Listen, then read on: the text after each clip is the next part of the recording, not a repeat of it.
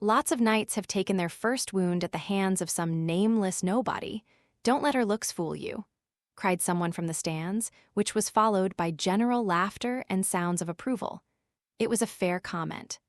There were 2 riders mounted, in full armor, with spear and shield in hand.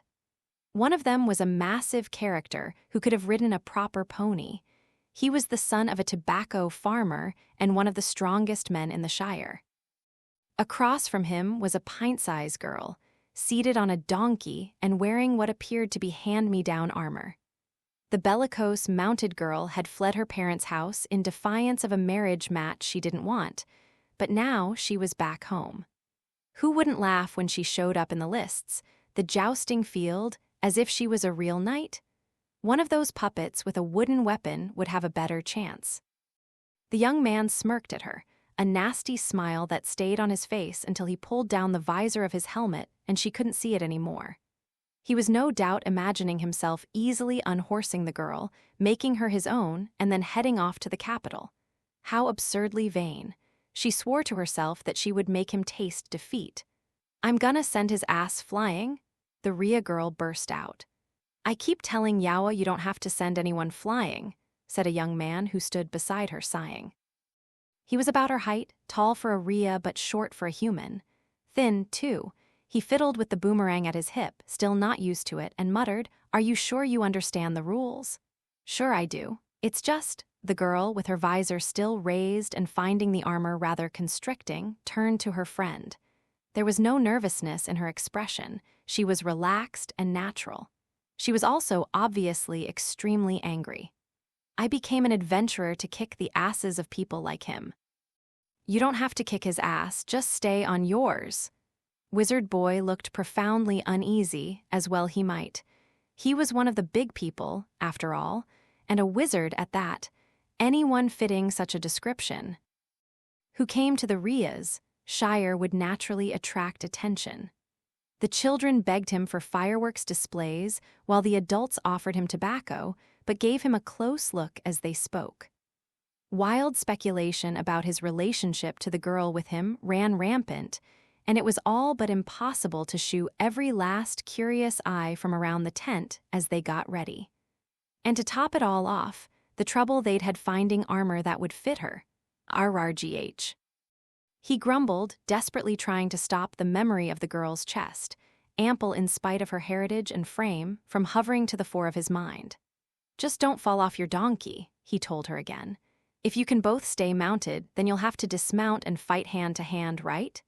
"Yeah, which means," the girl grinned, lowered her visor, and buckled the fastenings as she said, "you think I can win this if we can make it a sword fight?" Wizard Boy was silent for a second. At length he spoke, with more than a prickle in his voice. "Whatever, just make sure that once you're off and running, you hitch your lance into the rest on your armor. Getting it fixed in place is the really important part." "Sure, I got it," the girl replied, her ensuing laughter muffled by her helmet. "Okay, I'm gonna go kick some ass." Feet pounded. The pounding resounded. People were keeping time. Feet pounded. The pounding resounded. People were keeping time.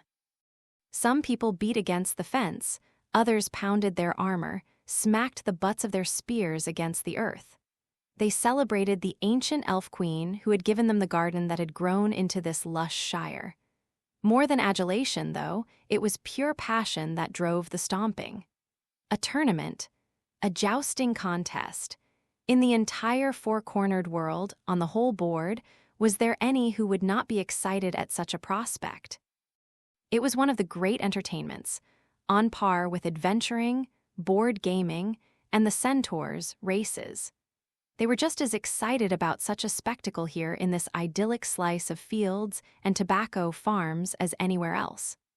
Doubly so because a ticket to the capital was riding on this competition. In a place where many never left the village their entire lives and even quailed at the thought of going out their door, this was a tremendous privilege. An opportunity given to the Shire, in light of legends, about a Rhea knight who had once served the nation's king. A chance bestowed even though the Shire had no notion of knights and nobles such as one found in the human kingdoms. For the youngsters, it was like a dream. even for this young girl, though she was no son of anything. Those watching must likewise have been imagining what they could be one day or what they could have been once upon a time. All right, all right. There's no need for all this explanation. It was interesting. Simple as that. It got the blood running and the pulse racing. It was fun. What more reason did one need to be enthralled by a tournament? When the excitement was at a fever pitch, a judge standing in the center of the field waved the flag that served as the signal. Hurrah! Hee-yah! With great cries of battle, the two riders charged forward on their trusty steeds. Is a donkey a steed? The girl put the spurs to her donkey, who brayed and for a second reared up. Wizard Boy ground his teeth. But an eye blink later, the donkey was once again pounding across the dirt, raising a cloud of dust as it drove headlong toward the enemy. Go, faster! A lance for tournament use was, of course, not like a real spear. It was a wood implement for games, designed to shatter spectacularly. That also meant it took all the longer to gain momentum and was that much more taxing to hold in just one arm. You, son of a... The girl struggled to couch her lance as she bounced in the saddle, fumbling with it with her delicate hands. Ha! At the same time, her opponent easily lifted his javelin with just one of his long arms, calmly securing it in the lance rest. They would each aim for their opponent's shield, or torso, or head. The shield was the surest hit, but not the best choice if your aim was to knock the other person off their mount. Wizard Boy sucked in a breath and clenched his fists when he saw that the enemy's gaily painted lance tip was pointed at the girl's head. She wouldn't get hurt, not in a million years, right. Tournament armor was heavy and thick. But then that was second-hand stuff they'd scraped together. She had to be all right. Go, go, go, get it secured. Just stay on your mount, that's all you need to do. His thoughts bubbled and whirled amid the pounding on the fence. He'd never even been this nervous on an adventure. And he was. Merely watching, was that why? Arg, damn it, just go already, win it, do it. Hurrah! He heard a clank of the lance settling into the rest. At least he thought he did. What he heard next, however, was the crash of the weapons striking their targets, the noise of splinters flying everywhere as they exploded. There was a terrible screech of metal, and a shield went flying. Even in a case of pony versus donkey, that shock would surely have been fatal without protection. A true knight striking with a true spear could hit harder than a battering ram. There was a shout from the crowd. A woman cried out. Then there was the thump and crash of an armored body falling to the ground. Wizard Boy covered his face and held his breath. Damn it all. He would give her a piece of his mind later. I told her she didn't have to send him flying. Wow, she hadn't made such a sound of amazement, and her eyes hadn't sparkled like this since they'd visited the village of the elves. Which was to say, in her mind, the capital was a place of wonder and fantasy every bit as amazing as the elves' forest hideaway. There were the towering skyscrapers, the widespread cobblestones, the hordes of people going every which way. All of it seemed to shimmer, her view hemmed in no matter which way she looked. The only natural thing she saw was perhaps the sky, wide and blue overhead, and even it had a misty quality, like paint spread over too much canvas. She thought the water town was a big city, but it's amazing, Cowgirl said, simply unable to find any other way to describe it. He, funny, you stop noticing it once you get used to it. Beside Cowgirl was the receptionist from the Adventurers Guild, her footsteps sounding as light as a feather. Well, maybe not quite that light. They probably couldn't be, considering the fancy dress she was wearing. Fancy, at least, from Cowgirl's perspective. In Guild Girl's mind, it was probably just an ordinary outfit. She was, after all, a daughter of nobility, different in every way from some farm girl. Cowgirl was almost embarrassed just to think of them in the same moment. So is this what elf villages look like to you humans? Any sartorial shortcomings on Cowgirl's part could be forgiven, for there was always a bigger fish, or perhaps, always a lovelier woman. Next to a high elf noble, every human woman looked equally ordinary. This particular high elf noble was dressed in her traveling clothes, which were not so different from her usual adventuring outfit, and earned her plenty of stares as she traipsed along the cobblestones. Even the inhabitants of the capital didn't see the likes of her very often, with her shining eyes and almost translucent green hair. High Elf Archer took the curious looks in stride, her ears twitching. I mean, strange and busy and kind of wonderful. Is that what it's like? One thing I can say, no elf village is as claustrophobic as this. Yeah, claustrophobic from your perspective. A dwarf shaman was walking alongside the elf. He munched on a skewer of grilled meat that he had managed to get somewhere. He passed a stick to the elf, although this one appeared to be grilled carrots. The vogue for races drew centaurs and their admirers in droves, which in turn spurred the proliferation of stalls that sold food like this. "Thanks," the elf said, taking the skewer and digging in, stuffing her cheeks with vegetables. The dwarf ignored her as he licked the grease off his fingers. Then he scowled. "Besides, your kind don't build their own buildings. Just move into hollowed-out trees. That's hate speech, contempt for another culture. Just keep belly-atchin'. Wait till you see a dwarf city someday. You mean, wait until I see a big hole in the ground? At least Rhea holes are cozy and very carefully constructed, unlike elf tree houses." The elf could be heard growling, "Ooh, you," and the dwarf responded in kind. Soon they were bickering away like they always did. The crowd all around, though, was so numerous and so noisy as to drown out even their customary fighting. Wherever you looked it was people, people, people, people, people, people, people, people, people. They wore outfits of every kind, spoke a myriad of languages, and flowed by on every side like a river. Centaurs, padfoots, elves, dwarves, rheas, humans, and other kinds of people Cowgirl had never seen before. Even walking in a line along the side of the main road in hopes of avoiding the brunt of the crowd, she felt like she was going to be swept away. It was a flood of colors. High Elf Archer had spoken of culture, and this was indeed culture shock for Cowgirl. If she'd been an artist trying to paint this scene, she would have thrown down her brush in despair at the futility. It was as if all the scenery in the entire world was crammed into this one vista. "Look at them all," gasped the young lady beside Cowgirl, sucking in a breath like she was afraid she might suffocate. When they'd first met, she had seemed no more than a child, but she had grown into a fine young woman. She pressed her cap down against her long golden hair, blinking. She was a priestess of the Earth Mother, and now she said, "I'd heard about all the people, but this is unbelievable." "It is?" Cowgirl asked. The cleric nodded back, and she had even been to the capital before. She'd been born on the frontier, but for the last several years, she'd been going on adventures. Even with her burgeoning experience, though, the flood of people in the capital at this moment made her head spin. And she thought she'd been overwhelmed the first time she came here, but this is far, far more people than I saw then. "Of course, there's a tournament on." Guild Girl puffed out her noble chest. Yes, that was it. As wide as the four-cornered world was, there were few events that attracted as much attention as a tournament. Adventuring was called the flower of the four-cornered world, but people couldn't help but wonder who was strongest in a one-person versus person contest. Even the gods watched such things with interest from above the board. May they have the Valkyrie's blessing. Hoo-ah-hoo!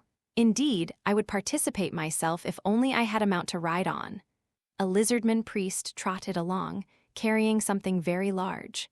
He'd unloaded it from the cart after they passed through the gate. "Here," High Elf Archer said, giving him a skewer of grilled cheese the dwarf had purchased. "My thanks," Lizard Priest replied, taking it and eating the entire thing in one bite. "Nectar, nectar indeed. In any event, knights and knights only may be part of these proceedings. There is a way you could be part of it. You wouldn't even have to become an official," High Elf Archer said. Lizard Priest's tail slapped against the ground, drawing the attention of several passers-by. When they realized it was just another excited spectator. However, they turned away again. Everyone was focused on the tournament. They wouldn't waste time looking at the other audience members. Yes, representatives have been chosen from every race to compete against one another. Ah, I see. For dwarves, Rias, elves, Padfoots, and humans are each built differently. Then again, he averred, the heart did dance at the idea of an even fight between different peoples. There was, it seemed, a division for that as well. Cowgirl let the chatter wash over her as she glanced at the remaining member of their group. Here we are, finally on vacation. At least, she thought so. This wasn't an adventure, nor was she here on farm business. She'd come to the capital because her friends had invited her. The idea of traveling was somewhat fraught for her after one very unpleasant winter, but this was nothing like that had been. That wasn't exactly why she asked the question she asked, but it almost was. So, what do you think we should do? Everything she saw seemed bright and fascinating and exciting. There was still time until the tournament started, although not enough, surely. The person she asked, an old friend of hers, grunted, and adjusted his grip on the package he was carrying. He was an adventurer wearing grimy armor, a cheap-looking steel helmet, and a small, round shield on his arma, and he carried a sword of a strange length. People passing on the street gave him odd looks, but he nodded gravely at her and said, "I'm afraid I don't know." Goblin Slayer, it transpired, hadn't the slightest idea of how to spend a day off. It started with a suggestion, by Guild Girl and Cowgirl. They had gotten it into their heads to go to the tournament to be held in the capital. High Elf Archer didn't have to be asked twice. Her hand shot up and she exclaimed, "I want to see that." "Yes, it sounds delightful," Lizard Priest added. Dwarf Shaman, who loved a party, concurred. "Not a bad idea, I suppose." Priestess, for her part, still felt some reluctance to go to a festival just to have fun. The last time I went to one of those, well, a lot had happened, and fun had been the last thing she'd had. Plus, this was a jousting tournament. She had to admit she wouldn't mind seeing what it looked like when knights fought, even once in her life. One of the accomplished female adventurers whom she admired so much was a knight herself. "I'd like to see that," she said. She had made it her business to try to put herself forward a little more recently. "Great! Doesn't sound like there will be another chance anytime soon," Guild Girl said with a smile. Having thus filled in the moat, Cowgirl struck the coup de grace. "Come on," she urged, with the proverbial tug at his sleeve. "Let's all go. I'm sure it will be interesting, I think." With everyone else agreed, Goblin Slayer could hardly refuse. In fact, the leader of a party didn't possess that much power. He could set the party's general direction, but he couldn't, for example, chase someone out of the group all by himself. As such, Goblin Slayer took a page from the ancient matter of the nodding elf and nodded silently. So it was that they went bouncing along in a wagon from the frontier for many hours until they reached the capital. They greeted the guards, who looked exhausted from all the visitors, and passed through the gate, chatting all the while. They found lodgings and were just discussing what to do when, "Let's make up for what we missed last time," High Elf Archer said. Brooking no argument, she grabbed Priestess by the hand and went racing off. "Eek!" Priestess exclaimed. The way her hair fluttered behind her, the elf looked like she was bounding across lily pads. Priestess, clutching her cap to her head, could only manage a sorry. "See you later," as she was dragged away. Guild Girl waved to her. Meanwhile, Cowgirl had a question. What did she mean last time? When we previously came to the capital, was all the explanation Goblin Slayer offered? That would have to have been more than a year ago. Well, maybe it didn't seem so long to an elf. "We ended up slaying goblins," Goblin Slayer added. "Slaying goblins?" "That's right." Cowgirl said. Yes, that would make one eager for a do-over. Especially given what she had learned about goblin hunting during her brief stint on the Winter Mountain. She couldn't help wondering about the expressions on the other faces, though. Dwarf Shaman, Lizard Priest, and Guild Girl looked positively enlightened. "Welp, mayhap we ought to take a little mulligan of our own," Dwarf Shaman declared and clapped Goblin Slayer on the back with his thick hand. It made a sound like a stone striking a metal plate. Lizard Priest stamped eagerly at that. A fine idea. There must be many shops for an event like this. I wouldn't miss it for the world. Humi was the first sound out of Goblin Slayer's mouth, followed by, "Is that the case?" He was going to let them have their way. "Very well then, my two honored acquaintances," Lizard Priest said. "We will borrow my Lord Goblin Slayer from you." "Don'tcha worry, we'll have him back to you by tonight," added Dwarf Shaman. Goblin Slayer showed no resistance to being bundled off by the two, both of them much more imposing than any human. For that matter, he probably didn't want to resist. "It would seem," he said with his usual flatness, "that the matter has been decided." With that, the three men were on their way, disappearing into the festive crowd. "Oh!" Cowgirl looked like she was going to say something. She herself didn't know quite what, but she felt like she shouldn't let the moment pass. She wouldn't have wanted to stop them, though, to stop him from enjoying his day off, his festival. I wonder how long it's been. Even at the Harvest Festival, whenever that had been, he'd been on patrol for goblins. A beautiful white hand settled on Cowgirl's shoulder as if its owner knew just what she was thinking. Cowgirl looked up and found the person with whom she had shared him during the Harvest Festival. "He. No worries," said Guild Girl. "There's still plenty of time." Cowgirl thought she could sense a plot afoot. Her heart was racing. "Time for what?" "Well, since we've come all the way to the capital, I thought we could indulge in some fashion. The latest styles." Now that was indeed a plot to get the pulse racing. Yes, that would be wonderful. She wanted to be a princess, but for that you needed an adventure. Section the Macelum, or indoor marketplace, was unlike anything Cowgirl had imagined. Made of amber-colored stone, it was originally an open-air marketplace set up for Nundini, established in a garden to avoid the elements. Somewhere along the line, a roof had been added, and it came to be used for regular markets. Guild Girl had brought them to one of the biggest markets in the capital. This plaza was originally built to celebrate an ancient emperor's victory in battle. Today, though, it's better known for shopping. Cowgirl, who knew nothing about the capital as such, was less interested in Guild Girl's explanations than in the astonishing sights around her. This market, the cradle of the trade god, was directly beside the library, the bastion of the god of knowledge. It showed what fine friends the deities were. The arcade's elaborate construction involved 5 levels, like a giant staircase. The roof of each level formed a sort of balcony on which great crowds of people congregated. There were the smells of meat, fish, food of every kind. Some of the smells Cowgirl didn't even recognize. The aromas pressed in upon them as surely as the crowds. It was a horde of people going everywhere. People passed in front of her who came from she knew not where, members of she knew not which tribe. They carried purchases whose provenance she couldn't hope to identify.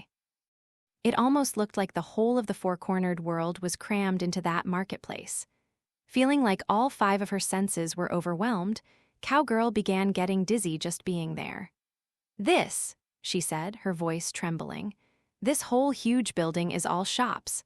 Well, the 5th floor is an administrative office, but there are roughly 40 shops on each floor, so that makes—" Guild Girl put one slim finger to her chin and did some quick mental math. "About 160 shops altogether." Oh my gosh, indeed. 160 shops, all operating at once. Inside a single building, Cowgirl had never imagined a marketplace bigger than the open-air ones that periodically appeared in the towns and villages along the frontier. True, it's a bit more expensive than the Nundini, but what are you going to do? Come on, let's go, Guild Girl said. Sue, sure, replied Cowgirl, her heart pounding in her chest. She did her best to keep up with Guild Girl. How expensive was expensive? Would her pocket change be enough? Could she afford anything? Should she even think about buying anything? Granted, she was too old now for a scolding from her uncle about blowing her money at a festival. Cowgirl was very impressed by the way the woman in front of her proceeded with sure steps, as if this was all old hat to her. She wasn't sure, though, if she should really be here, given that she was just passing through. "Oh, it's okay," Guild Girl said, appearing to guess what was on Cowgirl's mind. Her braids bounced as she turned. You might be surprised how uninterested most people here are in anyone else around them." Then she added, "Anyway, you're just so cute." I wish you wouldn't tease me. That was the best objection Cowgirl could muster, but as soon as she started looking around, she understood what Guild Girl had been talking about. Yikes, a pair of sandals, 2 gold pieces. Well, they are very good sandals. They do say fashion starts from the feet. Cowgirl didn't have a spare moment to glance at the bustling crowd all around her. She was too busy taking in the shops and their wares. What's that? And that? And what are they selling over there? She bubbled with questions like an inquisitive child but forced them back down. Because otherwise, instead of being a woman who had come out for a fun time with her friend, she would be more like a kid tagging along with her big sister. Finally, though, even Cowgirl with all her resolve couldn't restrain an "oh, wow." She stopped cold in front of a small open shop. Even though most of the locations in this marketplace were proper storefronts, this was a standalone, open-air establishment set up in front of a statue of the trade god tucked between a couple of other stores. A quick look around revealed that there were several other areas like this, with establishments of their own around them. It seemed that at the god's feet, one was allowed to set up shop.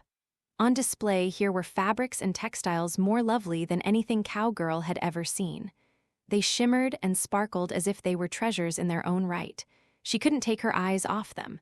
Moreover, the seller was a sweet young myrmidon of pure white. You didn't have to be a rustic farm girl to be enchanted by this stall. "Ah," Guild Girl said, taking a look and pointing. "The wormfolk have come to offer their silk."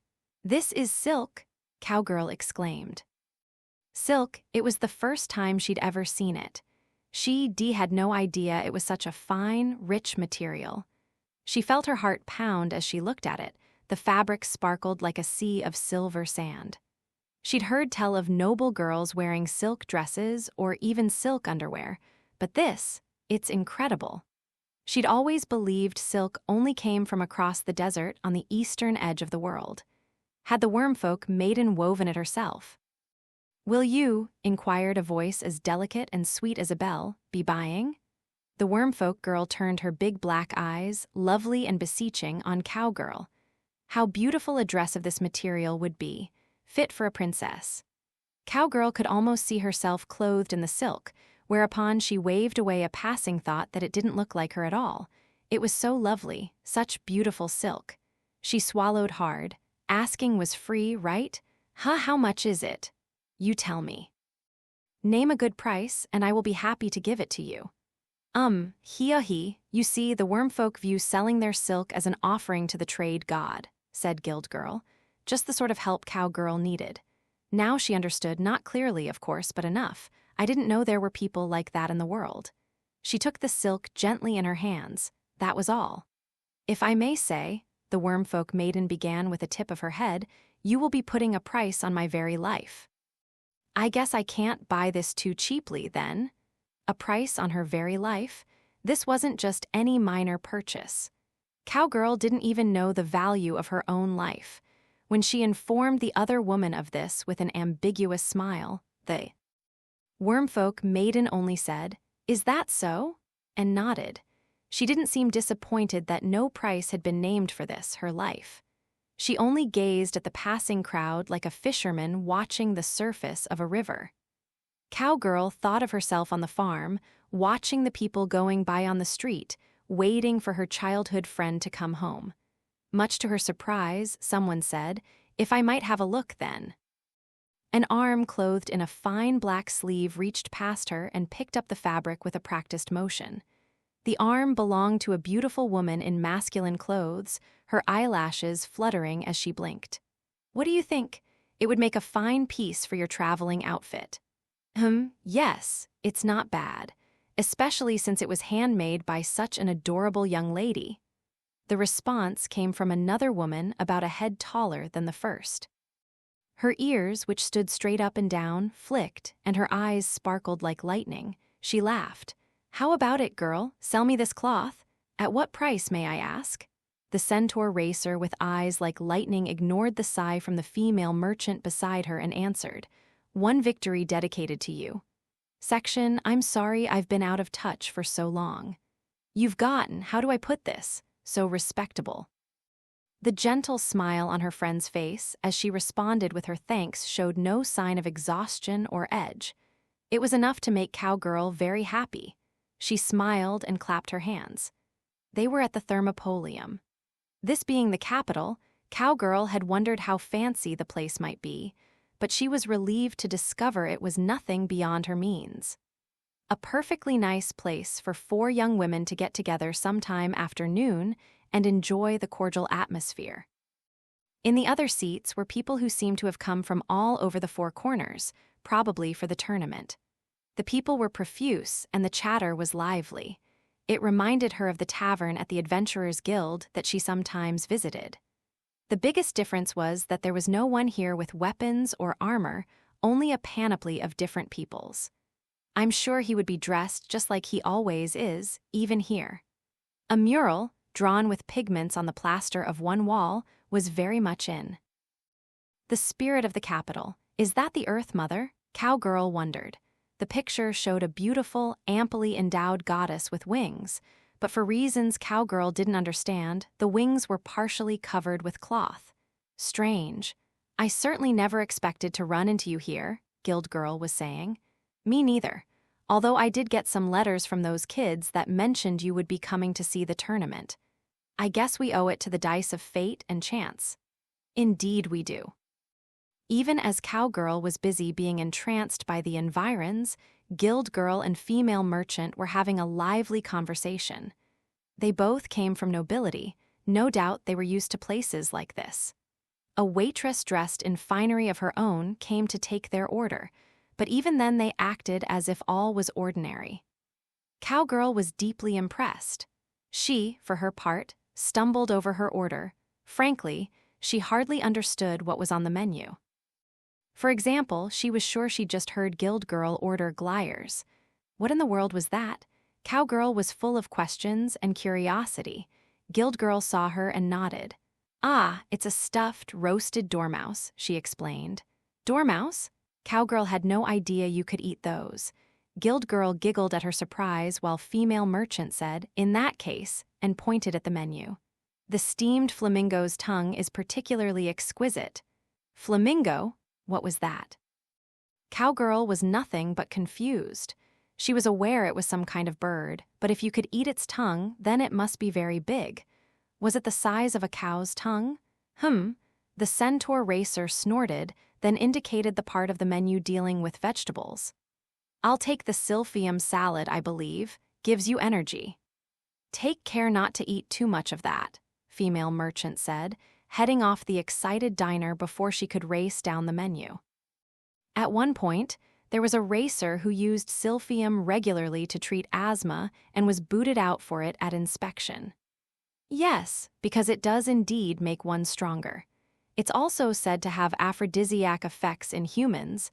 The racer asked if female merchant wouldn't like to try a mouthful, to which the merchant simply replied, "Stop that," her expression difficult to read. What about leg of giraffe? They were out today. Really, that's a shame. So went the conversation between Guild Girl and female merchant.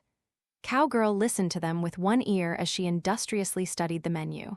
She blinked at camel's hump, you could eat those lumpy donkeys, but then she spotted something else. This is fish, right? Not pork. It says something about sausage. Ah, said the waitress, a padfoot. Even here in the capital? That's Delphinus salsis. It's quite good. The waitress's ears twitched as she explained. I'll try that then. Cowgirl didn't have a lot of chances to eat fish after all, might as well take this one. She had no idea what kind of fish it was, but as long as she was having a meal in the capital, she might as well try something unusual. And to drink? The waitress asked. I know it's only noon, Guild Girl said with an embarrassed chuckle, but I think I might have a bit of wine. For me, female merchant said, aqua mulsa. My, you're sure? Yes, bumpkin's wine, I know. When you deal in as much of it as I do, though, you realize it's quite a lovely drink. Sheer hubris, describing everywhere grapes don't grow as bumpkin territory, the centaur said with a laugh. I'll have one of the same, then. Cowgirl thought she recalled that aqua mulsa, or honey water, was produced by the people of the north. She knew that the jar of wine he'd brought as a gift from those parts was no longer quite full. Her uncle abstained, for reasons she didn't know, so he and she enjoyed it by themselves. It doesn't really seem like alcohol, though. Wonder if there's anything sweet around here, the centaur mused. I can offer you sapa or defrutum, the waitress said. Grape syrup or syrup of other fruits. What would you like? Fruit defrutum, then. Excellent choice. The waitress executed an elegant bow and withdrew. Cowgirl finally let herself exhale. Still, something on your mind? Oh, nothing, Cowgirl said, waving away the question as those lightning eyes focused on her. It's just, earlier you talked about a victory, so I was wondering if you're going to be in the tournament, too. This centaur was, after all, one of the very best in the water town. Wasn't that the reason for the glances she seemed to attract? Nonetheless, Cowgirl found her affable and easy to get along with. Maybe that was because the centaur's bottom half so closely resembled the animals Cowgirl was used to working with. No, I'm an Auriga, not a Sonipes. My legs are trained for running fast. I don't know how to wield a spear. That was why the most she could offer the wormfolk girl was victory in a race. She's a thoroughbred, a bloodline devoted exclusively to running very fast, Guild Girl added. She said that centaurs who raced devoted their lineages to being quick. That, Cowgirl understood. After all, it was obvious from a glance at the runner's legs. They were so thin, so angular, so lean and beautiful, but also singularly unsuited to carrying heavy objects. They looked delicate, almost like glass. Beautiful but fragile. I sure wish I could see you run, Cowgirl said. Ho ha ho, now that is an honor. I promise I'll invite you to the Circus Maximus someday when I'm running. Cowgirl thought back to the iron horseshoe he'd come back with not long ago. It had belonged to a runner named Silver Blaze. Even Cowgirl, however, realized it would be uncouth to ask which of them was faster. Still, she couldn't help wondering what the lightning-eyed centaur's legs looked like, and found herself stealing glances under the table. The racer's legs were positioned in front of and behind her belly. Perhaps that was the right way to put it, and were folded on the floor. They should have chairs for the different kinds of people who come here. Aren't you uncomfortable sitting like that? Cowgirl asked. The lightning-eyed woman replied, shifting ever so slightly. Just a little, I suppose. I'm sure they used to have seats for centaurs, Guild Girl said hesitantly, her eyes darting around the restaurant. They could see birdfolk who found the backs of the chairs a challenge for their wings and other padfoots who struggled with where to put their tails. Supposedly, having padfoots use special chairs would constitute discrimination, female merchant broke in. Of course, everyone has their differences. It seems there's much hand-wringing these days. I'm sure sooner or later, people are going to claim it's inhumane to make centaurs race, said the racer. Even though we enjoy it, she snorted. Horses could be moody creatures. Were centaurs the same? Obviously still angry, the racer rested her chin in her hands, not very good manners, and complained, Don't do this, do that, be considerate of this. It's gotten suffocating in the capital lately. Things are a bit smoother in the water town. They have the archbishop overseeing things, Guild Girl said, trying to bring some levity back to the conversation by bringing up her colleague. She understands that human laws are imperfect, added female merchant. Or at least that's my colleague's interpretation. They talked of adventures, they talked of the world, they talked of veritably everything. Cowgirl often found she didn't follow, but maybe this would be a good idea. Chairs for centaurs, not so much chairs but cushions. They could make them at home, sell them themselves. All right, it wouldn't be easy, but she was thinking it over when her gaze met the racer S. Incidentally, the centaur said, her eyes shining, aren't you going to buy a dress or something? Maybe not. Cowgirl scratched her cheek so as not to show she was a bit embarrassed and shook her head. I'm not really. I don't know much about fashion. Let me come and direct you. Are you sure? Sure as sure can be. The racer nodded firmly. Then she took the hesitant young lady's hand and gave her a winning smile. Nothing in the four-cornered world is more important than having fun together. Section, kinda, suffocating, huh? Definitely. High Elf Archer and Priestess made their way through the throngs, glancing at each other and nodding their agreement. It wasn't that there had been any specific trouble. Priestess didn't even have her chain mail to worry about like she had last time. Indeed, the two young ladies were enjoying themselves immensely, taking in the sight of the capital in the grip of tournament fever. Technically, their most important objective was to find flowers or candy to use as an offering, but be that as it may, for all intents and purposes, they were right in the middle of a festival. You didn't have to be a wonderstruck high elf to enjoy that, just a young woman with an open heart. There was food of every kind, from grilled apples to the cooked meat of creatures from foreign lands. This being a tournament, there were books featuring compilations of the stories of famous and capable knights. "I think we'd better buy one," High Elf Archer said. "Since we're going to see them fight and all." "Yes, since we've come all this way, since we've come all this way." A phrase as potent as any wizard's words of true power. They purchased one of the crudely printed volumes and started flipping through it, making sounds of amazement at the crests and the histories of the knights.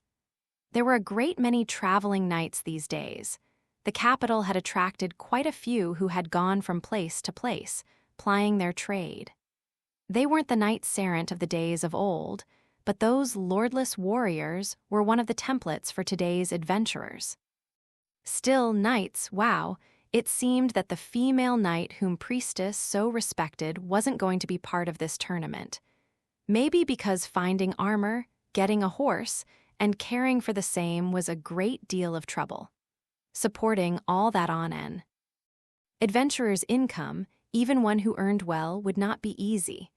Priestess pictured herself on horseback as she rode to her next goblin hunt and giggled.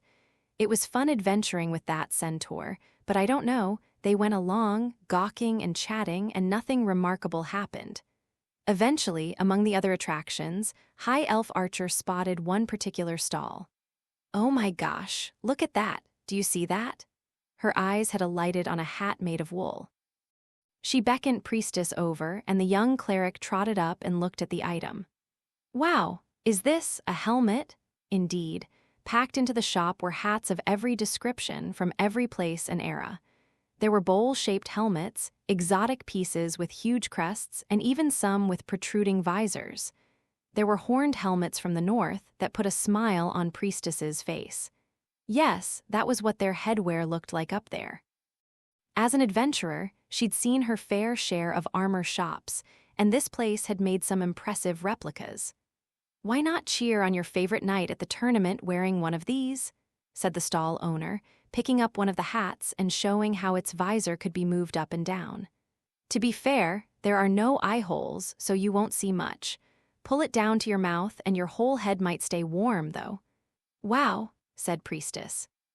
She resolved not to spend frivolously, but she couldn't suppress a thrill just seeing it. Maybe it was the effect of the festival, of the joyous day. The Earth Mother says to be frugal, but she doesn't say to not have fun. Maybe she could buy just one hat. Oh, as she was looking, one helmet in particular caught her eye. Not because there was anything special about it. In fact, it looked like a helmet you might find anywhere. Looks a bit like Orkbolg's, doesn't it? It sure does. High Elf Archer giggled, the sound like a bell jingling somewhere in her throat. Well, as the expression went, since they'd come all this way, maybe they should pick up a couple of these, too. The two of them laughed and nodded at each other. "Pleasure doing business," the shopkeeper said. The hats cost several silver pieces each. During her days at the temple, Priestess could never have afforded it, but now she could. And I even got a matching pair with my friend. That thought alone was enough to make her heart dance. "Come on, let's wear 'em." Sure. She couldn't help feeling a touch of embarrassment at that suggestion. She was, after all, currently wearing her cleric's vestments. To trade her cap for a weird hat, I feel like that might be enjoying myself a little too much. She couldn't shake the sense, although she did want to put on her new hat. I think maybe I'll wait and enjoy it during the big show. You don't have to be embarrassed. High Elf Archer winked. She'd seen straight through Priestess. The cleric looked at the headwear in her hands. Well, I did come all this way, to wear or not to wear. While the human was still deliberating, the elf was already moving. She somehow managed to squeeze her long ears into the woven hat. "How do I look?" she asked, her eyes sparkling. "Like a very wonderful elf knight, at least from the neck up." "Yeah, well, armor-'s so heavy. Ha, I'm no orc bog, you know." She did admit, however, that it pinched her ears a little bit. Then she set off in high spirits. Would this do for an offering? That person could be rather severe. But if she'd been here now, she would certainly have been enjoying herself, hat or no hat. Priestess was sorry she couldn't have been, but the thought made her happy. Then her musings were interrupted by a cry of "You there. Stop, you don't have to do that." She looked down the street and saw a frowning noblewoman rushing toward them. Priestess's eyes went wide, and she wondered what could be going on when she saw the woman reach for High Elf Archer's hat. Hey, what do you think you're doing? You don't have to be embarrassed about being an elf. Don't hide your ears, let them stand proudly. The woman's tone was sharp. She was as good as ordering High Elf Archer to take off the hat. The noblewoman trundled up and made to grab High Elf Archer's new hat. Priestess quickly exclaimed, Stop that. What's the matter with you?" "She's not hiding anything. And you?" The woman turned her glare on Priestess, pinning her in place. Priestess swallowed heavily, but not from fear. She'd been subject to the gaze of more than one disgusting monster in her time, including one that was literally a giant eyeball. It was just a disciple of the Earth Mother allowing this to happen. What's wrong with you, I must ask? Surely there's no need to get so angry. Priestess couldn't understand, and for a moment she wasn't sure what to say. After she was finished dressing down the befuddled young cleric, the woman declared, "I'm going to lodge a complaint with your temple." And then she stormed off with such force of will that the crowd parted before her as she went. Still mystified, Priestess could only stand there. A complaint? She didn't even understand what the woman was angry about. What do you suppose that was all about? She asked High Elf Archer. "Search me. I'm not a big fan of dealing with people who are that upset anyway." The elf heaved a sigh, then her eyes met Priestess's. "It's suffocating." "Definitely." The glum result of all this was that they found the wind taken out of their sails. They discovered they were no longer in the mood to put on new hats. High Elf Archer picked up the faux helmet that had been stripped off her head and ran. Her fingers through her hair to straighten it. "Should we visit the graveyard now?" she asked. "I guess so," said Priestess. They remembered the location from when they had visited last year, so there was no fear of getting lost. They bought flowers at a shop on the way, along with 3-in-City, a kind of fried treat. It consisted of a dough made of cheese and wheat squeezed through a funnel into a whirlpool shape, then fried in oil. Liberally flavored with honey and poppy seeds, it was aromatic and looked delicious. "I think a girl ought to enjoy a treat like this," High Elf Archer said. Priestess agreed. After a beat, she said, "I didn't get a chance to have dessert with her. Well, hope she likes sweets. I'll bet she does." "I don't understand." Maybe it was the ruckus a few minutes earlier, but Priestess just couldn't feel lighthearted. Instead, she felt like she was sinking into a depression. In fact, she felt an ache in her neck. Why? And then, wait, what? The graveyard proved to be another place where they discovered a most unusual sight. They stopped cold. Just beyond where the gravestones kept their silent vigil, there should have been statues of the gods. The 5 most venerated deities, the Earth Mother, the God of Knowledge, the Supreme God, the Trade God, and the Valkyrie. There should also have been 2 more statues enshrining the venerable gods that controlled life and death. Yet they discovered that all the gods had been hidden under black cloths to hide their likenesses. "Something's up," said High Elf Archer. Priestess could only stand there flummoxed, but the elf was quicker. "Oh, hey, you!" She jogged over to a nearby cemetery visitor, her ears bouncing, and didn't wait for an invitation. "Why are those gods hidden?" "Oh, just think of all the different people hooray here for the tournament." High Elf Archer was speaking to an old lady whose fingers brushed a gravestone engraved with a sword. Perhaps it belonged to a soldier. Her voice carried both annoyance and melancholy. Certainly, there was no hint of pleasure in it. There was an order given. Those statues were to be covered in deference to visitors who don't worship these gods or follow other deities.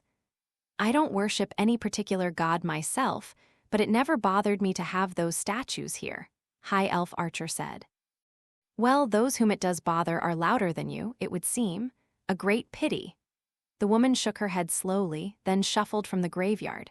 Priestess bowed to the old woman as she left and then to the grave the woman had been visiting. Beside the sword was carved a hammer, the sign of the smithy god. These were people who strived to live well and uncover the secrets of steel. That was an odd conversation. High Elf Archer sniffed. She snorted, not very pleased by the situation, but then shrugged. I guess it probably sounds good, the stuff about this graveyard and what that woman was saying earlier. I don't really understand myself, Priestess whispered disconsolately. Everything seemed darker to her, and she felt almost as if she were, yes, suffocating. Her neck felt downright sore now. Something like dust or ashes drifted through the air. She breathed in as best as her small chest would allow, then breathed out again. She didn't cough. This is what Goblin Slayer would call a town that felt like it was going to be attacked by goblins. The sense of chaos, some evil omen in the air, and after we came all the way here for the tournament. Would something really happen? Priestess had no answer. Would she, the wise and perceptive girl from Priestess's first party, have had one? Huh! Priestess blinked as she took in the stone marking her friend's eternal slumber. A single flower was already there, but she didn't know who could have left it. Section what? You got rid of the Rhea division? Rhea Fighter exclaimed. Wizard Boy frowned but managed not to say anything. They were at the Colosseum in the capital, which was big enough to dwarf anyone, even without reference to Rhea's. 80 arched gates surrounded the place, each reaching a height of 160 feet, as tall and as imposing as a giant. But this place was not called the Colosseum, nor comparable to giants, simply because of its size. No, it was because in the past, there had been a massive statue called the Colossus outside it, or anyway, that was what Wizard Boy told Rhea Fighter, who kept begging him for factoids about the capital. Registration for tournament participants was taking place under one of the arches. The line was obscenely long, and while they waited, the girl pestered him endlessly with the question, "Hey, what's that?" Still, it was better than being stared at as he stood there with a donkey wearing patchwork armor and its Rhea minder. So he'd indulged her by answering, but when they had finally gotten to the front of the line, this was what they had found. Ah, orders from above, you see. Even the Colosseum worker, who wore a wooden sword at his hip, evidence that he was a former competitor and victor himself, seemed bemused. So I can't be in the tournament? Rhea Fighter asked. No, you can, but this year's tournament's to be held without divisions, without discrimination, see. Discrimination? Rhea Fighter said, as if the word was unfamiliar to her. I get it, Wizard Boy broke in. So humans and Rheas are going to be in the same group, and elves and dwarves and padfoots and every other people you can think of. The hell, that hardly even makes sense. Sure doesn't. Rhea Fighter looked at Wizard Boy, her face full of questions. But oh well. If she could register, that was good enough. There wasn't an actual problem as far as it went. Having silently established this understanding, Rhea Fighter reached for the registration paperwork. Wizard Boy couldn't help thinking it might be better for him to fill it out, though, and went to take the pen from her. Huh, for all your vaunted learning, it looks like you still need a dose of enlightenment, wizard. A metal gauntlet reached out and stopped him. Gah! The red-haired boy turned and glared at the interloper, who turned out to be a handsome man so tall Wizard Boy had to crane his neck to look at him. He wore pure white armor in the middle of town. Who did he think he was, that guy? And was clearly a knight. The insignia of the sword and scales implied that he was perhaps one of the guardians of the halls of the supreme god, a paladin. You can't assume she can't write just because she's a Rhea. Go on, young lady, go right ahead. No, Rhea Fighter started before confessing in a mutter, I don't write so well. The knight held the pen out to her, but she only looked at the ground. Here was a handsome, obviously well-intentioned man trying to help her in front of a whole crowd of people. It was hard to say no to him. So, with many an uneasy look at Wizard Boy, she began writing hesitantly in the register. Her chicken scratch scrawl stood out like a sore thumb among the names of the knights. It must have been humiliating. Do you understand now? Holding preconceptions about people based on their race is nothing but bias. Bias we must undo. In other words, the knight seemed deeply gratified to see Rhea Fighter write her own name. He crossed his arms, fed, and nodded.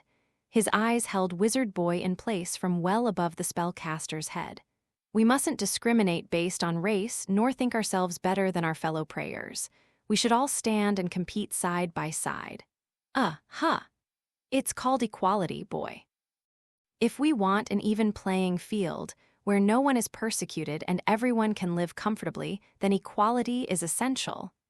Wizard Boy almost demanded what in the hell the knight was talking about, but he managed to keep the words down. This wasn't the sorcerer's, academy, nor even the hut of that accursed old Rhea. The man before him was no sage, and he wasn't that bastard master. In other words, this wasn't a debate. Hell, even if it was, the guy was obviously completely uninterested in anything Wizard Boy might have to say, which didn't make for much of an argument. That much Wizard Boy had learned from reflecting on his own past behavior. And you, young lady, you needn't force yourself to use a human sword. You can embrace Rhea equipment without shame. Rhea Fighter, however, reacted differently. The knight's gaze happened upon the large blade she carried. She, for one, responded with fury. Wizard Boy guessed she wouldn't be satisfied until she had chopped up the man in front of her. Rheas didn't know much about politics. They were simple farmers who lived in their shire, smoking their tobacco and tending their fields. But this Rhea was an adventurer now, and she was uncommonly sensitive to mockery. One of the things she'd learned from her grandfather, who'd come back from deep under the mountain. She didn't care if she was dealing with a mad sorcerer or a soul-consuming necromancer. I'll kill anyone who makes fun of me. That's being an adventurer. The girl's eyes narrowed, and a cold light entered them. Her right hand was a blur as she grabbed the hilt of her sword. Wizard Boy slapped his hand over hers before she could draw her weapon and exclaimed, I understand what you mean, sir. I'll let your words inspire me as I seek to gain the knowledge I so sorely lack. He hoped his outburst would curtail the girl's moment of rage, and indeed, it took the wind clear out of her sails. He stood squarely in front of her, almost pressing her small body back. But I think that's enough tutelage for today. We have more paperwork to do, and there are many people still waiting in line. Yes, of course. Very good, boy, let yourself be inspired. I take my leave. The knight in the white armor, once again looking quite satisfied about, something, turned on his heel with a click of his spurs. Rhea Fighter watched him stride away, growling like some frumious beast and staring daggers at him. Barely a second later, she looked at Wizard Boy instead, and suddenly the attack turned on him. Why'd you stop me? If you had started something here, you would have been the bad guy. Who cares? He was making fun of me. He said I shouldn't use a big sword just 'cause I'm a Rhea. Wizard Boy could feel Rhea Fighter's chest, ample in spite of her small size, pressing against him as she raged. Okay. Not the time for that. He studiously forced its softness and size from his mind, searching desperately for the right words. To think of the bloodbath that would have ensued if things had gone sideways and the girl had drawn that oversized sword of hers. He's a knight. That means he'll probably be in this tournament. Take it out on him then, Wizard Boy said. You think he'll be there? He hadn't exactly succeeded in talking her down, but he'd at least deflected the worst of her anger. The Rhea spun, her hair following her in a whirl. The Colosseum attendant said, Yes, I expect so. He's a fairly prominent knight in this city. Then he must have written his name down. Let me see it. If she can intimidate an accomplished swordsman, she might actually be able to take that guy down, Wizard Boy thought, finding himself impressed anew by his partner's guts. He looked over her shoulder at the register. The staff member pointed a grubby finger at one name out of the packed list of warriors. "So that's him," Rhea Fighter growled. "He's had some pointed things to say, not just about the tournament but the Colosseum, too." The official sighed, sounding very put upon. The sigh seemed to be prompted by Rhea Fighter, who was staring at the name like the man had murdered her parents. It never used to be this way. The sword fighters were even grouped into divisions based on their fighting style.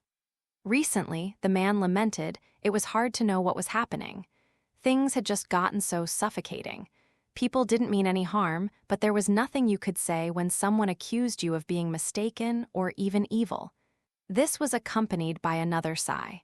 "Believe me, I sympathize," Wizard Boy muttered. The other man chuckled weakly.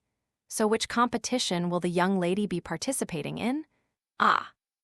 The boy held out his staff, tapping it against two of the shields that hung behind the official. One depicted knights jousting, the other a pair of crossed swords, 2 different contests. "Excellent, good luck out there." "Thanks." As they walked away, they could hear the official saying, "Papers, please," to the next person in line. Wizard Boy kept one eye on what was happening even as he bopped the Rhea girl on the head with an open palm. "Come on, let's get going. We're done with registration, and I don't want to be a part of any more commotions." "Yeah," was all Rhea Fighter said, but she nodded, took her donkey by the reins, and trotted off. Wizard Boy fell into step beside her, observing the crowds and general ruckus of the capital. "Hey, don't worry about it," he said distantly, followed by, "I guess that won't stop you from worrying about it, will it?" "Hell no." "Figured." Wizard Boy nodded.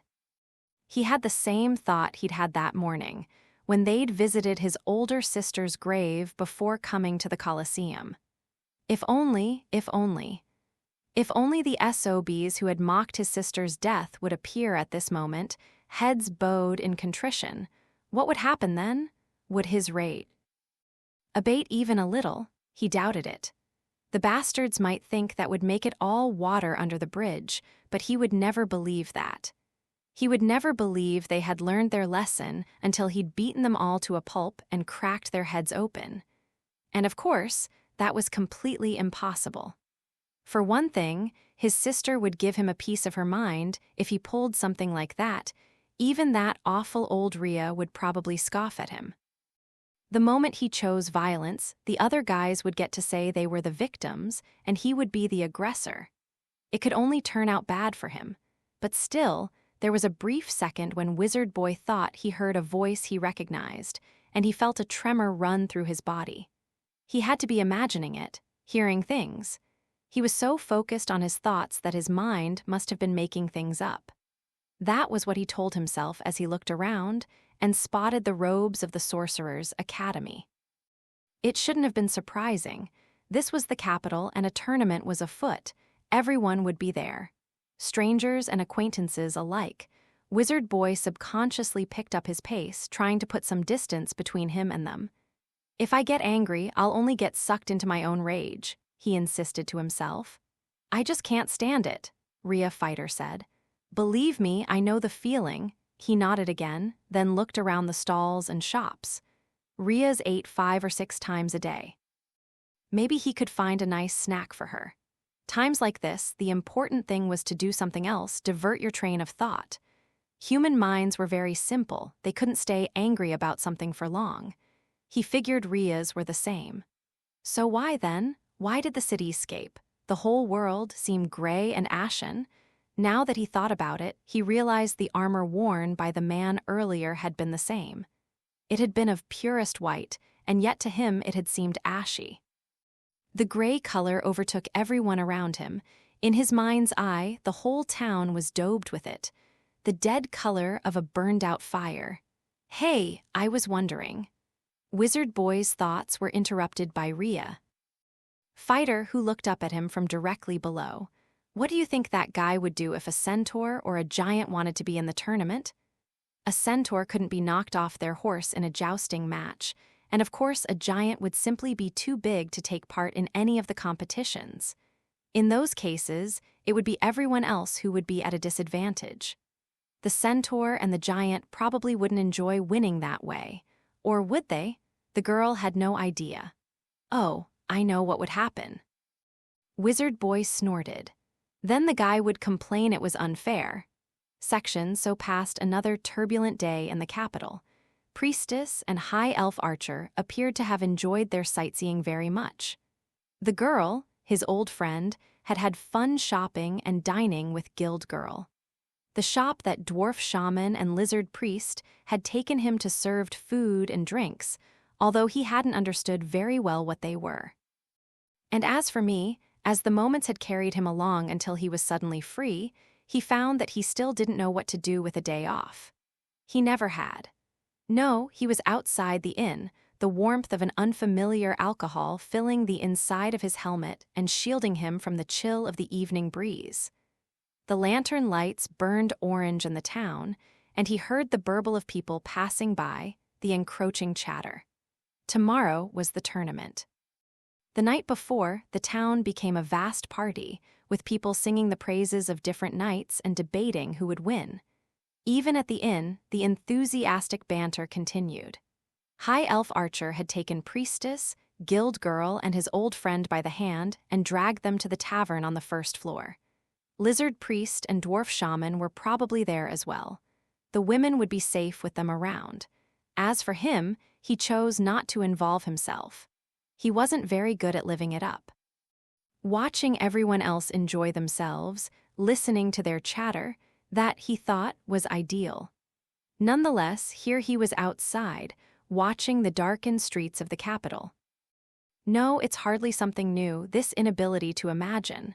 When had it started? Long, long ago, perhaps. The idea might already have been in his mind back when he had been asked to help with the dungeoneering contest.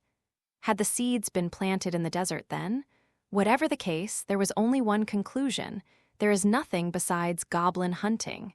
He'd gone to the desert in the east, the icy seas of the north.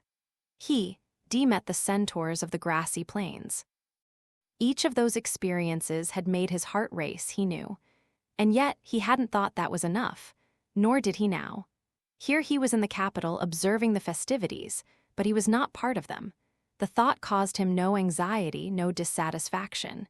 He'd simply found that he was not part of that circle. So when a voice asked, "Clearing your head?" he was, for a moment, unsure how to react.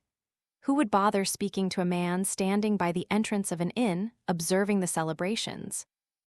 With some effort, he turned his helmeted head and found Guild Girl standing there. Her cheeks were slightly flushed. "Yes, I am," he said. It was the only answer he could think of. "I believe I am." "Oh, you are?" "Yes." Guild Girl giggled at that, but he didn't know why. Had he said something funny? Then she walked up beside him and, regardless of any lack of decorum, plopped herself down by the roadside. This was not the conduct of a refined young lady. Neither the guild nor the nobility would approve of such behavior. Goblin Slayer looked at the night cityscape as if it might tell him what to say. "You're home," he offered at length. Yes, it must be here. Goblin Slayer's avowedly slow mind finally dredged the fact up out of his memory. "Is it all right if you don't go to say hello? My, would you be so kind as to go with me?" Guild Girl replied, and her expression was teasing. She added, "That's a joke," before he could answer. "Anyway, I think it's all right, at least as far as I'm concerned." "I see." "Yes, it's not that we don't get along, but I think going home would only earn me a stern talking to."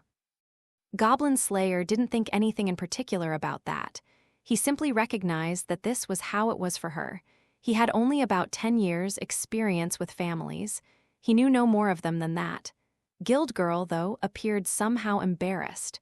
Perhaps she thought of it as an indulgence. "Hey," she said. "Want to take a walk?" Goblin Slayer had no particular reason to refuse. No, he corrected himself. He personally had no reason. "If you'll have me," he said. "Well, that's why I invited you." Guild Girl puffed out her cheeks a little.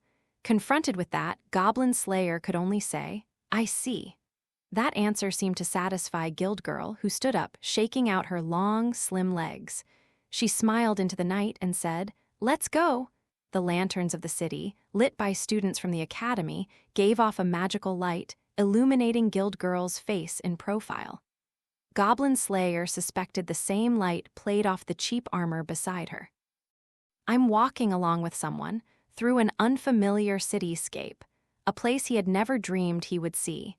Yet now he was visiting the capital for the second time. It was the strangest thing. His sister would have been much better suited to this place than he was.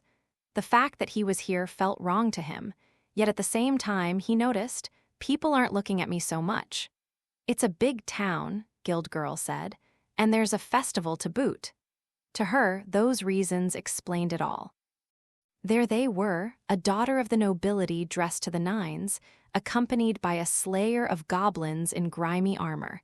But no one seems to care. He wondered if that could actually be true. Guild Girl said nothing. For a long moment, neither did he. Yeah, she exclaimed as she flung herself against him, grabbing his arm. He grunted. She caught him by surprise. Filthy metal was pressed into the chest of her unsullied blouse. The softness and warmth didn't reach him, only the pressure. She felt heavier, more present than the shield he forever had tied to his arm, but he would be more careful with her than he was with his shield. She'll get dirty. The thought was something close to worried. I'm filthy, he said. You'll get dirty. I don't mind. Clutching his armored arm, Guild Girl gazed forward, smiling triumphantly. How long do you think I've known you? I see. I'll bet you do. Arg, I can't believe this guy. Guild Girl might not have known him as long as his childhood friend, but it had been some years by this point. She might not know or notice everything about him, but watching him now, there were plenty of things she did understand. He was an accomplished adventurer of the silver rank. It was a tremendous achievement, and he was very well regarded, and I'm not sure if he knows it. Probably not, she figured. Not to suggest that was why she liked him so much. I've chosen to be happy, all on my own. Whatever he might think of himself, I can't do anything about it, but it doesn't matter. I've fostered my own feelings over years and years. This is my life. No one else has a say in it, not even him. I'll be happy if I choose to be. I don't need anyone else to do anything for me to make me that way. So sure. Why not a little love? Surely this much I can be allowed, right? If that's what you want, he began. Goblin Slayer thought, what a boring thing to say. A silly thing. Was that all he could say to her? Had he no more substance than that? He grew more and more annoyed with himself. All the years they had grown closer, all the years she had watched out for him and helped him, and that was all he could muster for her. Then it's all right. It is. They spent a few moments observing the bustle of the capital. Walking with no particular destination. Chatting about nothing in particular, window shopping. At the stalls, watching people go by until they came back to the inn. It was no more of a night than that, and no less. What in the world are you thinking, Your Majesty? There was a smack of an open palm hitting the tabletop, and the various members of the royal council frowned at one another as if to say, "This again?" The expression was out of place on the faces of clerics who were administering a tournament held in offering to the many and great deities. The one who had raised his voice was a handsome knight of the supreme god's halls, his neck bedecked with the symbol of his deity. This youth had been full of fervor for the running of the tournament, and no one necessarily resented him for it. Young men ought to burn with passion for their ideals. If he was striving to overcome challenges and obstacles, for that matter, why not help him? But this was going too far. Using sense lie upon our visitors from the underground empire, that's discrimination against dark elves. How many times was this now? Not just how many times across the course of the council's meetings, although there was that. This was the 5th time today. He was testing the patience of the various representatives who had come on behalf of their temples. Only the young king showed no sign of fatigue in the face of the stalled meeting. He merely replied, "I'm not saying dark elves are evil, only that there's a possibility of spies coming from the underground empire. Please don't try to talk past this, sir. You're the one talking past things." Thought King's sister, who for reasons mysterious to her had been made the representative from the temple of the Earth Mother. She fought back a yawn. Dark elves weren't evil. Sure, anyone with a bit of education knew that. Ever since the legendary Dark Elf Ranger had first blazed the path, decent dark elves had been plentiful in the four-cornered world. But that had no bearing on the threat posed by the Dark Elves' underground empire. They were biding there. Time, looking for any chance to strike. Thus, it was the underground empire that was dangerous, not dark elves. Even a child could understand that. I must say, you seem to be suggesting that we shouldn't allow dark elves in the tournament at all, King said. Only because at this moment, it would be as good as putting them in the stocks for public ridicule. It would be discourteous to allow them to appear on the grounds under the circumstances. Wouldn't that be exactly the opposite of what you're actually saying, then? King's sister thought disinterestedly. She uttered, HMMF, as she only half managed to stifle the next yawn. They say dark elves are just as gorgeous as other elves, for better or for worse. She had yet to meet one herself. She'd only ever seen them in picture books. They had skin as dark as night and lithe bodies that reminded her of predatory animals.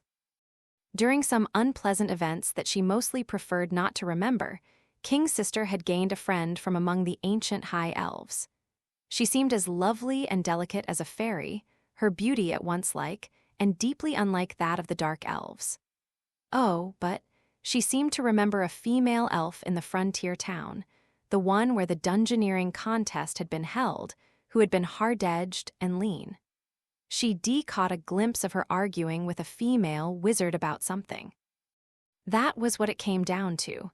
Your race was just something you were born with, another starting stat. She could obviously agree that dark elves weren't inherently evil. That was a laudable thing to think. But at the rate he's going, this knight is going to end up arguing that the underground empire itself isn't even evil. Dark elves aren't evil, so their underground empire can't possibly be, the argument would go. Not that dark elves themselves would probably give a flying fig what humans made of their history. They were undying people who hailed from the age of the gods. They were different from short-lived humans in every way. We need to join hands with the dark elves and live in harmony. You must understand that, the knight was saying. I do, and I have no objection to that statement, King replied. Despite the vast gulf between humans and dark elves, this young paladin insisted on getting into a shouting match over every little point. This is wrong, that has to be corrected, always in the name of justice. It started to wear very thin after a while. King's sister was growing tired of just sitting and listening. Besides, at this point, the meeting would never be over. So she marshaled her resolve and, in an attempt to get a word in edgewise amid the tirade taking place under the guise of reasonable argument, said, The paladin rounded on her, his eyes still blazing with righteous indignation.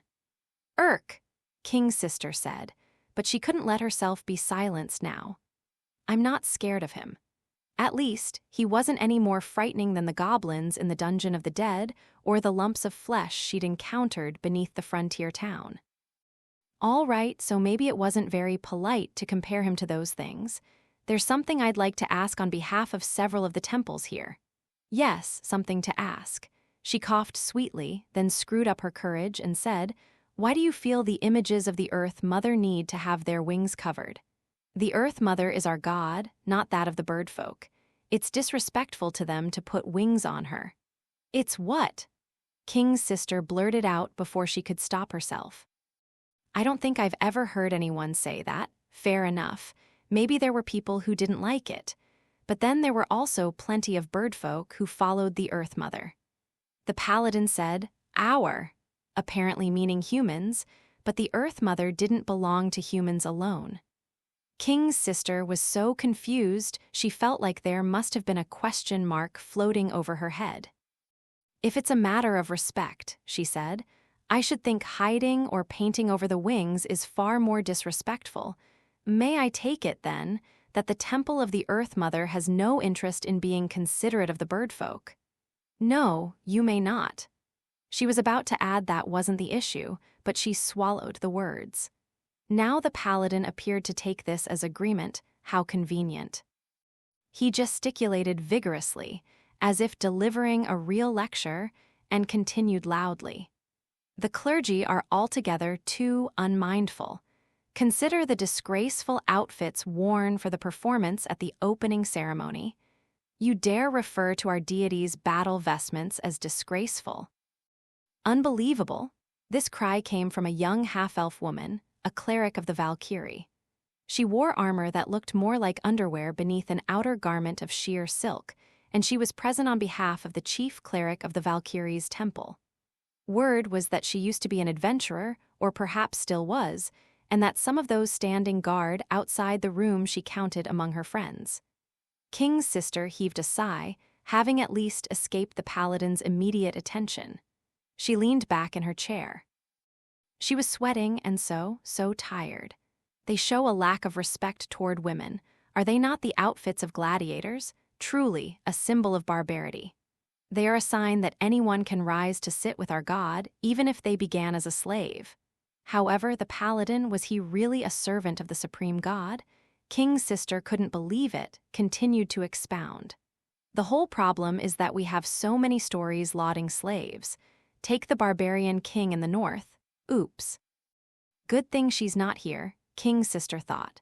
The letter she'd received from her friend recently had been full of praise for the warriors of the north. The saga of a man who kills and rapes and conquers territory, all in order to become king. Such base material should be thrown out like the trash it is. That's ridiculous. A slow sigh came from the young woman present on behalf of the temple of the god of knowledge. Is that how you see those heroic tales? As nothing but praise of murder and violation? It's wrong to disseminate materials so readily susceptible to such interpretations. Those stories were born in a land that worships the smithy god and the sadistic god. They come from a worldview with a completely different outlook on violence from ours. At the calm young woman's feet, King's sister caught glimpses of a strange white creature. It met her gaze, and of all things, it winked and pressed its forepaws to its mouth. Don't worry, I won't say anything. It seemed all too clear that if she did, it would only set the paladin off afresh. Say what you will, but their land is an ally of our kingdom now. They're going to have to reform their thinking. So you place limits on knowledge and culture and go back in history to pass judgment on the past? You must be a far greater being than I can even imagine. How hopeless. The young woman, beloved of the god of knowledge, shook her head, and King's sister nodded along. She couldn't have agreed more from the bottom of her heart. Perhaps I might offer a word, came a firm voice from the cleric of the trade god, who had been watching silently until that moment. A silver-haired woman with eyes like ice, she raised her hand to speak with a glance around the table. There are, in fact, many words I would like to offer, but I shall start with one. King's sister caught sight of her brother, who smirked and nodded. Does he know her? It was possible. The woman was absolutely lovely, but King's sister couldn't seem to recall having seen her before. She almost felt like the wind, as if she might slip past and disappear as easily as she came. You said that we should cease paying salaries to the Padfoots because this is not a zoo, did you not? I did indeed, the paladin said, bursting with fresh zeal. Observe the costumes servers wear in the gambling dens, modeled after hairfolk. If that's not exploitation, I don't know what is. Many enjoy dressing that way. It makes things livelier, and it keeps the silver flowing, which I certainly appreciate. The paladin's expression took on a contemptuous cast. The young woman's even smile never faltered, however, as she continued. And what do you propose to do about all the Padfoots your policy would put out of a job? They can find any kind of work they like, such as freedom. You seem to think that money and employment are things that arise like clouds or mist. The woman snorted, a sound of derision. But you know, even the wind does not come from nothing. Ignoring the paladin's nonplussed look, the cleric of the trade god adjusted her spot in her chair. Somehow, she made it look elegant. Then she held out an open palm as if to say, "Please continue." The paladin of the supreme god growled. If King's sister had been in his place, she would have been very nearly lost for words. Such, however, was not this man's problem. Race itself is a bizarre idea. Are we not all people alike? All should be treated as humans and, oops, here it comes.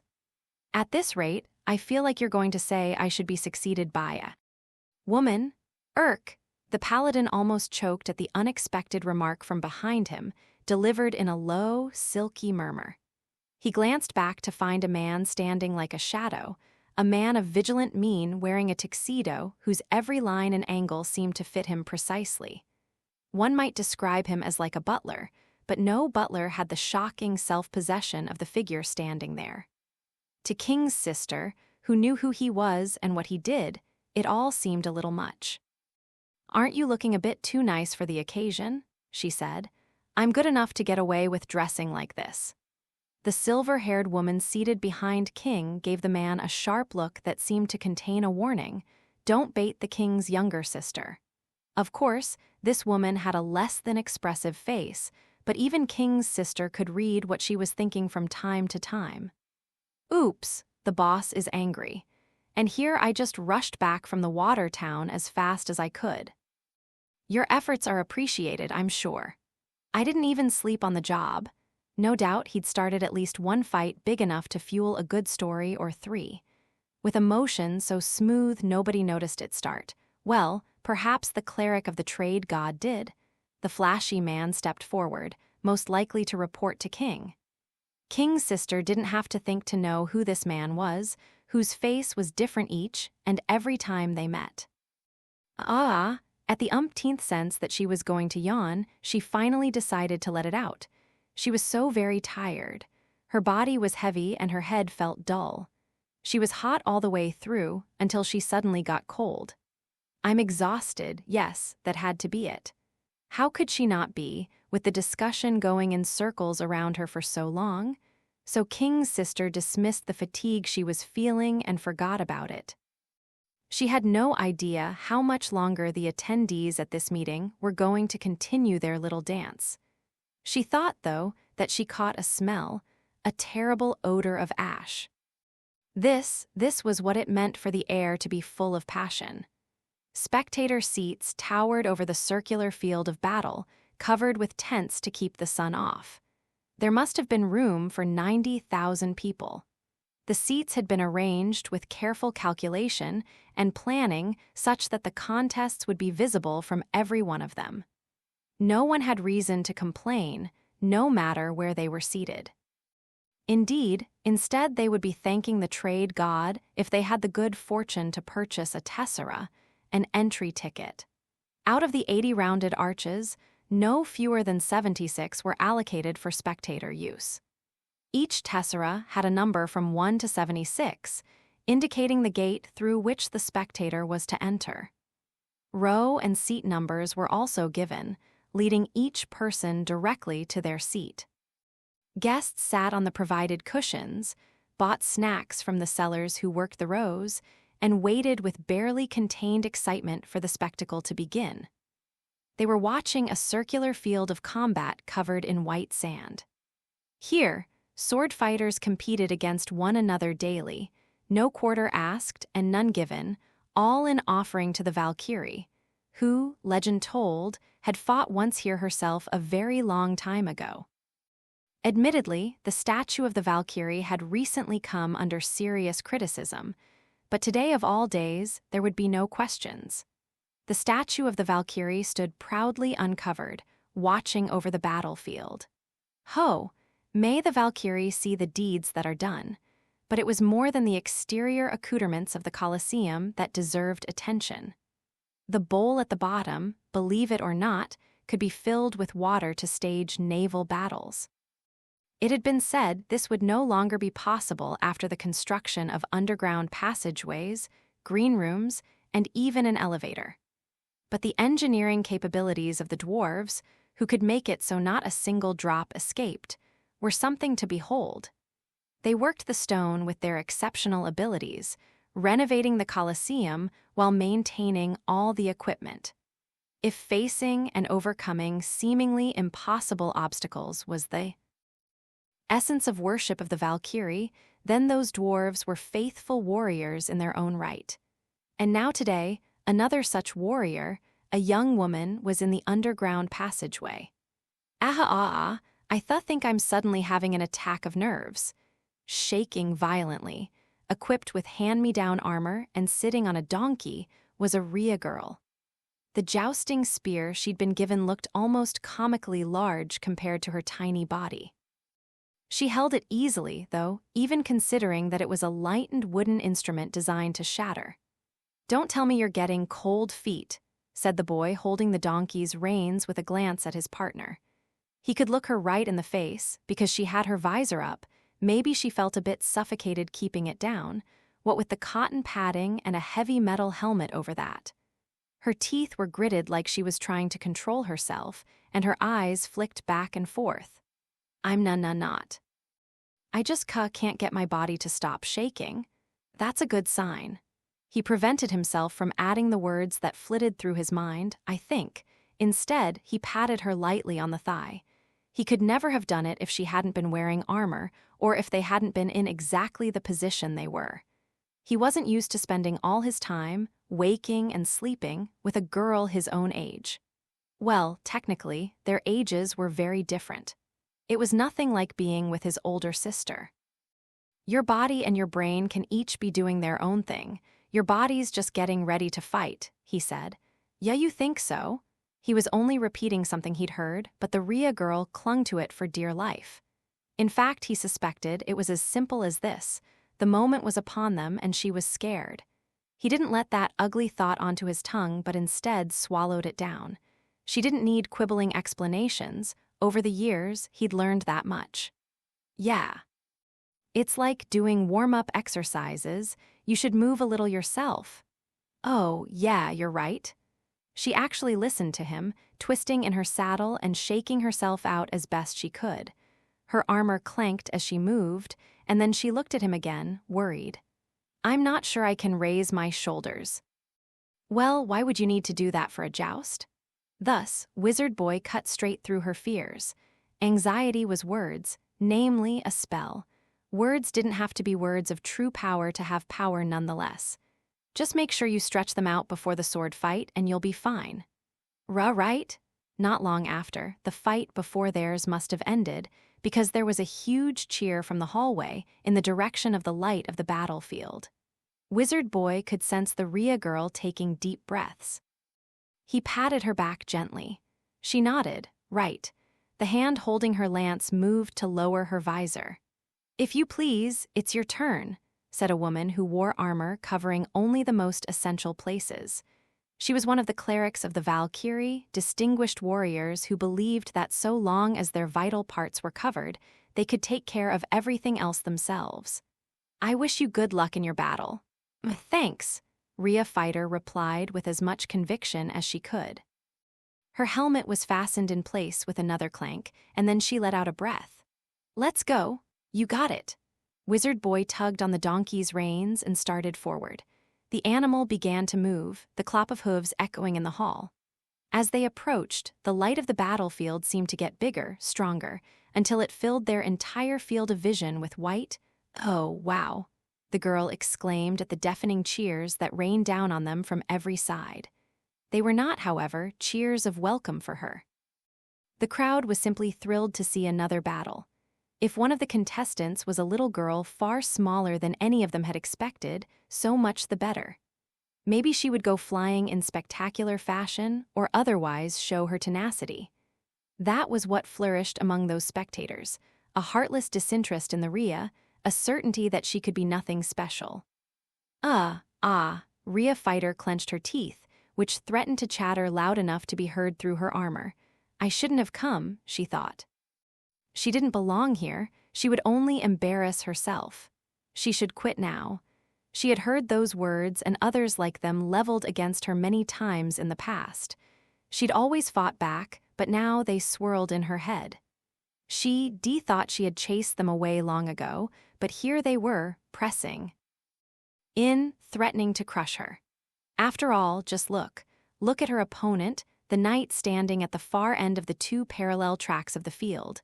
The heavy armor, the war horse on which he sat, the plethora of decorations to be expected at a jousting tournament. Those decorations alone set the opponent apart from her at that moment. And the servant who stood by the knight was dressed like the very picture of nobility. The Rhea girl was not familiar with the station known as a herald. Or at least, she hadn't been until her partner, the boy, had volunteered to be hers. As a result, when confronted with a real knight and a real herald, she was at a loss for what to do. The herald unrolled a scroll and began to recite his master's family history at a clip. Ahem! Before you stands a knight of the plains of the four corners. His father distinguished himself doing battle against the death, while his grandfather, the litany of achievements went on for a full 6 generations into the past. The Rhea girl, of course, had nothing of the sort. She hardly even followed what the herald was saying. Thus, she could only assume it was somehow her fault that the audience had suddenly fallen quiet. She flinched when she heard a whisper from beside her. What a shit herald. It was Wizard Boy. She looked at him, her helmet clanking as she did so, but he said only, "Just watch me," and stepped forward. No, in fact, he said more than that. Rhea fighter noticed him intoning the words of the magnify spell. "Before you," he boomed, "is the finest fighter known in the Shire of the Rheas." His voice shook the very air, resounding like thunder. The chattering spectators summarily shut up. There was an instant of calm, of silence. Then, with a great wave of his arm, Wizard Boy said as if he had sucked in all the air in the stadium. Her first mentor was the renowned adventurer, he who went there and back again deep under the mountain, the great swordmaster of the Rheas. He actually remembered it.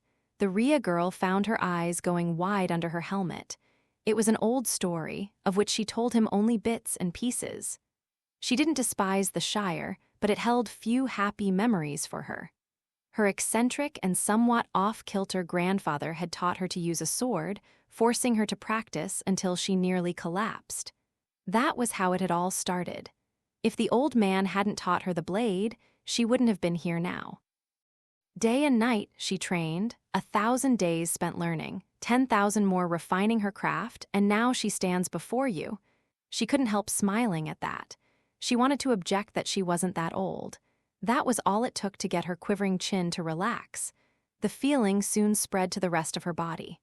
Her strikes fall like lightning upon the enemy. I urge you, watch what she does. The young man bowed elegantly. There was the briefest of beats, and then the stadium erupted in cheers. Even then, they weren't for the Rhea girl. Their cries consisted of simple passion, excitement at the prospect that things might turn out more interesting than anticipated. And yet for the girl, they felt very different. As the boy came back, his breath heaving, she gripped his sleeve with one gauntleted hand and said, "Hey, where'd you learn to do that?" "From the old guy," he said, apparently meaning their master. "He told me a wizard needs something to impress at the right moment." He didn't sound very appreciative. Finally, he gave her another gentle slap on the back. "Eyes front, don't forget what I said." Right." The Rhea girl took several deep breaths, then took the donkey's reins and urged the animal forward. This was nothing like where she'd fought in the Shire.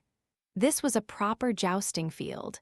The other end looked so far away, and there her opponent sparkled in the sunlight, acting as if the match was already won. Or no, was that just her imagination, her assumption? She wasn't sure, but it didn't matter. That's right, my strikes are like lightning. The judge gave a great wave of his flag, the Rhea gave her donkey the spurs. Yeah, HRRRA. She felt as if time was running slowly, the air fighting her as though she was underwater. Her vision narrowed until all she could see was her opponent. She raised her right hand. She had to couch the lance. No, there it was. No. Listen. It was something the boy had said to her over and over as they made their way here. Now, at this moment, it came tumbling out from the storehouse of her memories. Power is simple logic. It's made up of 3 things: speed, weight, and force. That and transmission. So 4 things, he'd muttered. This transmission, it has 3 parts: the fulcrum, the point of action, and the point where the force is applied. I don't know what you're talking about. It doesn't make any sense to me. She could listen as hard as she wanted. Some things still just wouldn't click. You're gonna lose out on body size, so that already puts you at a disadvantage, and you can't put out a lot of force. I mean, that's just a fact. Uh-huh. The girl had nodded dejectedly. She was all too aware of the difference in size, and she couldn't shake the thought that calculating advantage and disadvantage before a fight was the sort of thing that only a coward would do. But the boy, he was telling her how to win. So she'd nodded along. She de-listened to him. Speed the opponent will provide, which means all that's left is transmission. So what do? Stay on your mount. Don't take the blow head-on. Keep a firm hold on your lance and make sure you stick it in the right place. She felt the lance click neatly into the metal rest as everything came together. The Rhea leaned forward as far as she could. It was very uncomfortable on her chest, which was squeezed by her chest plate. Overhead, something grazed the top of her helmet, scraping along. She heard wood splintering, a shock. She was shaken violently. Don't think about it. Then with a great shout, "Kie!" She brought her spear up with all the force of a burning brush fire. Her right arm felt like she'd struck a brick wall. It went numb with the impact, while the tip of her spear splintered and went everywhere. The flow of time spontaneously caught up to her. Air came rushing back into her lungs like she'd broken through the surface of the water, and there was noise everywhere. Haya! Inside her suffocating helmet, she gasped like a fish thrown onto dry land. There was no time to rest, however. Burgeoning panic was all she could feel as the blood rushed to her brain. "The sword contest!" she shouted and leaped down from her donkey. The heavy armor caused her to lean vertiginously as she landed. Or was that the lack of oxygen? She wasn't sure. Just as she thought she would tilt clean over, she felt a lean arm grab her from one side and hold her up. "My armor. Fix my armor, quick." "Shoulders, calm down." With a clank, her helmet was removed, and then someone grabbed the padding beneath and tore it away. She felt the wind hit her sweat-soaked cheeks and forehead. "Phew," she breathed. I am calm, but there's no time to. I told you, calm down, eyes front." Wah, she looked where she was bidden and discovered her opponent flat on his back. In fact, his helmet was rolling across the field, clanking as it went. The herald rushed over and splashed him with water, but to no avail. "You knocked him out in one blow," the boy said with a grin, and finally the girl came back to herself. She also noticed that every eye in the Colosseum was on her. That produced an irk. It gave rise to an eep. Hesitation, embarrassment, excitement, and confusion. Amid the swirl of emotions, the girl felt the boy take her hand, his grip strong for such a slim arm, and hold it aloft. The tight shoulders of her armor miraculously accommodated the motion. She looked up in amazement, the audience filling her vision. Behold the sting of the Rheas, the blow that can bury even a spider in the dark. Another cheer rent the stadium air, and this time it was for her. Section, "Oh my gosh, she did it, she won." Priestess clapped her hands with innocent joy, while Goblin Slayer crossed his arms and simply nodded. Only a few people in the stands were not participating in the thunderous cheering, and his section was one of them. They were sitting in a private box, rather more well-appointed than the general spectator seating. Priestess, high elf archer, guild girl, and even cowgirl had been rooting for a victory by their acquaintance the entire time. "I sure never expected to see those two here," High Elf Archer said, clapping her hands and adding that they'd become quite a team. My Goblin Slayer said and nodded again. The elf giggled with a sound like a tinkling bell. "That's all we ever get from you, isn't it, Orkbalg? Is that so?" "Sure is." "But, well, it wasn't such a bad thing," High Elf Archer concluded, smiling innocently. The boy and girl down there were two of the rare people, or perhaps it wasn't so rare after all. That Goblin Slayer had looked after and helped. High Elf Archer didn't know much about honor and glory in the human world, but winning at a tournament had to be a good thing.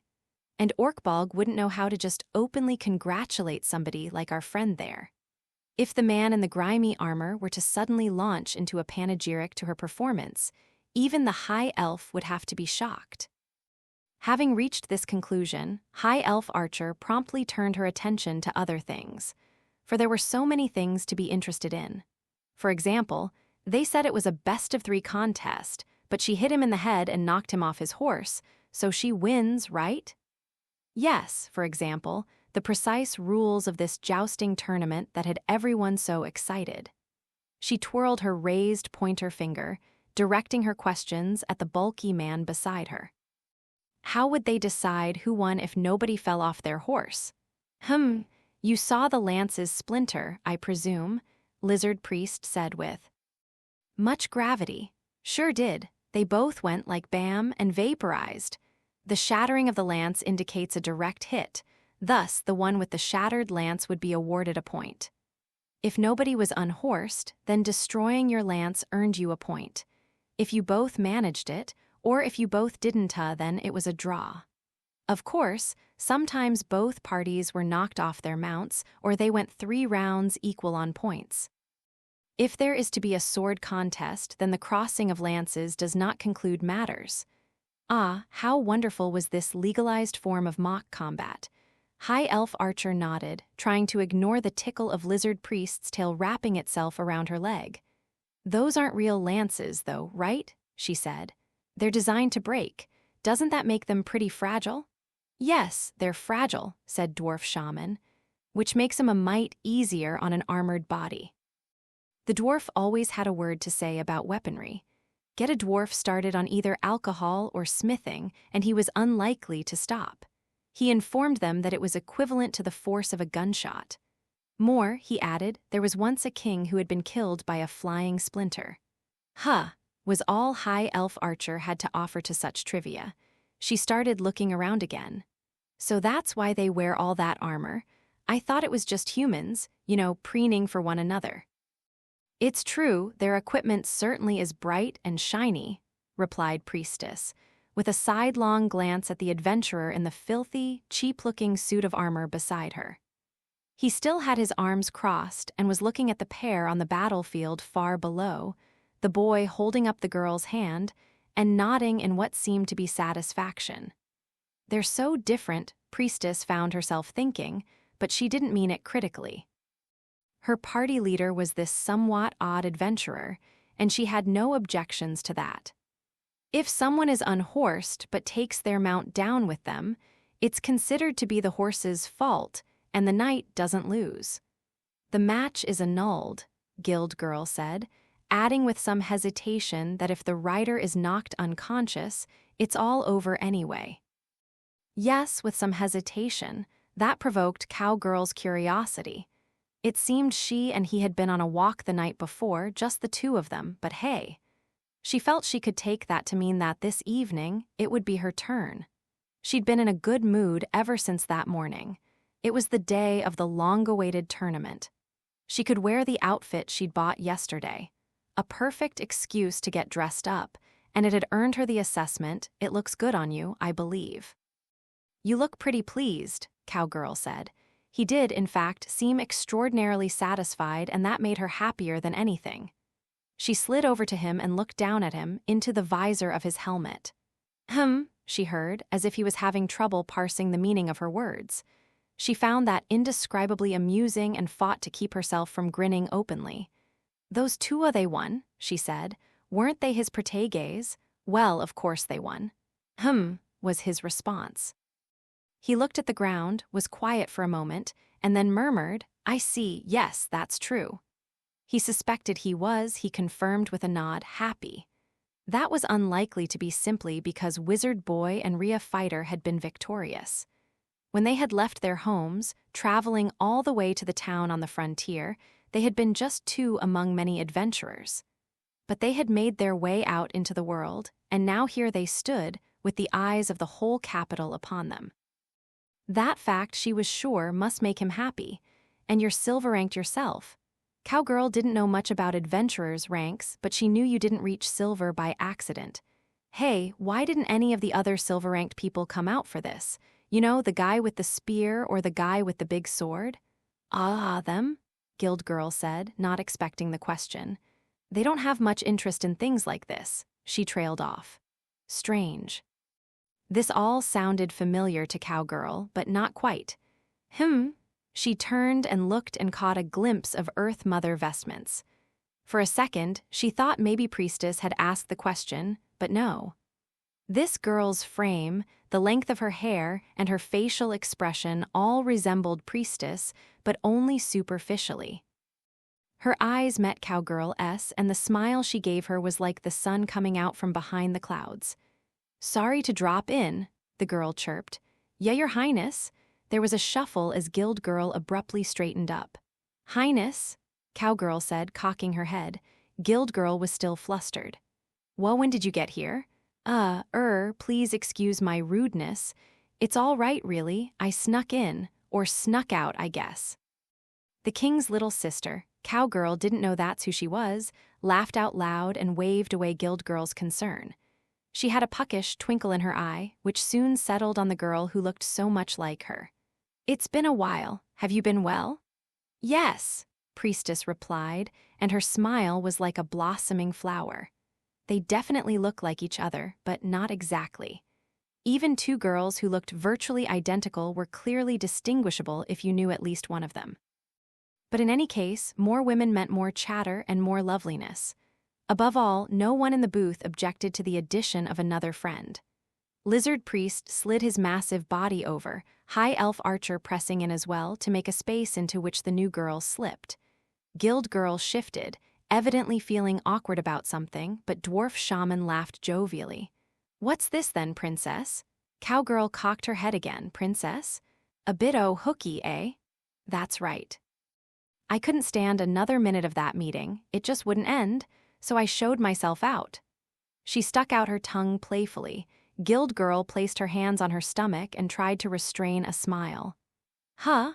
Priestess blinked as she observed the scene. Her color was poor, not the receptionist's, the king's little sister. She was paler than Priestess, of course, and her skin looked dewy enough, but it was more than that. It looked like her circulation was weak, maybe like she was tired, or then again, maybe not quite. Are you okay?" Priestess asked. It was a natural question. She felt a twinge at the back of her neck, a bad feeling she couldn't seem to shake. "Yeah, I'm fine, doing great. I think I'm just a little tired," King's sister replied. For her part, High Elf Archer seemed bothered as well, or maybe it was. Pangs of sympathy since her social position was much like this girl's. She peered into King's sister's face, then said in a chiding tone, "I know human lives are short, but you don't have to hurry around quite that much. If only we could all measure things the same way the elves do." King's sister laughed. She abruptly slouched over. And then, almost before the others could register what was happening, her delicate body crumpled. "Yikes!" Priestess exclaimed. "Hey!" cried High Elf Archer. At moments like this, no one moved faster than an elf. She was already in motion before Priestess could even reach out, catching the girl in arms that were far stronger than their delicate appearance would suggest. The limp young woman's face had gone beyond pale. She was practically white now and breathing shallowly. "This is bad news. She's got a fever," High Elf Archer reported. "Your Highness?" Guild Girl yelped in spite of herself. Cowgirl was likewise halfway out of her seat. You didn't have to know exactly what was going on to recognize it didn't look good. Any questions about the girl's title were swept from her head. Cowgirl was quickly at the young woman's side. She knelt down and loosened the girl's collar. "We can't let her outfit constrict her. What else should we do?" "Something to drink. We have water, right?" Priestess said. "We should wipe away the sweat." While High Elf Archer held the girl, the others tended to her. Guild Girl watched them, stupefied, until Priestess shouted, "A doctor! My healing miracles can't do anything about sickness." "Understood," Guild Girl said, snapping back to reality. She prevented herself from wasting time just nodding along. She heard Goblin Slayer say softly, "Then I'll go, too."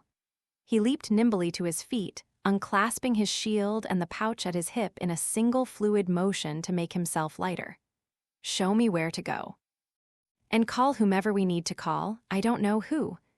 Guild Girl understood what he was asking for in his own gruff way. She used all her considerable wit to mull over the situation, then replied with much gratitude, Yes, I will. It's all right now. I'm calm. I can do this. She nodded at Goblin Slayer, who nodded back. The metal helmet turned. Apologies, but can I ask you handle things here? Ask us. We're volunteerin', said Dwarf Shaman. Like the long-necked lizard priest, he was already out of his chair. Not only that, he was digging through his bag of catalysts, while Lizard Priest stood with his clawed hands and feet at the ready. It was an extraordinarily quick response to someone collapsing. They had seized the initiative, so to speak. Just say she's got a bit overwhelmed spectatin. Indeed, Lizard Priest said. It's all a bit too stimulating for a cultivated young lady. They spoke pointedly, but Guild Girl agreed and indeed was grateful to them. She gave them each a quick bow. Don't stand on ceremony, just get going. This ain't looking good. Dwarf Shaman waved them away, and before Guild Girl could reply, yes, you're right, she found herself floating into the air. Eep. I'm going to run, said a voice near her abdomen. She finally registered that she had been lifted onto someone's shoulder. Tell me where to go. I mean, what? After that, everything happened at once. They were racing down the stadium hallway. She was being carried along at a furious pace. They're going to think I'm the patient like this. She felt confusion, panic, embarrassment, all assaulting her disheveled brain. But still, she couldn't forget the last thing she'd heard as they left. Priestess had looked at the king's little sister's neck, and in a shaking voice she had said, "This mark, there are endless seeds for adventures in the four-cornered world. And consequently, wherever there are adventures, there will be adventurers." Section, things don't look good, said the handsome man, who had appeared as quickly as if he'd used a gate spell.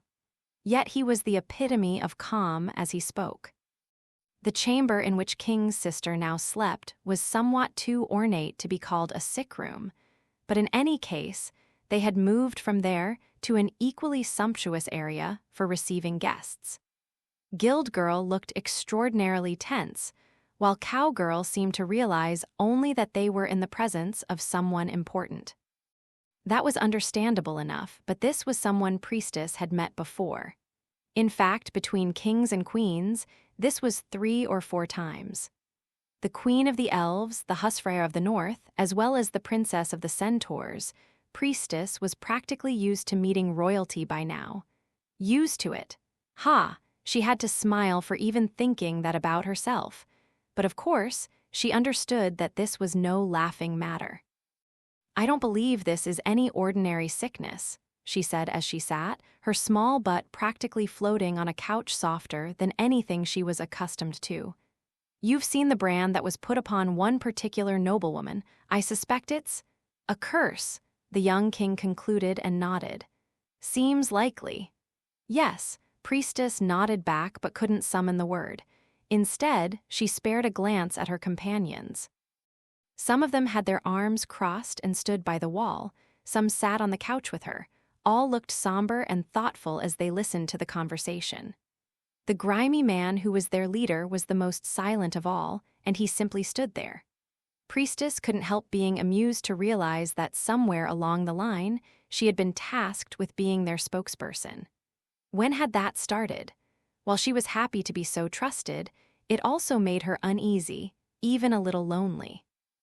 She found herself worrying that her rank tag, which she hoped would soon be emerald, was just plated, a fake like her. She realized, however, that her private insistence that she must do well was just that, her problem. It was self-centered. After all, the one now under a curse was her own dear friend. Truth be told, the king added, I can't claim I have no inkling as to what might be going on. King of the land, find ye brave fighters, and then, just as in that silly children's song, the young king looked at the adventurers and said gravely, When I was an adventurer myself, there was a deathless vampire who troubled the capital. Those who refused to obey such creatures could expect to face terrible tragedy. Where was his lair? Goblin Slayer asked. The king tapped his foot on the floor with a mixture of nostalgia, regret, and a coolness bordering on ruthless. A magic cavern, an ancient place beneath the capital. He was sealed away, but the seal has been weakening. Such had been one act of the legend about the battle in the earlier, no, now former Dungeon of the Dead. It had happened around the same time as the All-Stars, the 6 great heroes, were facing the demon lord in the abyss of the dungeon. The young Kingtaby and his party had defeated the demon, the undying king who had ruled the magical cavern, thus saving the city and earning the adventurer's place on the throne. Then he had led his forces against the army of darkness and repulsed it. Priestess was too young to remember it, but it was the subject of a particularly beloved saga. So we just have to duck back down in this cavern and fix up the seal. Problem solved, right? High Elf Archer's lovely voice sounded perfectly natural there in the conversation. She spoke with an ease that only fellow royalty could have, as well as the born superiority of the High Elves, not to mention her natural charm. All these things came together to make it sound as if she was speaking to a friend. Priestess noticed Guild Girl's cheek twitch, but the king paid the elf's tone no mind. He simply shook his head. You've got the right idea, but the cavern would not be our destination. The crux of the seal is elsewhere. The map, sire. Oh, Priestess hadn't noticed the silver-haired girl attending the king until she spoke those 3 words. She seemed as slender as a shadow, almost fae-like. She was like High Elf Archer in that respect, but different. She was as delightful as a passing breeze. In any case, she unrolled upon the table a parchment scroll bearing a very old map. Priestess nearly exclaimed again when she saw the place to which the young king pointed. There's an ancient shrine to the Earth Mother on this mountain, he explained. Her staff is there. It is what holds the seal in place. I've heard of that, Priestess said, her voice trembling. I thought it was lost. It was to our benefit that people should think it was. The Earth Mother's staff was a divine instrument capable of creating a mystical barrier that repelled evil. It was supposed to have vanished, yet here the king was saying he knew where it was as casually as anything. No, the most important members of the Temple of the Earth Mother must have known everything. Priestess was simply too low in the hierarchy to be in on the secret. There is, however, a problem, the king said. The shrine appears to be crawling with the forces of chaos. Was it Priestess's imagination, or did the silver-haired attendant shoot the king an urging look? If so, he didn't so much as flinch, but only continued his explanation. The scouts we sent to investigate reported seeing goblins in the vicinity. Now, that is a most unsettling detail, said Lizard Priest, raising his head like a dragon stirring from a long sleep. The key to the capital's security fallen into the hands of chaos. The king appeared to smile at this unadorned assessment, as if he was glad someone had said it. What with the tournament on top of everything else, we've hardly been able to spare anyone. Seems it's true no matter where you go, hammers and flasks are always in short supply. Dwarf Shaman stroked his beard agreeably. He even took a little sip of his own most crucial possession, his wine, notwithstanding the fact that they were in the royal presence. Guild Girl felt like she might keel over, but the king didn't seem inclined to reprimand him. The only ones who could take wine from a dwarf were the dwarf king or that most high lady of the high elves. Okay, so we go get this Earth Mother's staff. High Elf Archer waved her ears to indicate that she had it all figured out and puffed out her small chest. Dwarf Shaman looked at her, clearly not convinced that she really understood. High Elf Archer took Priestess's shoulder. This is the perfect job for you. Yawa, you think so? Sure I do. Priestess wasn't sure, but High Elf Archer was trying to be encouraging. That, however, was when the king said, I'm afraid not, and for the first time he sounded something less than even. He closed his eyes, took a breath, let it out, and then said briskly, I want the girl to stay here. Priestess took a long moment to blink. In that time, the king's hesitation vanished. There are several reasons. Not least that in the past, you have done well for me. The king's gaze lighted on one man who stood by the wall as if feeling he didn't quite belong there.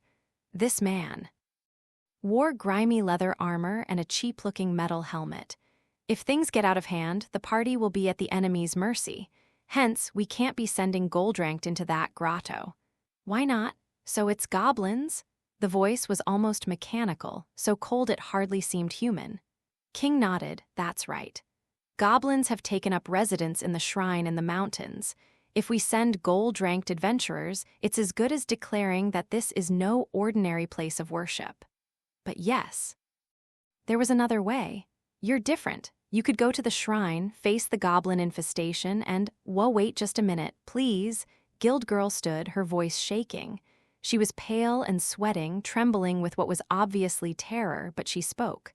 If I may, sire. I'm the guild staff member responsible for him. Her voice went up an octave, then cracked. She sucked in a few painful-sounding breaths. As such, a hum. Well, a request like that, I'm afraid. I can't countenance it was what she wanted to say, but the words simply wouldn't come out. How else was she supposed to feel? He was now, beyond question and with all esteem, a silver-ranked adventurer. He had spent years reaching that point, and she had spent years watching him. Finally, he was here. The world was ahead of him, and he was still going to be pigeonholed as a goblin hunter. Would he be sent to slay goblins all his life? I don't want Tao to give him back. Wasn't he an accomplished, perfectly respectable, silver-ranked adventurer? But that was exactly why there was no other answer to this problem, and Guild Girl knew it. Who else was there to go? Who else besides the 4 silver-ranked adventurers here? Well and good. But this request came from the king himself, and he was going to have to refuse it. True, it wouldn't be listed in the official records, but that was exactly why it could leave a black mark. And besides, when it came to slaying goblins, who else was there? Who else? I don't mind, came a low voice. Wah, I said I don't mind. A short, brusque whisper, a muffled sound from beneath the helmet. Why, Guild Girl didn't voice the question, yet the helmet turned to her. He looked at her from behind his visor and nodded. Because, he said, then paused briefly before he resumed. I once received help. For a second, Guild Girl wasn't sure what he was talking about, but then she realized it was the time, years ago, when he had been faced with a horde of goblins. At that moment, when he had been powerless to do anything, she was the one who had turned everything around. She hadn't done it with any idea of earning gratitude or putting him in her debt. No, I wasn't trying to, she said, but the rest wouldn't quite come out. He shifted from his spot, then moved between her and the king as if to protect her. If there are goblins, then I'll go. So you're accepting? The king asked. Yes. Finally, he felt as if all the gears had clicked together. When I come right down to it, I'm an outsider here. He could visit the capital, observe the festivities, take in the tournament, and yes, it was exciting. But it was not where he belonged. Until a situation like this arose, he had no part to play. And having no part to play was a wonderful thing indeed, but I don't mind. He decided that this was well and good and stepped forward. He would deal with the goblins in front of him and then go on to the next thing. That was enough. It was enough to reward him. I don't quite understand, but, his childhood friend began, her voice reaching his ears in the stillness. No, she wouldn't know exactly what was going on. Even he didn't really. Politics, matters of state, the kingship. He understood none of it. He understood only that he was needed. And thus, there was only one thing to do. But you're going on an adventure, right? She said. No, he said with a slow shake of his head. This was no adventure. I am going to slay goblins. That was why they called him Goblin Slayer. Thank you very much, the young girl with black hair said as she hopped off the wagon. The pack on her back jostled as she bowed to her benefactor. Don't mention it. I was grateful to have someone to travel with me, replied a young woman, also with black hair. Hers was tied in a single braid, held in place with a rose ornament. At her hip was a katana. She looked to be about the same age as the first girl, but her bare feet suggested she was a Rhea. I've got 4 people in my party, but everyone is multi-classed as a warrior and a wizard. It was a relief to have a specialist on the front row. Ha ha ha, the first girl said to that, blushing. You're here to see the tournament as well, yes. Oh, said the girl with the name like a storm, like a primordial whirlwind, nodding eagerly. And, the capital, too. She wanted to do some sightseeing, she added awkwardly, her voice threatening to trail off into silence. The Rhea fencer woman, so far from making fun of her, accepted this with a simple "I see." Then she said, "As a matter of fact, we're new to the capital as well." "You are?" "Yes. Should we see each other again, I hope it will be a favorable meeting." The girl nodded earnestly, her head bobbing up and down. "Farewell, then," the Rhea woman said and started walking away. The black-haired girl watched them go. The party also included a female cleric so lovely the girl was almost smitten with her, an elderly lizardman, and a hale young elf. She watched until they vanished into the crowds, then let out a breath. "I'm finally on my own," she thought. There she was, standing smack amid the fearsome crowds of the capital. She had no clear objective to speak of. She'd simply heard that there was going to be a tournament and had decided she'd like to see it. She had realized with a start that if she chose to come here or not, no one would criticize her. Back in her village, every friend and neighbor would have had an opinion, but she wasn't there anymore. She was an adventurer. She was on her own. She was free. Dee quickly checked what was in her purse, asked the guild employee about how much it would cost to travel, and factored in that she would want some spending money. She'd been taking adventures here and there, quests she thought she could do, and saving up a bit of money, and it led her to this moment. I really made it. She could hardly believe it herself. Here she was now in a place she had never imagined she would be, never thought she'd see with her own eyes. The sight that spread out before her was something she had never even dreamed of.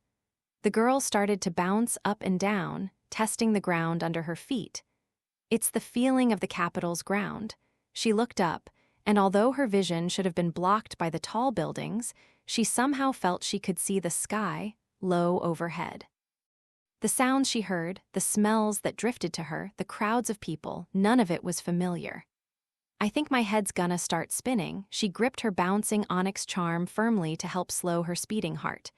Taking a job as a guard for the wagon had allowed her to get here and save a lot on travel. Now what do I do? What should she spend her money on? Food? Snacks? Clothes? Accessories? Maybe weapons or armor? Oh, and would they want an admission fee to see the tournament? Surely they would, right? What was she going to do? Bewildered, the girl took a step toward the side of the street, watching the path closely and thinking.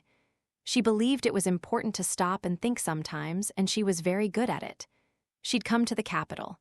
She was going to see the tournament. She wanted to have some fun, and also do it on her own. In that case, I need to find somewhere to stay. She would rent a room at an inn, somewhere in the capital, and stay there all by herself. It would be the first time she had done such a thing. She'd never even heard someone else talk about doing it. If she was going to make the effort, then she'd like to stay somewhere big. Somewhere big, I know. Suddenly and somewhat belatedly restless, the girl jogged toward the edge of the great thoroughfare. I'll go see the castle. This was, after all, the capital, the place where the king was. If you hadn't seen the castle, had you even really been there? The girl worked her way toward her new destination, buffeted this way and that by the crowds.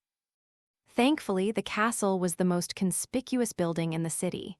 She wouldn't get lost. She was small enough that the crowds threatened to bury her, but if she stood on her tiptoes, she could see the place. She soon made her way there. The castle stood beside a competition ground. Apparently this was different from the Colosseum proper. In the girl's eyes, it looked like a massive mansion, a baffling collection of pillars and hallways. She wasn't so far off about that. The royal family that now ruled this city had simply renovated the palace they inherited, which was far older than the founding of this nation. In fact, all the capital's appointments, starting with the aqueducts, were like that. The palace with all its majesty was the same, and the girl was sure she had never seen such a large building in her entire life. You're really gonna be part of it? Not if it's only sword fighting, I'd be hopeless. But if there's horse riding, that's a different story. You can't stop her. She'll never listen to you. The young girl wasn't the only one taking in the castle. Crowds of people pressed toward the place. The girl was looking up from the seething, churning crowd when her eyes met those of one other particular person. It was yet another young woman with black hair. She wore green robes emblazoned with the symbol of the trade god and carried an iron spear. She was chatting with two party members who stood with her, but when she saw the girl, she flashed a toothy grin, smiled like the sun, and shot her a thumbs up. She started to come over. Our young traveler was taken by surprise. She didn't know what any of this was about. She just thought the girl looked cool. She looked at the other young woman, her eyes shining, which seemed to please the object of her interest. The girl in green laughed aloud when, "My goodness," someone exclaimed. A figure had appeared on the southern balcony, which allowed one to observe competitions without leaving the castle. The girl hopped up and down, trying to get a look at their face, but she couldn't quite see. She could, though, hear the voices of the three adventurers. "Hey, who's that? Isn't that the princess? You think," the princess. Now she definitely wanted to see. The girl stretched and strained, pushing among the wall of people. "I don't know, I don't think it feels like her. Maybe she's just too far away to tell." "You think?" Hoo-aha. The girl finally broke through the mass of bodies and got a view of the balcony. There, indeed, stood the princess, resplendent with her golden hair and white dress. And yet, why does she look so uncomfortable? There was a staff there, a divine instrument sent to this land long, long ago, when the gods had occupied themselves with war games. Any who took it in hand could wield it as a hero unit, protecting order against evil. But all that was now far in the past. Long had the staff slept that bore the Earth Mother's name. 10 years ago and more, it had been wielded to drive back the evil and death encroaching upon the capital, but even that had been only for an instant. The Earth Mother's staff had been sealed away in the deepest reaches of an ancient shrine, ancient ruins, to safeguard the four-cornered world. This burgeoning power was enough to destroy anybody.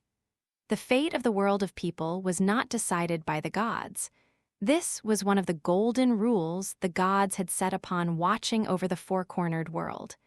And so the Earth Mother's staff went to sleep. Nothing, however, impinged upon its holiness, not even when the forces of chaos came to establish themselves in the shrine. Goragb, Gob, Grbb, nothing so lowly as a goblin would even be allowed to touch the staff. Goblins, however, did not wonder why they couldn't touch the staff but only grew angry about it, which was, in its own way, a stroke of good fortune. If they could have touched it, the ensuing calamity would have been terrible indeed. GBBR. So what happened was no doubt because a goblin, flush with impatience, had jumped onto the altar. It started with a pebble. The goblin would never have spotted it clicking as it fell from the wall. Goblins, on the whole, are not blind, but they pay very little attention to what they see. A goblin, with his minimal passive perception, would have struggled to notice such a thing at all. Although perhaps he would have noticed the wall shivering after the pebble fell, GRGB. So what if he did? What could something as lowly as a goblin do about it? The first one died when the wall came crashing outward. Even the other goblins noticed this, and for a second they hesitated between guffawing at their idiotic comrade and running away. 4 goblins, I mean 3, weapons, arg, look for yourself. Goragb, the delay was critical. No sooner had the words been spoken than one goblin found an arrow going clean through the roof of his mouth and out the back of his head. The other goblins were enraged, though they didn't spare a glance at the tumbling corpse. An elf woman, let's drag her down and make her weep. Their brains filled with the sweet fragrance of that feminine flesh, a most convenient distraction. The goblins charged forward. What was one female? They could beat her into submission with their clubs, even if it cost a few of their lives. Goragb, Gobger. This was why goblins never rose to be any more than what they were. That's one. Goob, a scruffy-looking man, emerged from behind the elf and flung the sword he held in his right hand. His aim was true, piercing the throat of one goblin. The creature fell back, clawing at his neck. Goblin Slayer jumped forward, kicking the corpse out of the way and pulling his sword out of it almost in a single movement. 2 left. No problems. One of them came at him from the side. He rebuffed the creature with his shield. Grog, Without hesitating a moment, he rolled forward. Another goblin had used his companion's attack as a distraction, a chance to leap at Goblin Slayer.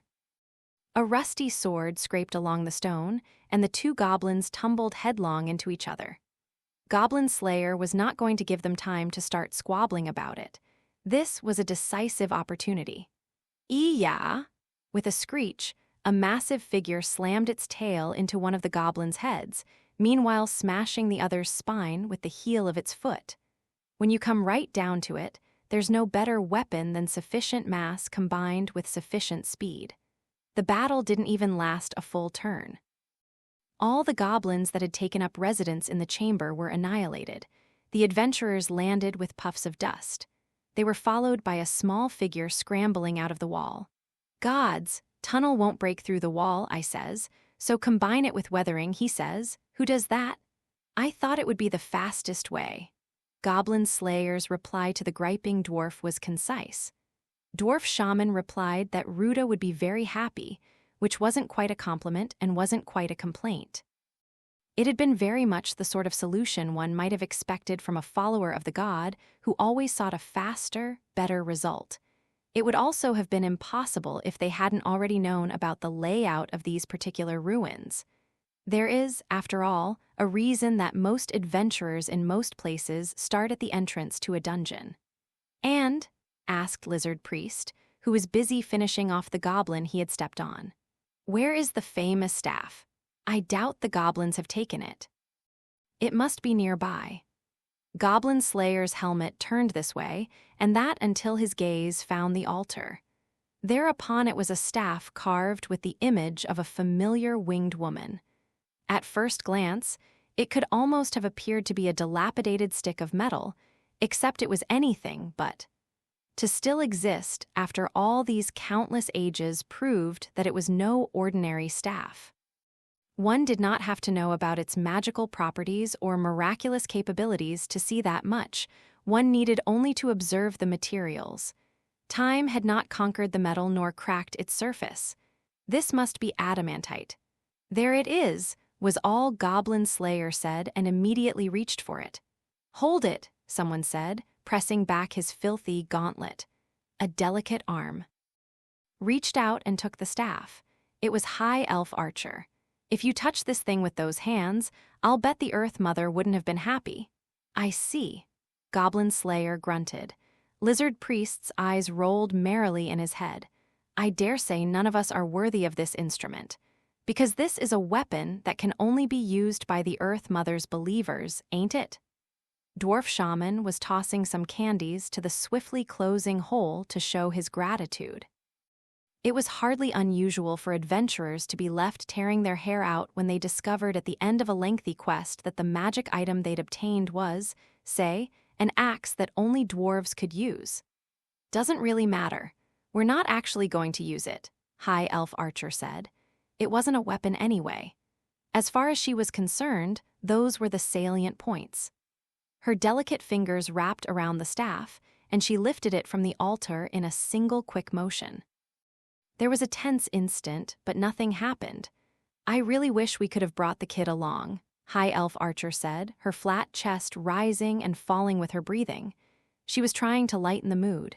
She placed the staff across her shoulder. Don't you think she would have been better off with us? If she were here, I doubt we could have completed the king's quest, said Goblin Slayer, who was still looking in every direction, never letting his guard falter. He didn't sense goblins. Had anyone or anything noticed the fight just now? He wasn't sure, but he knew they should hurry. He was still running calculations in a corner of his mind as he spoke, deliberately forcing himself to keep a flat, restrained tone. Breaking and entering I can do, but I'm not suited to urban adventuring. I'm not saying you should be the one to do it. Maybe so, but you know who else ain't suited to it? An anvil? Dwarf Shaman snickered, rejoining the conversation. It'd never work, you just scream princess. Come over here and say that to my face. High Elf Archer snapped, and they were off and running. Just another of the arguments that had perdured between high elves and dwarves since the age of the gods.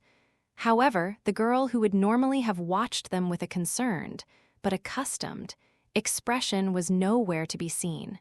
Could it be that the pair's boisterous exchanges were in part a way of supporting her very existence? Lizard Priest was not so barbaric as to point this out. He slithered his long neck, his tongue slipping out from between his jaws with all his love for battle, and said to their leader, "Well then, my lord Goblin Slayer, shall we do just as we planned?" "Yes," Goblin Slayer replied. "We press forward and hit them from behind. The little devils never do think they'll be the ones to get ambushed. It would defeat the point if any of them were able to use our hole to get outside. We should finish this in one fell swoop." Goblin Slayer was brief, decisive, a completely different person from when he was taking in the tournament in the capital. High Elf Archer, still engaged in her argument, flicked her ears. He's feeling lively, but that was certainly nothing to be pleased about.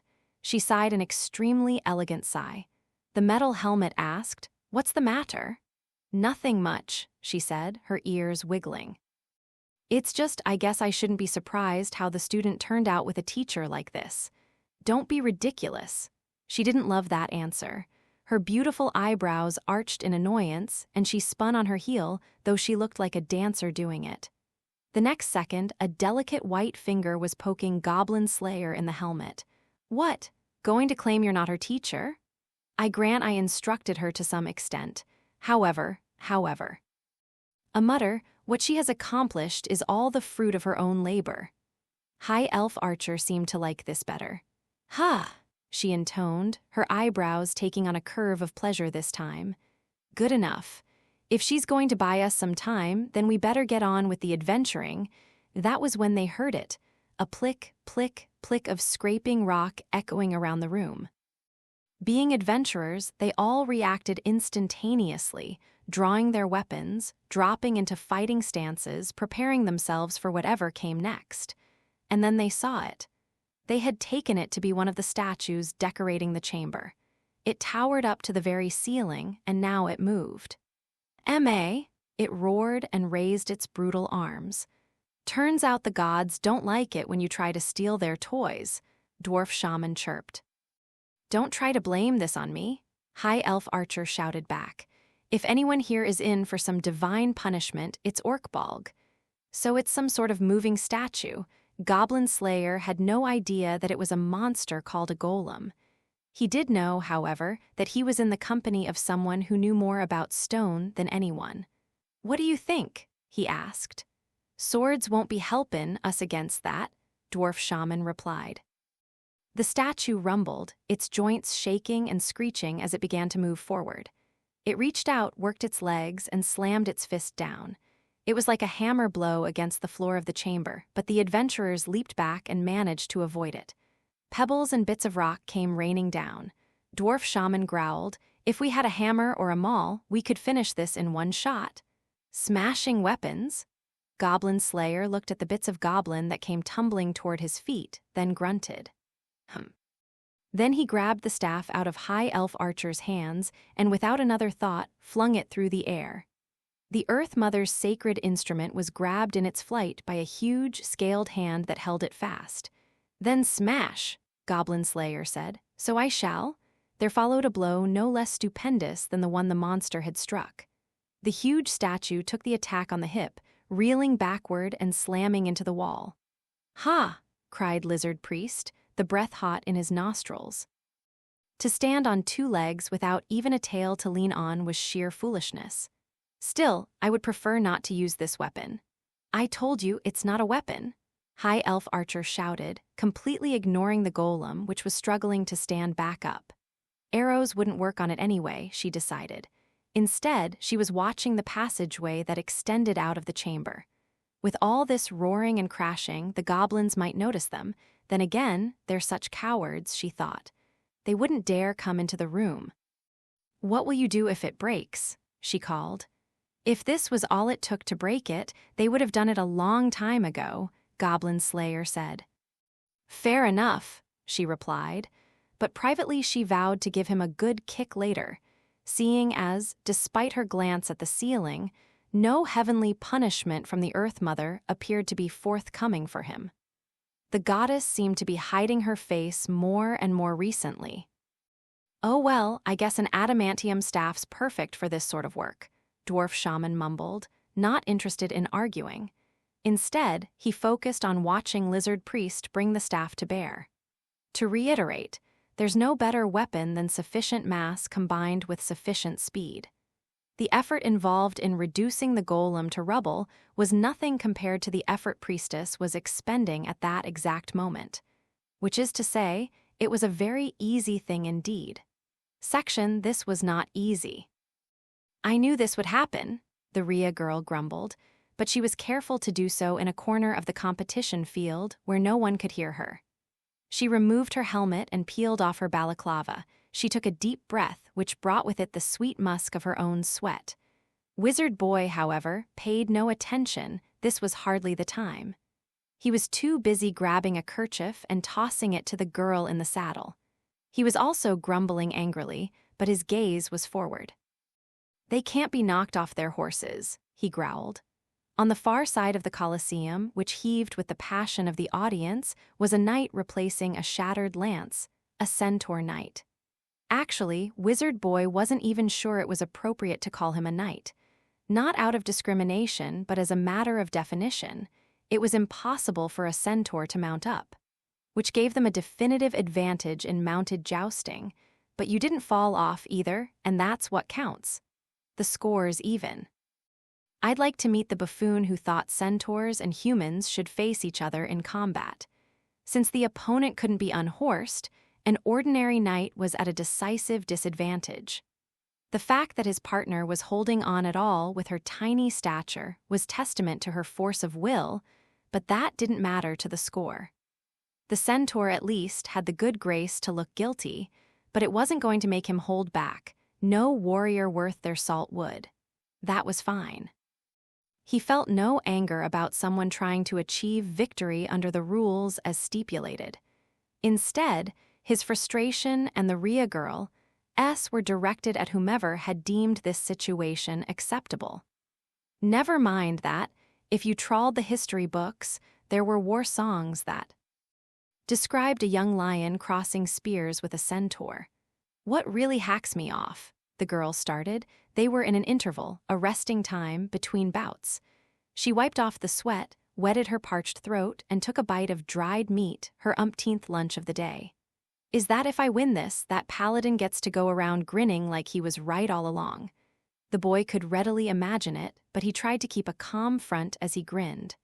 "Let me guess, you still don't plan on losing?" "I damn well don't." "Perfect." He was glad to hear it. If she'd sounded like she was giving up before the battle even began, he'd planned to advise her to expend the minimum of stamina and go for victory in the swordsmanship contest. But if she was ready, then we're here to win. Think you can do it? I assume you have a plan. She glanced at him, and her smile was like the sun. Better believe I'm going to do it. He actually had to avert his eyes from her earnest gaze, coughing discreetly. Then he closed his eyes for a second, took a deep breath, and said as casually as he could, "You're already down low, so take advantage of that to strike with your lance from a low position. That's the key." "Right. It also means your opponent is going to have to aim low, down over the tilt." "Right," the girl said again and nodded. "Okay," the boy said. He waited a beat and then he told her the plan. "You really think that's gonna work?" the girl asked. It sounded a little underhanded to her. He responded to her unease with a confident no problem. "A song from the East says that if you want to strike down a man, first you have to strike down his horse." And because the centaurs came from the plains to the east, the opponent would no doubt be familiar with the saying. "That makes sense," Rhea Fighter said. Her eyes shone, but really Wizard Boy was just saying what he had to. If you didn't go into a contest with confidence, then you could lose even when you should have won. She said she could win, and she intended to. Anyone trying to put frivolous distractions in her mind could go get kicked by a horse. "He's not a horse anyway," Wizard Boy added. "Oh, good point," the Rhea girl said, clapping her hands innocently. "So it's..." From underneath, like this.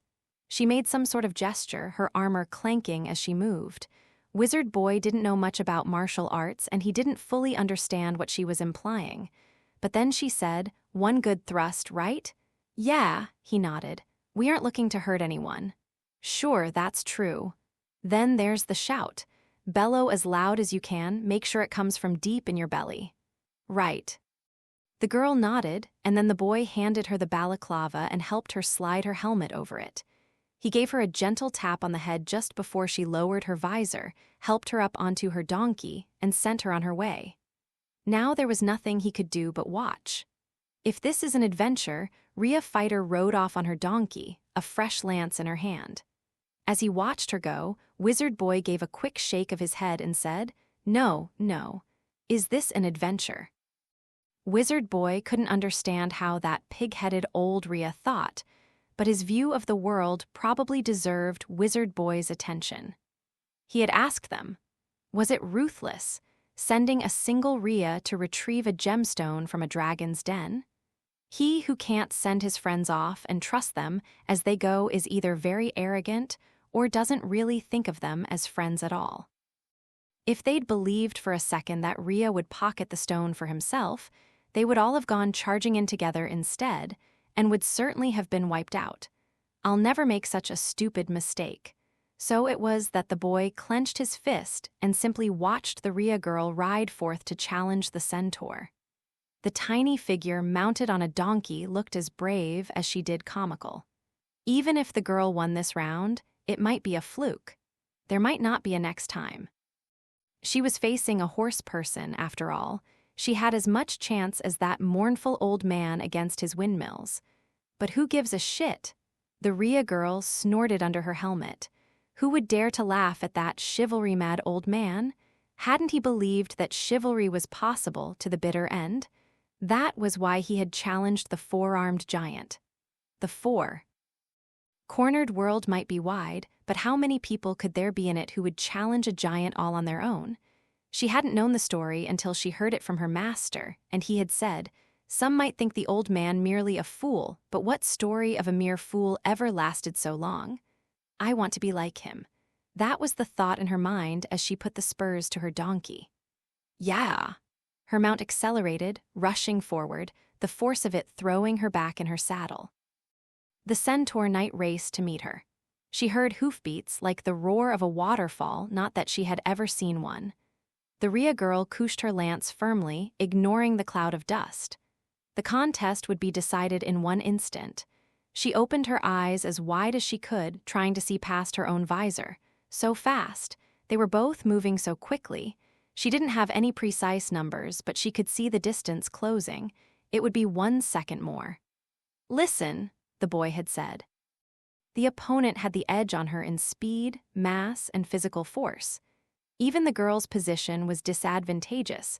Coming up from below was not as powerful as coming down from above. In which case, you don't have to thrust yourself into that situation. "Ah-rah-rah!" The lance came crashing down from over her head. There was an ear-splitting shout. She refused to lose. She clenched her abdominal muscles. "Ki!" With an animalistic yell, the Rhea girl strained her entire body. The centaur's eyes were wide. He even smiled at her. Up coming down, down coming up. The lance points slid past each other. A draw then? No, it was. The centaur's lance grazed the Rhea girl's shield and was deflected to the side. That was the opening she needed. Her lance was through. The centaur practically threw himself against her weapon. Its trajectory was like a wildfire reaching upward, except it was almost completely horizontal. She rammed the lance home, striking the centaur's shield from the left as hard as she could. Unlike with a human knight, there was no horse's head there.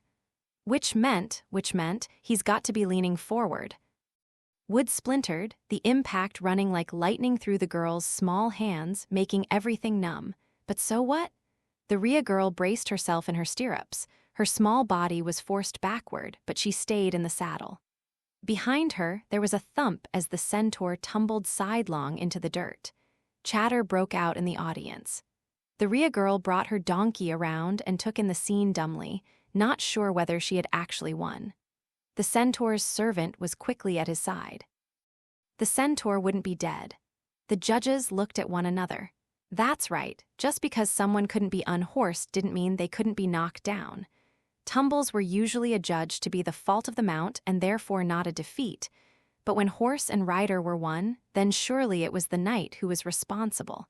If her opponent wasn't in violation of the rules, then surely neither was she. And as such, knock I am the hell over. That was the plan the boy had given her. The boy who was now sprinting toward her from the other end of the field. Defend, then strike, and when they were at a draw, she would make her move. She'd been raised to seize the initiative at every moment, and it seemed like madness to her. But if the limping old Rhea, the one who had taught her how to use a stick, could see it, what would he say? Would he get that fond look in his eye and tell her, not bad, for the likes of you? Nah, probably not. Her grandpa, just like her current instructor, wasn't much for praise, although he wasn't much for humiliation either. You did it! So it was that the boy, rushing up with his face red as an apple, was the only one who had words of unvarnished approbation for her, even if he didn't say everything he felt. I did it. The girl tore off her helmet, jumped off her donkey, and leaped toward him. Speed and mass. Unable to hold her up, the boy exclaimed, and they ended up in a tangle on the ground. On the other side of the field, the judges were raising a large flag in the Rhea girl's direction. Section that was excellent. In the spectator seats, Priestess applauded awkwardly, somehow managing to maintain something that could pass for a smile. Everything felt so constrained, so discomfiting. Nothing felt quite right. It was like someone had a hold of both her shoulders. The makeup made her face itch, while the way her hair was pulled back tugged at her cheeks and forehead and made her whole visage tense. And this dress. It pinched her chest, which had been rather shoved into the outfit, while her hips had nearly given up the ghost. The fit was so tight. She could hardly believe princesses endured such garments every day. What's the matter? I mean, is anything distressing you, Your Majesty? If there's anything you need, please don't hesitate to tell us.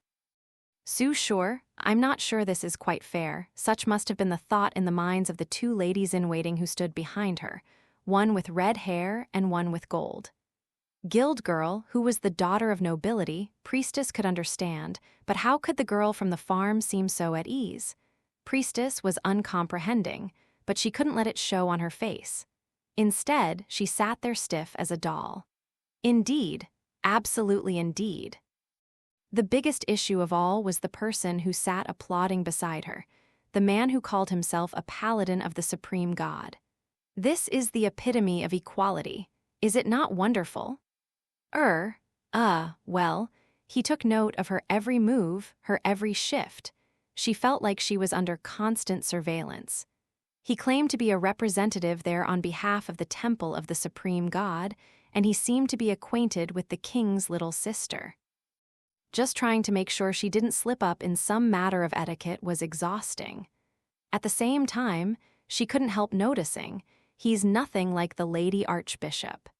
In fact, he wasn't like any of the other followers of the supreme god that Priestess knew. Not the cleric with whom she'd become friends in the frontier town, nor the inspector at the guild. His proud self-possession reminded her of that female knight, but no, it wasn't quite the same. How could she put it? It was the difference between someone trying to be righteous and someone who assumed they already were. I thought she was at quite a disadvantage, Priestess ventured. By no means. Consider the way the paladin responded to Priestess's doubts with full confidence, as if he himself had achieved the feat. They each made the fullest use of the abilities they were born with. A follower of the Earth Mother must be more enlightened. He sounded like he would put a fish on dry land and encourage it to run. Priestess still had questions, but she chose not to voice them. She suspected the paladin would happily continue to talk anyway. Sometimes, Your Highness, Your Highness. Oh, Priestess blinked. Yes. Sometimes I see the great festivals and think we must reform the Earth Mother's ceremonies. How so? I'm referring to the dancing girl at the harvest festival. Priestess cocked her head, so the paladin of the supreme god continued. Her outfit shows far too much skin for a young woman. No cleric should appear like that in public. Ah, Priestess sounded a bit strained, but she managed a facial expression whose exact meaning was open to interpretation. After all, she was herself one of those who had appeared in this outfit that one must never wear in public. Now, years after the fact, she was able to see it for the honor it had been. Not that she felt or had felt no embarrassment, but the pride was greater. I was so inexperienced back then, of course, she still had much growing to do even now. That was an excellent adventure. The paladin of the supreme god continued to argue, even as Priestess let her thoughts wander. From questioning the propriety of such garments in public, the logic quickly took a leap. The ritual cast doubt on the moral character of the dancers. It inflamed the desires of the spectating believers. Which was to say, it could be taken to suggest that the Earth Mother herself was a seductress. By extension, it was an offense to all women. He didn't even spare the maidens who trod on the grapes of the early harvest. How could they say that showing skin was immoral, yet work the grapes in their bare feet? I can't believe that any woman would engage in such activities willingly. Reform is necessary at the earliest possible. Priestess was only half listening, but she thought she could hear the blood rushing to her head. His words reminded her of long-ago events that had been an embarrassment to people she treasured. A foolish plot that they had at last undone, and now he wanted to drag the entire thing through the mud again. Anger boiled in the pit of her stomach, but she forced it down. No, don't do it. She focused everything she had on breathing in, then forced herself to breathe out as calmly as possible. She had to resist letting her emotions make her cause a scene or go drinking as she had before. And yet, she glanced at the two women behind her, who both wore awkward smiles. I guess it's not my place to speak on the princess's behalf. Priestess privately pouted, wishing the others would think about what she was going through. That's right. She actually pouted. They didn't all have to go away and leave me, of course. She understood the situation. She knew it was what it was. She understood she had been given this role because she was the only one who could do it, so she would do it as best she could. Even so, she wasn't thrilled at being left behind, dissatisfaction born of her burgeoning awareness of herself as a halfway decent adventurer. Although she hadn't yet noticed that she herself had cultivated that precious treasure. Is that so? I see, she said. After the rush of anger and frustration, she constrained herself to a nod and a few words, a pleasant smile. Thank you for telling me how you see things. Is that all you have to say? Priestess gave the paladin a questioning look. Yes, I believe it is. He leaned toward her eagerly, seeming to have forgotten where he was and who he was ostensibly with. Does that mean, then, that you have no intention of correcting these injustices within the temple of the Earth Mother?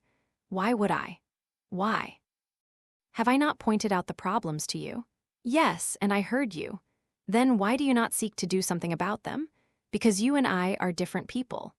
The paladin of the supreme god was stunned into silence. His already pale, noble face grew even whiter, drained of blood. Priestess had a passing thought that he looked almost like ash, like the white ash that remains after everything else has burned away. Well then, he managed to squeeze out, his voice like settling ashes. Do you believe that this disordered, this chaotic four-cornered world should simply remain as it is? Priestess said, tapping her pointer finger against her lip in thought. I'm not really sure. There, the man's lips curled in an ugly expression of triumph. His smile ridiculed everything about her, her shallow thoughts, her ignorance, her narrowness of vision. I mean, I'm friends with an elf, a lizardman, a dwarf, even a centaur, Priestess said, smiling right back at him, paying no heed at all to his expression. There were adventurers and there were also princesses. There were nobles and there were merchants, farmers, waitresses at taverns. Priestess had never once thought of them as disordered or disorganized or one better than the other. The desert to the east is hot and the north is cold. The plains are wide, but the forest is dense. She remembered the Innsmouth, the fish people she'd met when they slew a sea serpent. It seemed like it would be very hard for them to live on land. And yet in the tavern Goblin Slayer had taken her to, there had been a fish people barmaid. A lovely girl in perfect clothes, making beer. Priestess thought her very cool. Then again, maybe everyone wore adorable outfits while making alcohol. She thought of her senior cleric stomping on the grapes. The people she met might have been of all kinds, yet all of them were joyful from deep within. How many chances did you get to play around in bare feet, after all? In the desert, on the other hand, it was boiling, not just hot. Too punishing to show much skin, and that had been a challenge. And yet as overdressed as she'd felt at the time, if she'd gone to the icy seas of the north in that outfit, she would have been frozen stiff. Now that I think about it, I've really gone to a lot of places and met a lot of people. The thought drifted pleasantly through her mind, and she shook her head gently from side to side. Trying to fit all those people into just one thing, it's not, Indeed, it seemed impossible. But that didn't mean that, within her, some were worthier than others. When she realized that, Priestess finally felt the pieces fall into place. I think maybe everyone likes being different, and it's important for us to accept that, she said. Yes. Priestess nodded as if to affirm her own words. She was sure. She knew there were people who disliked things that she loved, while there were probably people who loved things that she found intolerable. The Husfreyja of the North was trying to learn a new language, and the centaur racers set crowds of every kind cheering. And yet Priestess had found the culture of the North dizzying, and the centaur princess had claimed adventurers made no sense to her. To be different was not to say you couldn't walk together, and to walk together is not to say everything had to be the same. Anyway, that's what I think, Priestess concluded, and then she scratched her cheek, a bit embarrassed, a bit shy. She'd only said what was on her mind, and although she'd said it quite fluently, it would never have passed as a proper sermon. More to the point, she wondered if maybe the king's little sister shouldn't have spoken so freely. You sound like one of those people who want to claim that even goblins have their virtues, the paladin said. That made Priestess freeze. She turned to look at him, and he snorted in disgust. He hasn't figured me out, has he? She glanced at the two women behind her, but they were both shaking their heads. Of course not. He didn't know. Priestess put her hand to her chest, now slightly larger because of the padding, and breathed a sigh of relief. Still, that subject came up awfully suddenly. They exist, you know, Priestess said. Good goblins. What? The man asked, incredulous. Priestess smiled. Didn't you know, the sea goblins, they were wonderful people. The paladin looked positively flummoxed. Priestess then added, I grant the gillmen don't much like being called that. But it was okay. This was the question she'd been asking herself since the day she became an adventurer. She looked the paladin straight in the eye. Yes, I dare say there might be a good goblin out there. He goggled at her. This was obviously completely unexpected to him, although she wasn't sure if he was more baffled by the fact that she didn't agree with him or by the answer she had given. True, a good goblin would be one that didn't attack humans. He would probably still hate people and probably still think stealing was good. I don't think that would change. The four-cornered world was wider, bigger, more complex and varied than anyone knew. There were good things and also bad things. And while one couldn't simply accept the bad things, still, yes, even still, the world will never be quite the way I want it or quite the way you want it. There were certain things that should be done. Things that even the gods had entrusted to fate and chance. For a moment, the man didn't say anything, although Priestess thought she caught the sound of grinding teeth. Then he exclaimed, You must pardon me. It seems you fail to understand what our true problems are. You can practically smell the ash on him. That was the aroma Priestess detected as the man stood up from his chair so fast he almost kicked it over and exited the room at a brisk stride, different from that other person. Priestess didn't bother to watch him go but slumped against the back of her chair, letting it hold her up. Considering he was watching the proceedings in a noble box with the king's own little sister, his manners seemed somewhat lacking. Priestess heard a sigh from behind. It was Guild Girl, half scowling and half chuckling.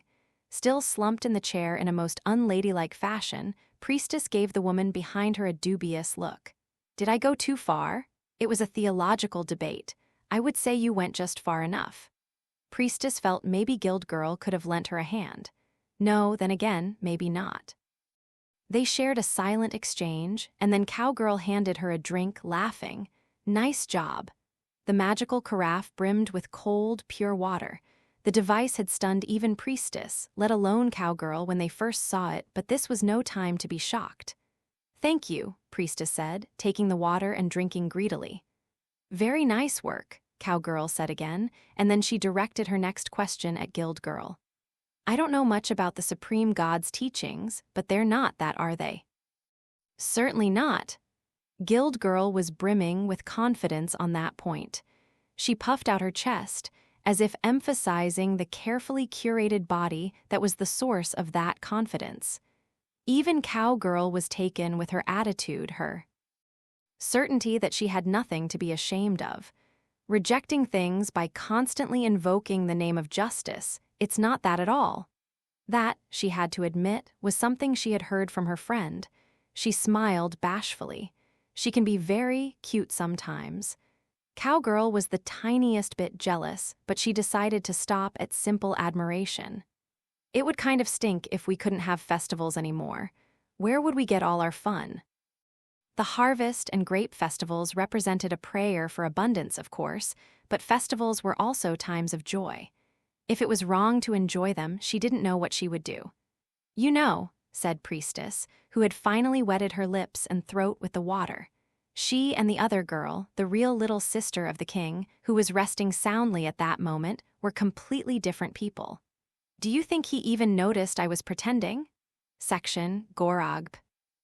The abrupt roar and shock was enough for even the goblins, who spent their days in noise and uproar, to realize something was wrong.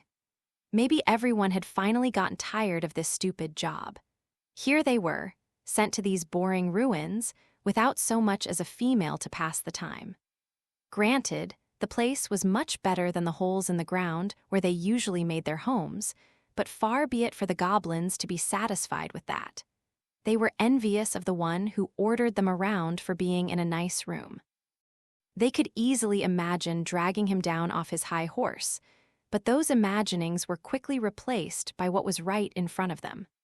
Amid dust and debris from within the ruins, they smelled a beautiful smell, a heavenly scent. An elf woman. They were like moths to a flame on a dark night. The goblins completely forgot themselves. They set off running, more than willing to trample their companions on the way out. They would mob her and violate her, that much was certain. And each imagined himself having the greatest pleasure and privilege. For that purpose, and that purpose only, the goblins crowded the hallway into the innermost sanctum, whereupon, Gaouououan, the fearsome roar of a dragon encircled them. Forward! At that single word of command, an adventurer in grimy armor burst into the open space of the ruins. Even the quickest of the goblins to recover, however, probably didn't register him. The throwing knife took the creature's life silently, mercilessly. It was no proper sword, but it was enough for the likes of a goblin. Gorgb. The demise of their comrade, clawing at his throat as he choked on his own blood, finally alerted the other goblins that there was a problem. Gogb. GGGRGGBO. Gods, I've seen enough goblins for a lifetime, even an elf lifetime. A flash of what seemed like colored wind followed the slayer of goblins into the room, scowling at the horde of greenskins within. She moved so fast that she could hardly be seen. 3 arrows ready in her bow, loosed in an eye blink, 3 goblins shot dead. Wish we had protection? I would prefer holy light, came a mechanical voice. Goblin Slayer would never let emotions get in the way of slaying goblins. Think about this from my perspective. An innocent maiden wants to be as physically far away from these things as possible. The elf snorted derisively, although somehow still elegantly. A massive lizardman and a decidedly less massive dwarf followed her in, their movements as different from hers as the clouds are from the mud. Even Goblin Slayer, who went at the head of their party, was no match for a high elf. "Don't get too eager, Long Ears," Dwarf Shaman groaned, scrambling after them. "Not all of us have long legs around here. You need the exercise anyway." "Oh, I'm exorcising." Their banter, the same as their kind had shared since the age of the gods, sounded pleasant in the heat of battle. Lizard Priest rolled his eyes merrily. Then he cried, "Etha!" His arms, legs, tail, and fangs became living weapons as he whipped them around, slamming them into goblins as he veritably leaped forward. It benefits one not to lament what one was not given, just as I have no desire to embrace a new faith. A compassionate lizardman, just the thought's enough to make me laugh, said High Elf Archer. The adventuring party cut through the green horde like a sword through the grass. Goblins' strength, however, is not in their nasty little minds but purely in their numbers. In the dim ruins, the monsters poured out of the many branching paths. They smelled blood, they smelled an elf. They would do violence to her, trample her down, take her in victory. Such was the only thing in the goblins' heads. Oh, as High Elf Archer ran forward, she suddenly twisted to one side, shooting under her arm behind her. "GB Borg!" A goblin who had been about to flank Lizard Priest was caught in midair, his spine pierced. He tumbled to the ground. Dwarf Shaman cut short the last of his twitching with a ruthless stroke of his axe, then pressed ever forward. "Doesn't matter about the Earth Mother or who you've got on your side, there's a lot of 'em here, Beard Cutter. And today." Goblin Slayer casually flung his dagger as he spoke, killing another goblin. "Do you not mind?" He tossed the question out as readily as his knife, but it was aimed at no one in particular, so High Elf Archer decided to answer. "You better believe I mind." She practically howled, although she didn't stop feeling in her quiver for her next bud-tipped arrow. "But today, I'll let you have it." "Good." He acted immediately, taking a small bottle from his item pouch and tossing it over his shoulder to Dwarf Shaman. "Light it." "Got it." The instant the bottle was in his hands, he grabbed a flint from his bag of catalysts and intoned, "Dancing flame, salamander's fame, grant us a share of the very same." No sooner had he spoken than a spark lit the wick that fed into the mouth of the bottle. Once it was burning, Dwarf Shaman promptly pitched it into one of the tunnels. "Gorgb, G-gobgegb." The first goblins to spot the bottle weren't sure what was happening. It came tumbling from ahead of them. They merely picked it up and scoffed at it. That stupid dwarf couldn't even throw straight. A second later, those goblins were decorating the walls and ceiling of the passageway, and 12 of their companions were blown backward. There was a boom that the adventurers could feel in their bones, and the hallway belched dark fire and scorching wind. "I knew it was bad news when you stocked up on fire powder," Dwarf Shaman cried. For someone who saved up so much money, their leader, Beard Cutter, also spent liberally. Dwarf Shaman felt a mixture of annoyance and frustration, as well as a bit of joy at this rare opportunity for a nice, big explosion. He stuck out his hand to catch the next bottle Goblin Slayer tossed to him. "Only this plan is bad news," Goblin Slayer said with a nod. "All your plans are bad news." High Elf Archer stood over a goblin that Goblin Slayer had kicked over, shooting the greenskin from point-blank range and then retrieving her arrow. Her shouting was much less elegant than her movements. Lizard Priest chortled, baring his fangs. "A pleasure it is when supplies are in abundance." He added that he hoped to be able to use fusion blast breath one day. The Earth Mother's staff rattled in his bag, a bag for holding, of course. It was a magic bag that could hold, well, maybe not quite anything, but far more than you would expect. A friendly, helpful item that most adventurers with a few quests under their belt possessed. "We should stuff the dwarf in that bag. Then we wouldn't have to worry about whether he can keep up." "You can't put living things in the bag. We've had this conversation." Living things, dwarves are basically rocks. Despite the prevalence of such items, none of the members of this party had ever had one before. They hadn't needed it. Nature provided their arrows as well as sprites. They relied only on themselves. Their cleric, who wasn't present, had been diligently saving her money, thinking about when she might finally obtain one of the storied items. As for their leader, Goblin Slayer, it would be a gruesome prospect if the goblins took it. And there you had it. It was enough to make High Elf Archer want to take a break from shooting goblins to put her hands to her face or look up at the ceiling. "You heard the man," she said. "Try not to drop it." She resisted the impulse, instead knocking 4 arrows into her bow before unleashing them into 4 goblin heads, literally firing every direction at once. "If you drop it and that thing gets away from us, our names are mud. But of course, I understand. It's happened to me before. Gbog, goobgib." The goblin to the right had procured a spear somewhere, but Goblin Slayer simply battered him. The goblin on the other side he parried with his shield. He left that monster for others to deal with, instead picking up the club it had dropped. It would be more helpful than the broken spear. He swung the club mechanically, then flung it forward. "Gbog," cried a goblin as the club cracked its skull open. "We've been able to bring down their numbers," he said calmly, "and I'm sure you're very happy about it," High Elf Archer said, matching him step for step specifically so she could come up alongside him and give him an annoyed look. "Do you realize these are extremely valuable ruins?" "I am aware," Goblin Slayer nodded. "If I didn't understand their construction, I wouldn't do this." Before, escape had been difficult. They hadn't had enough time. And what about now? If only he could ask their priestess for holy light. No, maybe he could have their dwarf use tunnel to create an escape route. Even without the bag for holding, Lizard Priest was strong enough that he could carry copious quantities of fire powder. No, enough thinking. Goblin Slayer turned his helmeted head from side to side, checking the passageways, counting the goblins. Yes, this was a goblin hunt. He could do this because the quest giver had brought enough money for supplies. He would take the actions that would allow him to kill goblins faster, better, to take out more of them. He would fight. When you knew the layout of a set of ruins ahead of time, you simply had to charge ahead. Was that not all there was to it? What about that could be considered an adventure? He had his friends, even in his own mind. It took him a second to think of them that way with him. Therefore, he should focus on what he could do.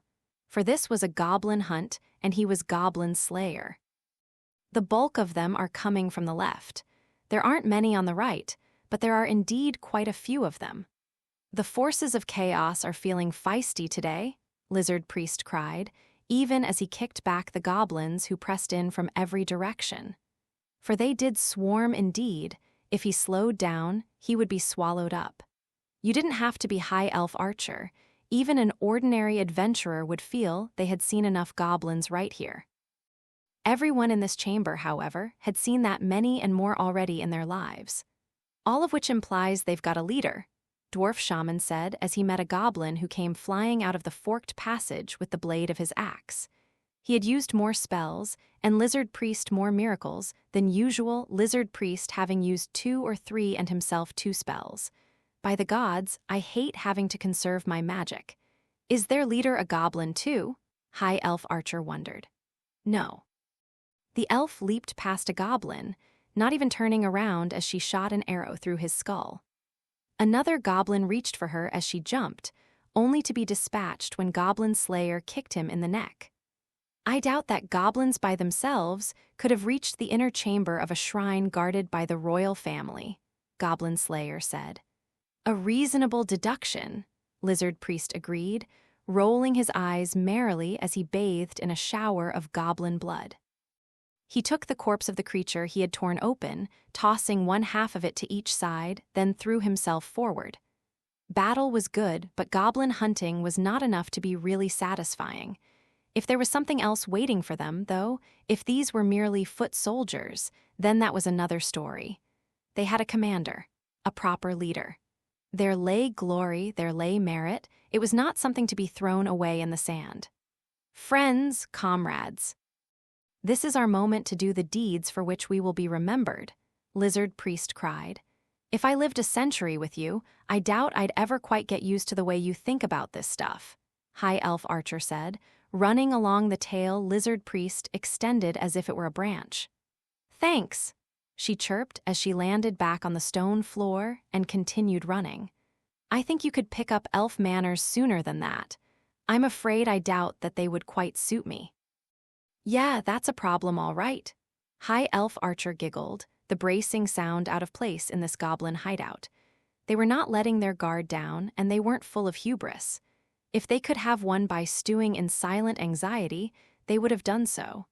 Instead, they struck a balance between being too stiff and being too relaxed.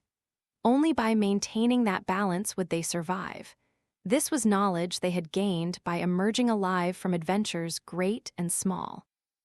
It was only natural, since they were so different from one another. And him, there were things that needed to be spoken and things that needn't be. "Keep going forward," Goblin Slayer said. "Forward? Yes, forward ever on. He never prayed to the gods. He didn't really know how. Those who could pray were amazing to him, which was precisely why now, at this moment, he sought Ruda's protection.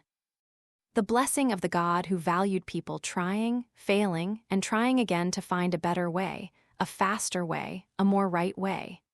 None of the adventurers here could miss the fell presence that loomed in the darkness. Section he, if that is the proper word, opened his eyes to a terrible racket. He was not in a good mood. How could he be when his sleep had been interrupted?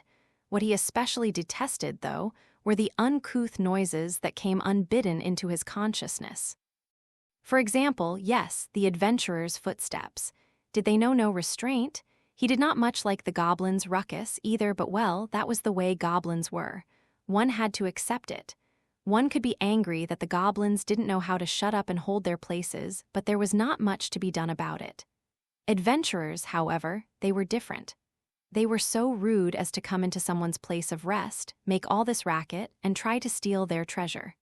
Adventurers. Violent ruffians, that's all they are. Thus he opened the lid of his place of rest in high dudgeon. "What, pray tell, is happening out here?" he asked.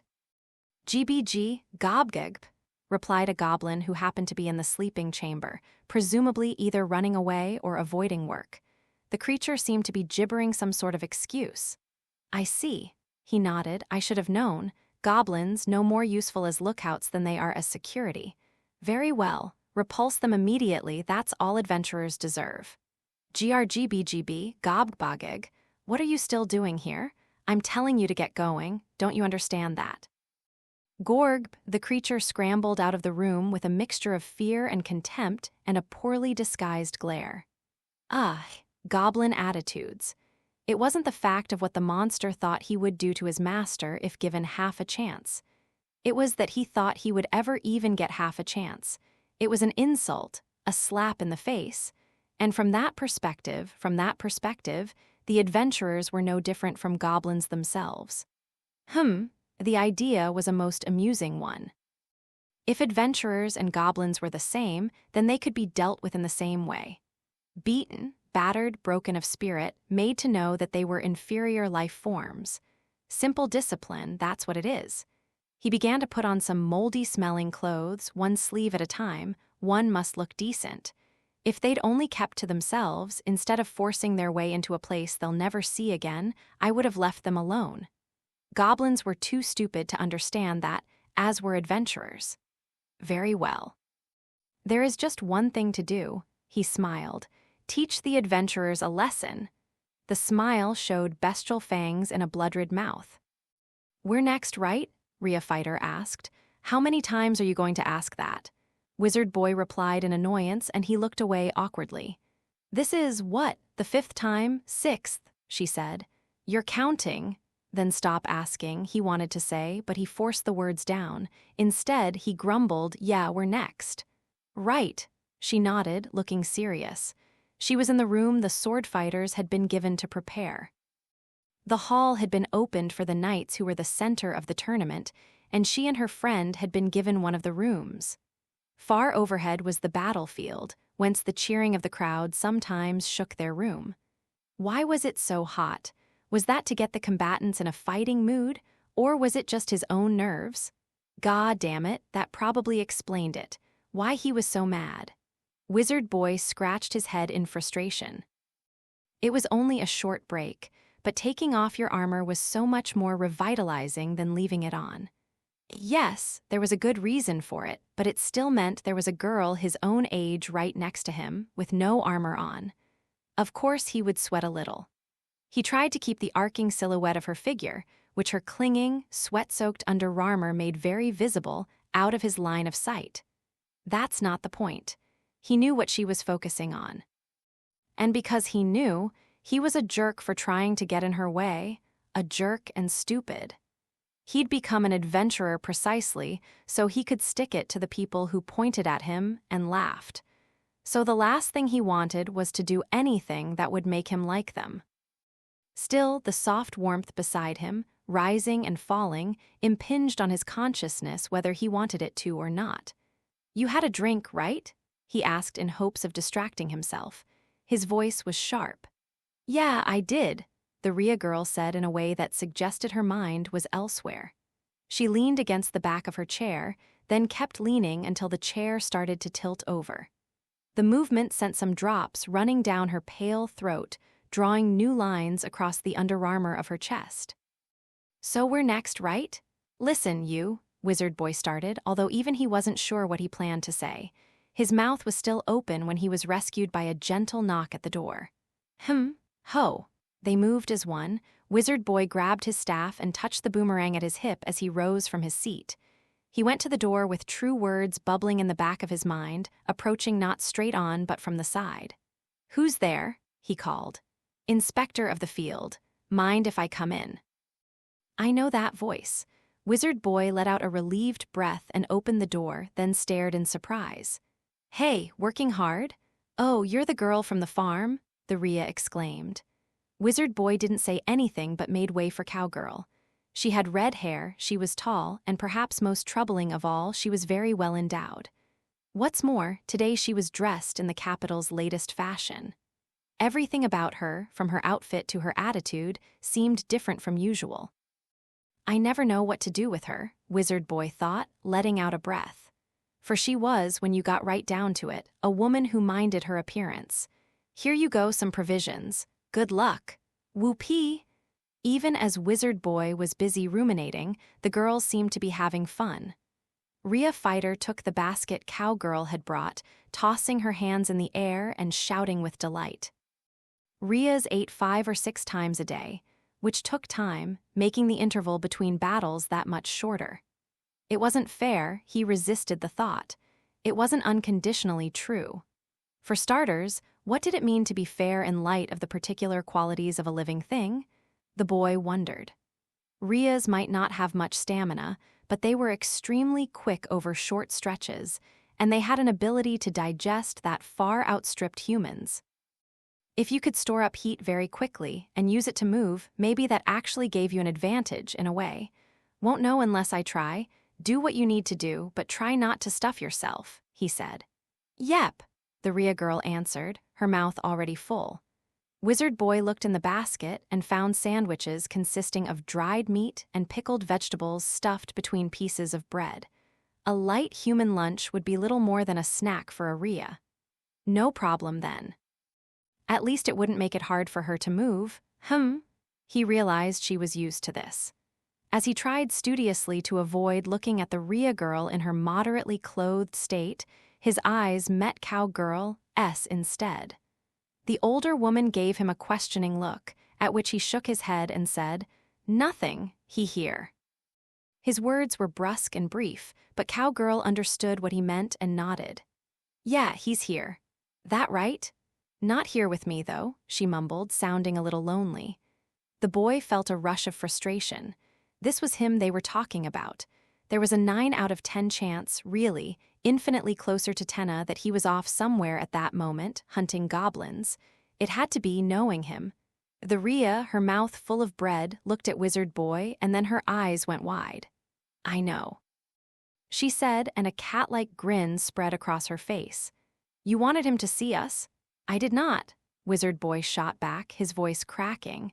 It made him feel dumb. He was as good as telling her she was right. He coughed once. "I mean, stuff like this, you don't do it so that people can watch you." He stood up again, thoroughly disgusted. The feeling he had was, well, not unlike wanting to be complimented. He couldn't completely deny the desire for recognition that burned within him. It was like a bucket with a hole in it. Pour water in and it would just run out again. There was never enough. There never could be. Would it have been different if his sister were there? These days, he felt like he didn't even know that. For one thing, I'm not the star here. She is. He hated the idea of using someone who was working so hard for his own advantage. The Rhea girl looked at him with an expression that was hard to describe, part embarrassed, part guilty, part disappointed. It was a very complicated look indeed. Cowgirl said, and then she leaned down and added, "Hey, Rhea Fighter looked up at her. "That stuff he said before the joust started, that was pretty cool, wasn't it?" "Oh," the Rhea caught on immediately, swinging her arms with maybe a little too much enthusiasm and exclaiming, "Yeah, it was totally awesome. No one ever talked about me like that before, ever." Wizard Boy produced an inarticulate sound halfway between a grunt and groan and looked away. After all, it was obvious what they were doing. He was humiliated to think they were expecting such things of him. It was like they were trying to talk a child into doing something, except that to dismiss them out of hand would have been the most childish thing of all. For that matter, I think this is the first time anyone has even cheered me on while I was fighting. It really makes you think like, yeah, I can do this. Just listen to her. She could exclaim about how awesome something was without a second thought and really mean it. Wizard Boy glared at her. "Doesn't that make it pretty much like magic?" she asked. Finally, he sighed a great sigh. He surrendered. He had lost. "Fine, the two of us together then, that sound good?" "Sounds great." Rhea Fighter nodded enthusiastically. Then suddenly her expression changed and she said, "Oh, but Rheas were always like this. Always completely absorbed in whatever was going on around them." It was something of a saving grace for Wizard Boy, who was given to worry. "Don't you think it's about time you helped me into my armor?" PBBT. It was, however, also the seed of much personal danger. He scowled, but she ignored him. "You see," she said, "he never helps me with it, even though it's so much work." Cowgirl scratched her cheek, not quite sure what to say. When she thought of her old friend, she somehow felt like maybe she could sort of almost nearly understand. "I guess that's just how boys are." "Listen, you." Section High Elf Archer didn't bother thinking too hard as she poured arrows on the mass of encroaching goblins. She'd already learned long ago. She chuckled at herself for thinking of it that way. This was no adventure.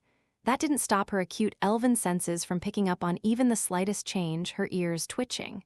"Does the air seem different somehow?" she asked. "Perhaps." She shot the nearest goblin in the head, pulled the arrow out, and put it back in her bow before shooting another one with it, farther away. Goblin Slayer pressed forward, paying no attention to what a luxury it was to be able to effectively ignore the astonishing archery of a high elf. The goblins moved up to try stopping him. GRG, Googger. They've started to become more orderly. Still, there couldn't be even 100 of them. He plunged a sword through the throat of his 25th goblin, then kicked the corpse away. Gobg. If there's one way in which humans are quantifiably superior to goblins, it's reach. Simply having longer arms and legs means being able to maintain a greater distance. Ahead of the goblins, farther away from the goblins. As long as you kept that in mind, then we can deal with this number somehow. He remembered the times he had explored with the boy, in the tower, in a dungeon. This was not as bad as those times. When goblins were piling in from all sides, there was only one thing to do. Cut a path ahead. The threat of goblins did not lie in their nastiness, but only in their numbers. As long as the party could avoid getting surrounded and maintain their vitality, not their HP, mind you, there would be no problem. Although he would be loath to have to do the same thing on open ground. Arrows? Right. As such, the only real issue was which weapons to throw and what to replace them with. Goblin Slayer pulled out a dagger tucked amid his armor and flung it at a goblin hiding by a pillar, killing him. He used the momentum to leap forward, vaulting toward the goblin and grabbing its quiver, which he tossed through the air. Neither did he forget the goblin's specialty, a rusty sword which he kicked up into his hand. "Thanks." High Elf Archer's lithe arm stretched out, catching the arcing quiver, and that was a relief. There's nothing more unnerving than an empty quiver. Even goblin arrows are better than no arrows at all. "You're very high maintenance, Long Ears. I prefer the term civilized." High Elf Archer shot back, sending a snorting laugh in the direction of Dwarf Shaman, who was busy cracking a goblin's skull open with his axe. "Unlike certain hole dwellers. Ho, at least we're smart enough to stay out of the rain, unlike the elves." Goblin Slayer moved ahead, flinging the rusty sword at another goblin and killing him while High Elf Archer and Dwarf Shaman argued nearby. Arrows rained down in every direction, while Dwarf Shaman's axe did its own talking on his behalf. With them helping to hold the goblins at bay, Lizard Priest had some breathing room. "A swamp can be quite a nice place as well, you know," he said as he used his superlative tail to slam a goblin to its death against a wall, a literal rear guard. Naturally, he hesitated to defile the holy staff with goblin blood. The statue, however, was another matter. The goblins were never going to stop Lizard Priest with nothing but a little horde, which meant rather than having him up front, it was better to use him to broaden their vision. After all, they were one cleric short this evening. "What do you think?" Goblin Slayer asked. "I think they've started to become more orderly," Lizard Priest replied, echoing the judgment of the man who at that moment was relieving a throatless goblin of its club. "I believe we can presume that whoever is commanding them is cognizant of the situation and has begun taking measures to respond. With this scale, I doubt it's a goblin lord," Goblin Slayer said, swinging his club to the right and muttering 28 under his breath. "However, I don't think goblins would follow a shaman so obediently." "GBBG? Some servant of chaos, then, a dark elf, a cultist, perhaps some worshipper of evil spirits, or Gorg G-Gorb, G-Bobger?" Their conversation was punctuated by the screams of dying goblins. Not that they noticed. High Elf Archer frowned at the spraying blood, but a second later, her ears were twitching. Up ahead, something's coming. At that moment, a red light pierced the darkness. No sooner had they registered the beam than it was already passing by, impossible to evade. Without the high elf senses to alert him, it would have sliced Goblin Slayer clean in half. Then again, he had never been under the impression that his armor would stop anything but a goblin attack, let alone a lord of darkness such as advanced now from the shadows. "The hell is that thing?" Dwarf Shaman cried. "At the very least, it's not a goblin," his leader replied, stating the obvious. No, it was no goblin, it was sheer menace, as if the darkness itself had taken on form. It wasn't just Goblin Slayer who didn't recognize it, hardly anyone would, but anyone would know to be afraid. If Priestess had been there, or perhaps Hairfolk Hunter, or even Club Fighter or the Cleric of the Supreme God, if one of them had been there, they might have recognized it. There was a freezing chill like terror. It was not hatred nor greed, but rather the pride and murderous disinterest of a being that viewed living things as nothing more than cattle. There stood a man with pallid skin. His slick red lips opened, and a bizarre voice issued forth. "You would speak of me in the same breath as goblins. There are insults one cannot bear." It was almost like he was talking to himself, like they shouldn't have been able to hear him, and yet the voice reached the adventurers. The man's skin might have been pale, but his eyes burned in the darkness. At first glance, he appeared young.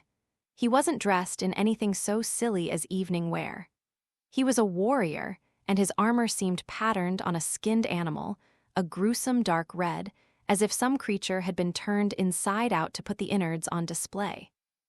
A great many words existed for this creature, this being, the clan of darkness, Nosferatu, the walking undead. All words invented to describe these monsters.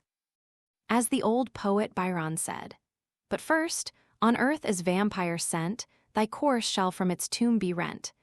Then ghastly haunt thy native place, and suck the blood of all thy race.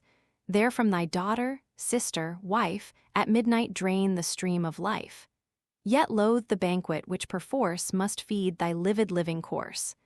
Thy victims, ere they yet expire, shall know the demon for their sire. As cursing thee, thou cursing them, thy flowers are withered on the stem. Vampire, high elf archer screamed. Section had the field of combat ever fallen completely quiet until this moment? The people in the packed grandstands from every corner of the capital stared down in mute amazement. The silence was enough to make your ears hurt. Finally, one thing resounded through it, the clopping of hooves. Surely there had never been in all the four-cornered world a donkey who stepped so proudly.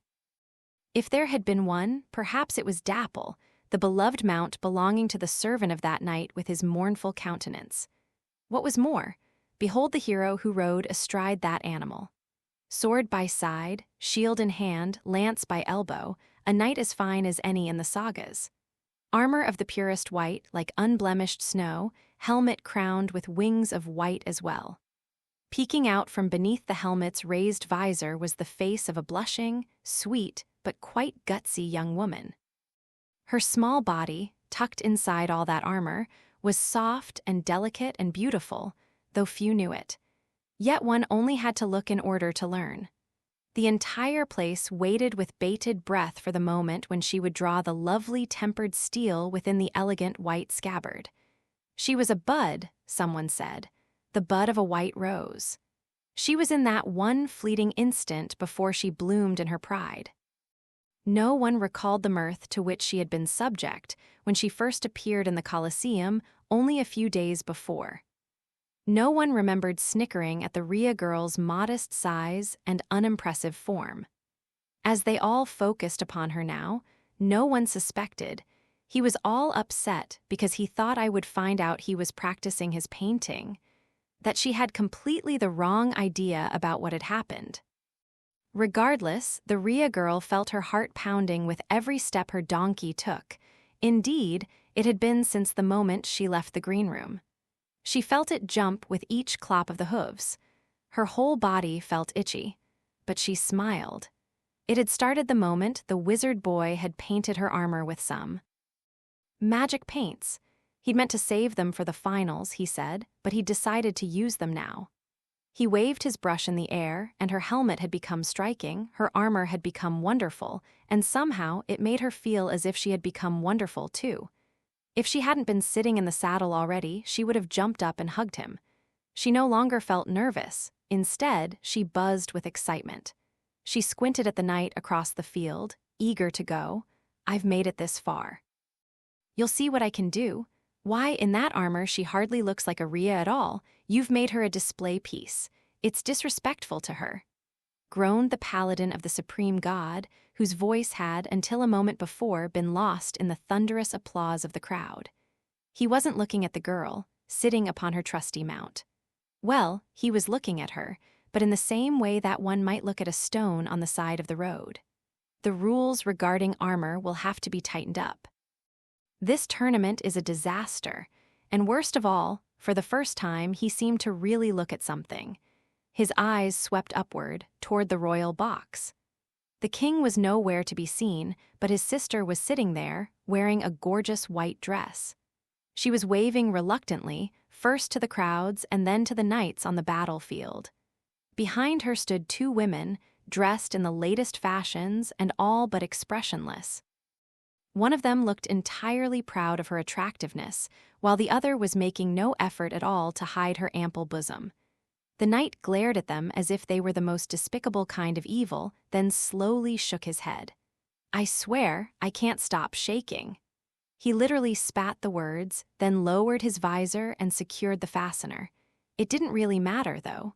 The Rhea was watching her opponent only in order to win, for herself, not for him. She touched her own visor, then stopped and looked back with, was that hope? She saw the wizard boy standing there. He was fiddling with his small staff, touching the boomerang at his hip, looking around and grumbling. To any outside observer, he would simply have looked anxious, but Rhea Fighter knew. This was how he acted when he was busy thinking of something to help her. She didn't understand the more arcane aspects of what he did, but it was all she needed to know. Hey, he said when he noticed her looking. That was all, a brief sound of affirmation. So she replied, right, and lowered her visor with a clank. I've come this far. All that's left is to do it. Wizard Boy watched her go. As she rode toward the list, she seemed at once like both the smallest and the biggest presence on the field. Do or don't, there's no try. He remembered the nasty old Rhea bellowing at him. But yeah, he was right. You couldn't try killing goblins. You couldn't try slaying a dragon. That just wasn't how it worked. As that faraway paladin had proved, it was the choice to do that enabled one to overcome a dragon. Even the stupidest burglar wouldn't just try to filch a gem from a dragon's treasure hoard. Screw it, the boy thought as he watched the girl go. He took in a breath as if he was breathing in everything in the world along with it.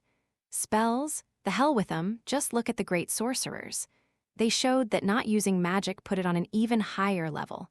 What he needed, he already had it all. The silence, more eloquent than any words. Thus he drew another breath. Just watch me, you old shithead. You could never do this. Just hurry up and die, like my sister. Imagining that bastard with his crusty laugh was here in this very stadium, the boy yelled. Those who are far, listen with your ears. Those who are near, see with your eyes. His voice projected.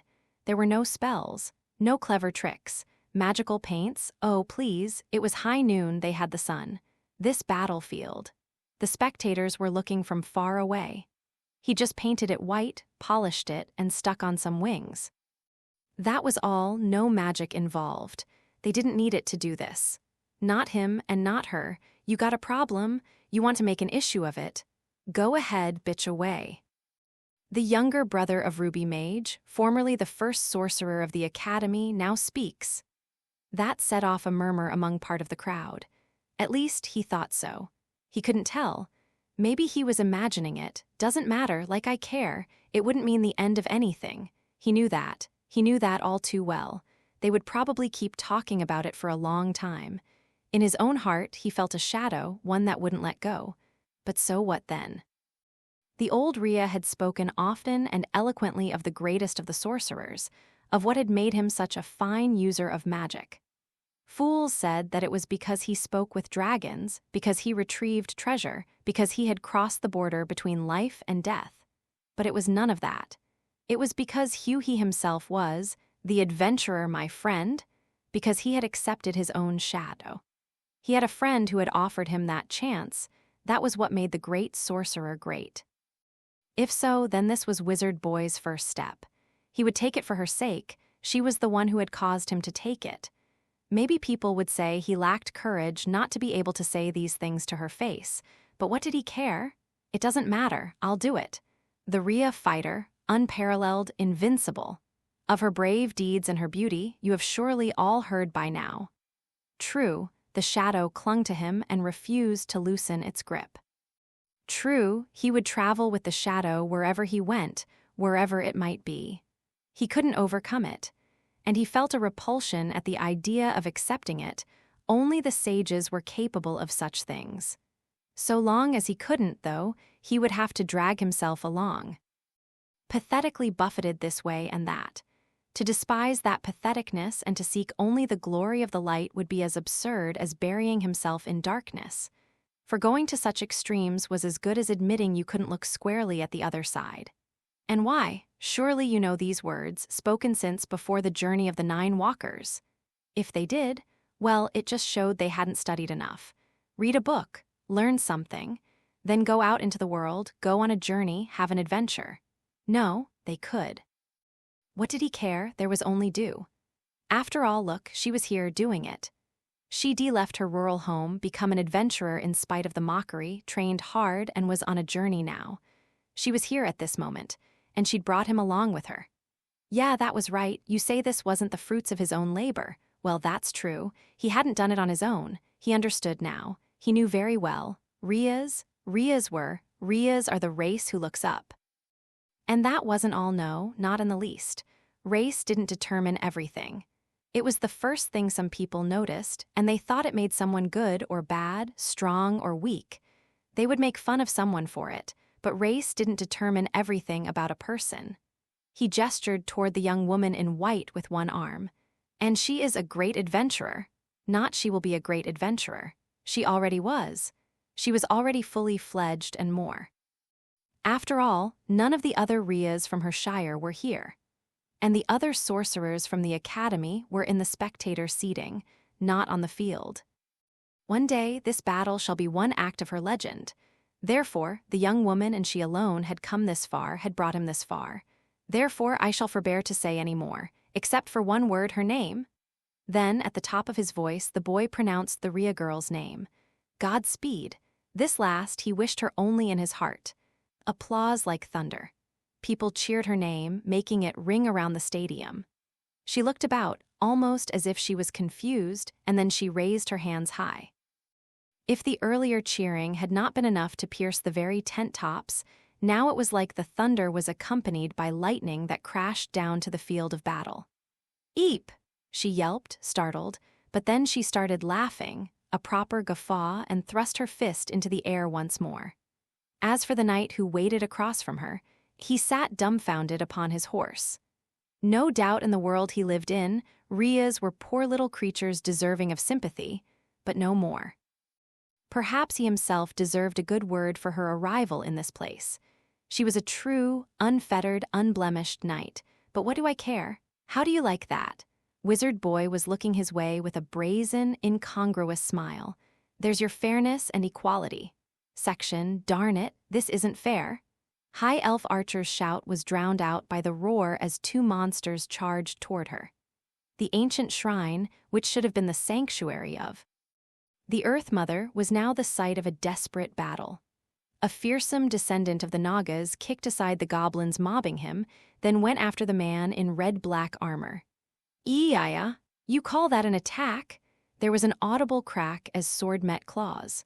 Sparks flew, the hot, red flashes illuminating both combatants. It was not a contest, this matching of prodigious strengths. Lizard Priest swung his claws, fangs, and tail with everything he had, the claws of his feet scraping as they slid across the floor. He was only keeping his opponent at bay, even he, who had gone toe-to-toe with a red dragon. A descendant of the fearsome Nagas has entered my stronghold. Oh, how the mighty have fallen. Is it so?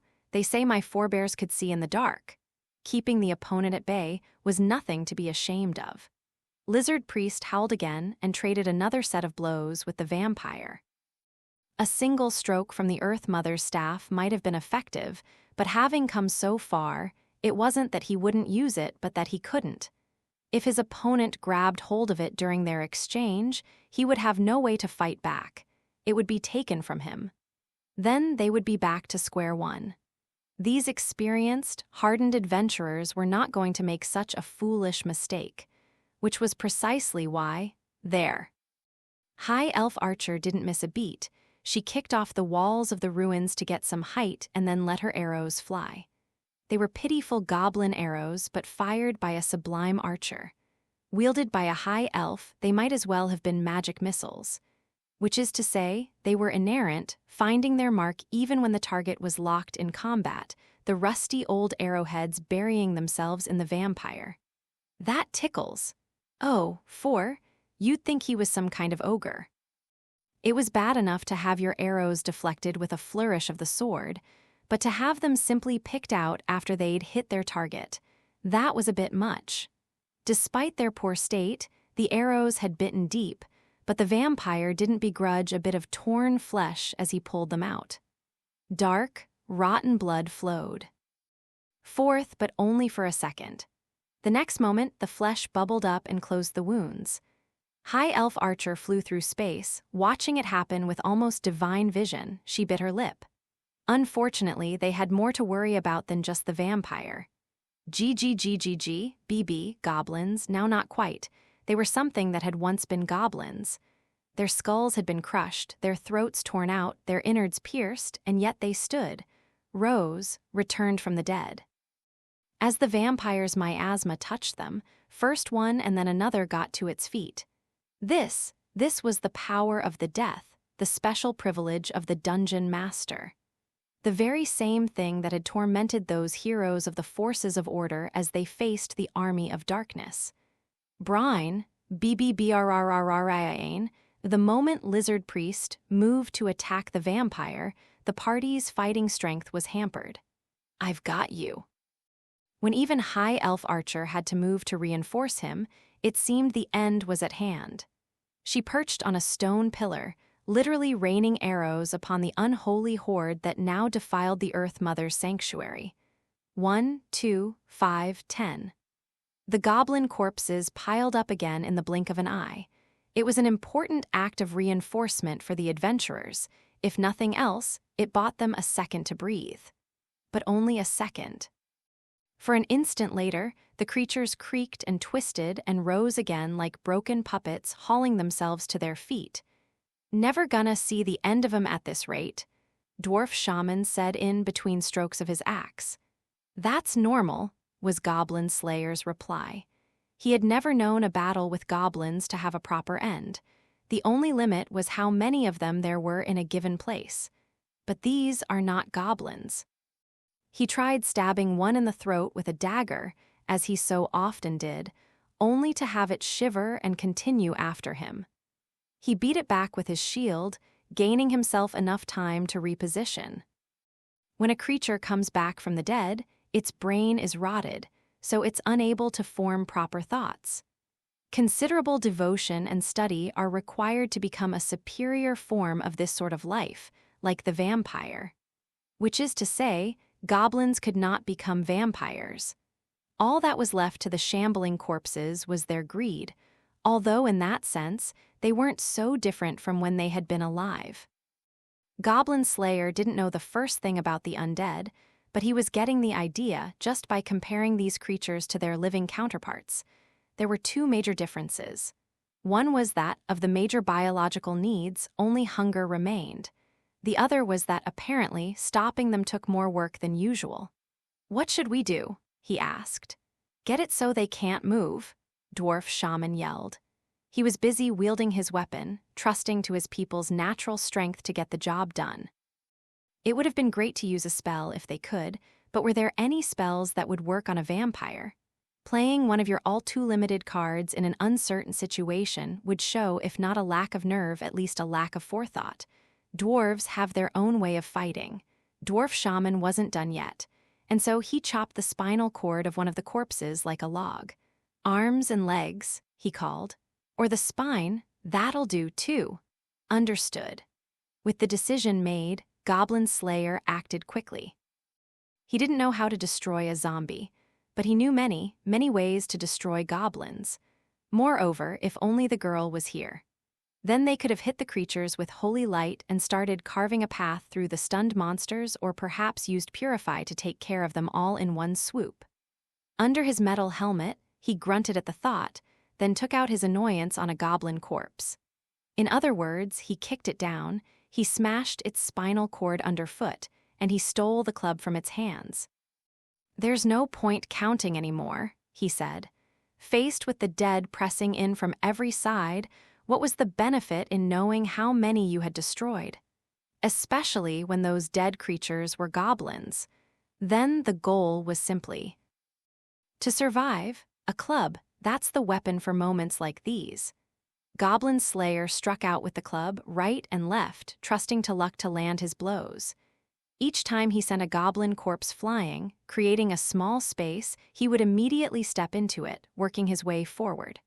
Bereft of the premise that death meant stillness, he knew he had to get out of this large room.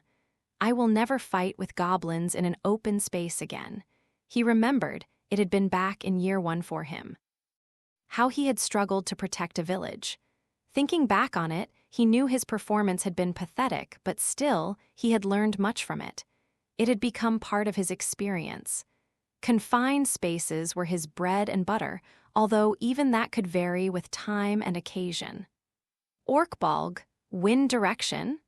The party members he had gained since then were better than he was at other things besides hunting goblins. The elf, whom he'd known for years now, felt the instantaneous change, her acute sensory receptors catching the movement of the wind sprites. She pointed. He peered into the darkness from behind his visor, and there, he was sure, was a passage. That way, he said as he split a goblin's head open afresh, trampling over the toppled corpse as he went. "Let's go!" At the same moment as he shouted, indeed almost in the same breath, he flung his club with a casual motion. It wasn't as fast as the hammer of that famous thunder god nor the flying dagger, but it was the perfect way to kill a goblin. As the object arced through the air, you would have had to have the vision of a centaur to avoid it. Even with the vampire's monstrous field of view, if he registered it only just before it struck, it was too late. Or perhaps he didn't feel it was worth dodging, but if so, he was wrong. The club struck the vampire square in the back of the head, cracking his skull open. The bones broke audibly and the brain made a squishing sound. The insides of the vampire's head came flying out like fireworks. That single blow gave Lizard Priest ample time to turn. Ha! Plain wood! Oops! No, it didn't. The vampire's eyes burned bright even as he mopped up brain matter. Blast! I don't know what made me think using goblins would be a good idea. Unbeknownst to the vampire, however, while they had been alive, the goblins had more than fulfilled their role as his shield. If that high elf had had even a single bud-tipped bolt left, it would already have been through his heart. None here were aware of that fact, however, not a single one of them. "I see," Goblin Slayer muttered. "He is indeed a monster." "Now you understand," the vampire howled and lashed out with claws that grew from his hand. Perhaps this was the price he paid for his regenerative powers. His bestial, inhuman nature, like a bat or a demon, was made manifest in him. "HRRNN, ah!" Lizard Priest struck the ground with his tail, kicking off the stones with his great clawed feet and launching himself into the air. His vestments tore with a re-yip, and the dragon fangs he carried as catalysts scattered everywhere. A hair's breadth. He'd lost crucial resources, but he still had his life. And the magic bag was still safe, too. Then, well, in that case, he had nothing to be ashamed of. This descendant of the fearsome Nagas, he had only to live. For the moment, his only task was to avoid follow-up attacks. It would take everything he had. He ducked low to avoid the inevitable blow, but then he blinked his eyes, twice, in fact, on account of his nictitating membranes. The attack didn't come. For a second, for the barest instant, the vampire stood stock still. "Ah! Mercy upon the misfortune of the Kruro Tarsi," Lizard Priest cried. He didn't waste the precious instant in thought, but sprung forward with all his terrible force. He cleared the zombies in a single bound, crushing a goblin corpse underfoot as he landed. Even a living goblin couldn't have resisted him. Death from above. None could measure the awful force and mass of a flying lizardman. "Are you okay?" cried High Elf Archer, going pale. "Indeed, of course." Lizard Priest chortled, thrusting his long neck forward. "Ah, my, perhaps we could call it right here when I have triumphed in a battle of life and death." Carefully clutching the bag holding the Earth Mother's staff, Lizard Priest rolled up his tail and ran. "Don't think so," High Elf Archer said, trying to put on a brave face as she darted past him like the wind. "I mean, he was already dead a long time ago, right?" "Tache," Lizard Priest bellowed, and then he was with his companions once more. Goblin Slayer was swinging an iron sword he'd stolen from a goblin, working with Dwarf Shaman to secure the passageway. Lizard Priest dove past them, followed by High Elf Archer and Dwarf Shaman after her. Last in came Goblin Slayer with his grimy armor, slipping away. "Damnable things," the vampire cursed, almost literally, as he treaded on the white fangs at his feet. The adventurers didn't realize that his eyes had been temporarily fixated on the teeth as they flew through the air. The instant it had taken him to count them, that was the instant that had granted the adventurers their lives. The vampire had to count any scattered objects he encountered.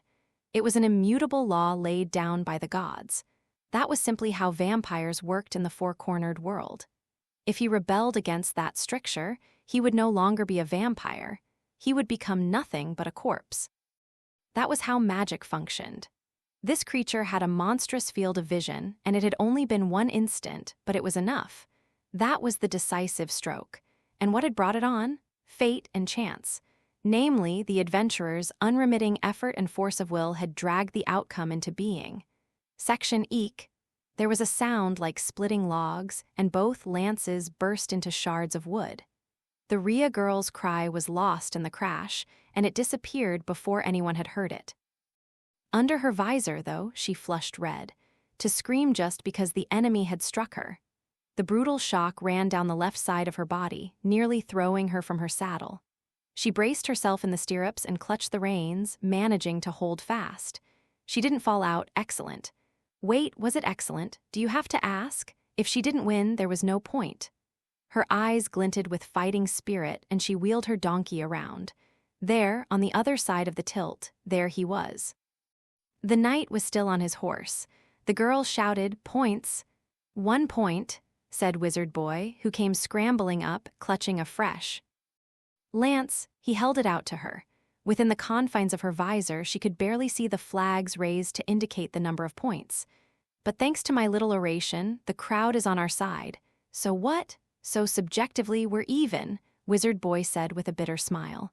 His lance broke, too, after all. Rhea Fighter made an angry hem under her helmet. For a second, the boy thought she was hurt, but then he realized the reaction was emotional. "What, you upset?" he asked. "Not upset." "I'm sure he'll have some kind of excuse." Like maybe that he'd been going easy on her because she was a Rhea. That would be hard to stomach, that much Wizard Boy could understand. "I want to win this, on merit, and no questions." "Then you'd better really thrash him," the boy said, handing her the lance. He patted her helmet plonk just once. "Right," she said with an energetic nod, and then she leaned forward in the stirrups. She couldn't forget to give her trusty mount a pat on the neck and congratulate him on a job well done. He was working just as hard as she was. He was a mere donkey, and he'd brought her this far against trained war horses. "We're not gonna lose now." Filled with fresh determination, the Rhea girl readied her lance. As for the knight, he looked as calm as anything. Well, not that you could actually tell with his visor down. He lazily raised his lance toward her, like he didn't care whether he won or not. "I don't like it." Yeah, the Rhea girl didn't like it at all. He traded lances, but she didn't feel anything from him. "I know I'm not my grandfather, but still." Her dear departed grandfather, who had gone to the great dungeon under the mountain, he might have sensed the knight's killing impulse, or at least his warrior spirit or something. The modest Rhea girl, however, hadn't yet reached such a point. But nonetheless, "He thinks I can't do this." She knew that was what was on her opponent's mind. He thought Rheas were poor, small, weak creatures in need of protection. He thought, therefore, that the fact she had come this far was thanks to his own intercession, her victories only an exception to the rule. The hit she'd scored just now would not enter into his consideration. In other words, she wasn't worthy of even thinking about. Somewhere in there was something almost like compassion. Almost, but not quite. To be regarded as someone who wasn't even there, now, that made the Rhea girl very, very angry. It was the same way the people of the Shire had kept their distance from her as she went around waving her stick, working at being a fighter.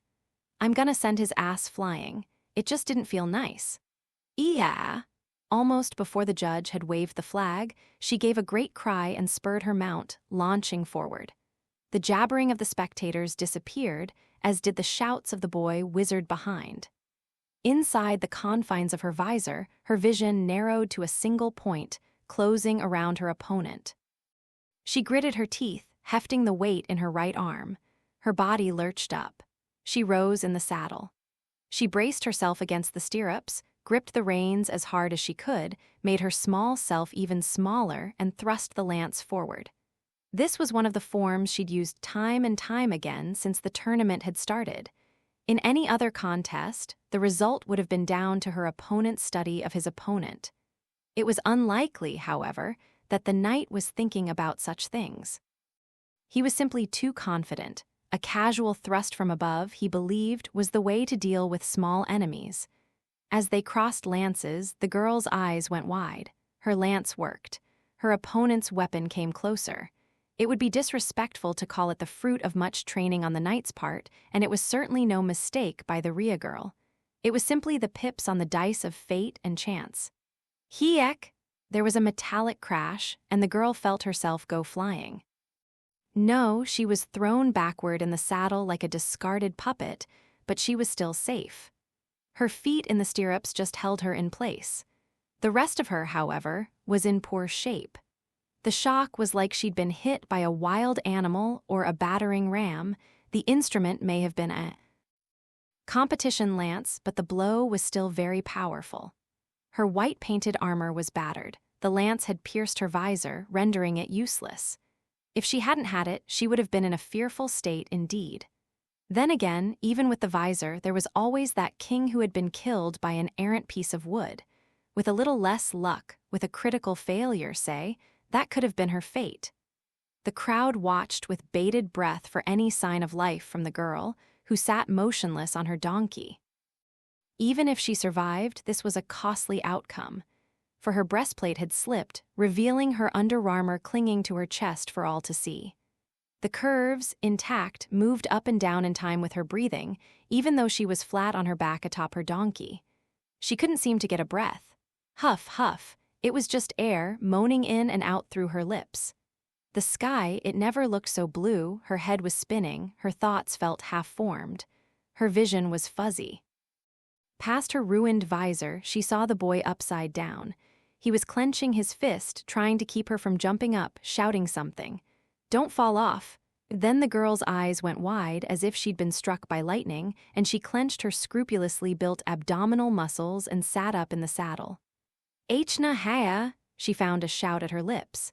That was a close one. She shook her head hard. It felt so heavy. Arg. She tore away the armor that hung limply from her shoulder girdle, then reached for her helmet. The visor was warped. She could lift it, but barely. She mustered her strength and tore the helmet off her head. "Who?" she exclaimed. She felt like she had been trapped in there for hours, though it had only been a matter of minutes. She shoved aside her hair, stuck to her by the copious sweat on her cheeks and forehead, and sucked in a breath. A thunderous cheer greeted her safety, and the judge raised a flag in the paladin's corner. None of that mattered to the girl. She simply waved her fist toward her partner, the boy. He saw her and nodded. She replied with a nod of her own, and then she slapped her cheeks as hard as she could. Damn, that was a pathetic showing. If her grandpa or her mentor had seen that, she would never have lived it down. She gritted her teeth from shame, then glared fixedly at her opponent. The paladin shook his head and muttered, "I knew this very tournament was inherently barbaric. Did anyone hear him? It only serves to make Rias and other such peoples the objects of gawkers and to get them hurt as well. It ought to be done away with immediately." Neither the knight's words nor his opinions would have mattered to most of the people in the stands, and certainly not to the Ria girl.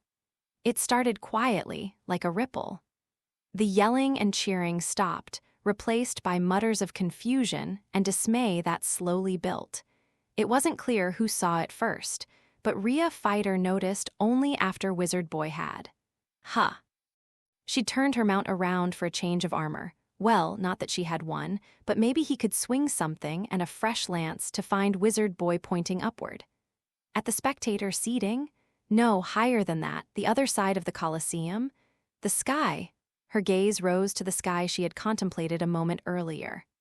White sunlight pierced the blue. She saw gathering clouds, white and gray, dark and light, and among them a collection of black smears. As she watched, they grew bigger, until she could see the wings, the claws, the fangs, and the glowing eyes, monsters. The Colosseum erupted in screams. Section, "Ya, I flee for shame." Lizard Priest howled with uncharacteristic vitriol as he slipped his huge form into the shadow of a pillar. If the Nosferatu are the kings of horror, then the fearsome Nagas are the kings of the monsters. In spite of his self-censure, he had sustained more than passing injuries. He could endure them because of his great strength and his scales, which gave him an unparalleled ability to carry on in combat. Satisfied that Lizard Priest's injuries were not going to be a problem, Goblin Slayer said quietly, "It seemed to stop earlier. What did you do?" I did nothing. One hears that vampires have a number of weaknesses, however. Don't know much about that, said High Elf Archer as she tied a bandage around Lizard Priest's injuries, knotting it with an elegant motion and speaking as fast as she rapped. They're supposed to be weak to sunlight, but you don't get much of that in human temples. Why? Because then even the stupidest amateurs would come charging in, thinking they could take care of things and get themselves bit. Dwarf Shaman took a swig of his fire wine, shooting a dirty look out past the pillar as he spoke. Even as zombies, perhaps especially then, the goblins' main menace was in their numbers. However, they moved more slowly, more heavily, with less agility than in life. The vampire didn't seem inclined to send the zombies flying at them. Perhaps it was something to do with his sense of aesthetics. You humans have the worst habits, High Elf Archer said, patting the bandaged scales gently and chuckling as she flicked her ears. You learn one little thing, you think you've got the truth of the whole world figured out. I know that all too well, Goblin Slayer said very seriously. There they were, having a break and a little chat despite the looming army of the dead. It's often said that adventurers' rest periods can be broken into two kinds, long rests and short ones. Depending on the moment and the situation, a rest might be as little as 5 minutes, and this was such a time. This was a party that had always relied minimally on minor heal. To revive themselves, they drank stamina potions or snacked on the elven baked goods supplied by their archer. Gah! This elvish bread is edible as far as it goes, but it's a little light, Dwarf Shaman griped. Somewhat lacking as an accompaniment for wine, he picked a few crumbs out of his beard. I could wish for a roast chicken. Don't like it, then don't eat it, High Elf Archer said, licking the crumbs off her fingers and somehow still looking elegant at the same time. I can't help wishing the girl was here. She's dealt with a vampire before. Yes. Goblin Slayer poured the contents of a small bottle through the slats of his visor, then nodded. She told me the same, although she wouldn't speak much of it. Next, he whispered, she is a far more accomplished adventurer than me. This was tinged with gladness as each person there could hear. If Priestess had been with them at that moment, our cleric is not given to bragging nor accustomed to effusive praise. She would certainly have been pleased. Lizard Priest's eyes spun merrily in his head. Then he stretched, twisting his neck to check how he was feeling after the first aid. I do believe this occasion will become valuable experience. That vampire's the blamed problem, said Dwarf Shaman, who was seated in a lotus posture as if meditating. He rested his chin on his fist and looked very perturbed. Don't think you or I are made to take out the likes of that shit-kicker, beard cutter. He took another long gulp of wine, then fixed Goblin Slayer's helmet with a stare. You can't be tellin' me you don't know about vampires now. I won't believe it. I know of them, Goblin Slayer replied with a nod, but not much. Well, that's a relief, High Elf Archer said, half in exasperation, half in amusement. I was afraid you were just going to say, and here she pitched her voice low, I know it's not a goblin. Well, it isn't, came the very serious reply. High Elf Archer hit a snicker but not very well. One could only imagine how the vampire himself would have felt to hear it. The impish imitation of his own voice was lost on Goblin Slayer, but not the change in the party's mood. He could tell that even as everyone remained vigilant, they were also relaxed and loose. I'm grateful for that. Normally, yes, it was becoming normal, he discovered. Normally, it would not have been like this. The one who was sensitive to how everyone was feeling, who passed out food and water, who performed first aid, thought things through, and kept the conversation flowing was the cleric. Each of them made up a bit of the slack, so the party was able to function as normal. I couldn't have done this. If, in her absence, the unity of the party had declined, he would not have known what to do. Rather than ponder the imponderable, Goblin Slayer turned his attention to the problem at hand, and a vampire was a substantial problem indeed. How many spells do you have left? 1 or 2, I'd say, Dwarf Shaman answered. Lizard Priest volunteered that it was the same for him, his long head shaking from side to side. I dropped my fangs. I might be able to conjure a single dragon-tooth warrior at best. What we need is some numbers, High Elf Archer murmured. She patted her quiver, stocked with ragged arrows, and shrugged. If we could have scattered some more, he might have stopped again.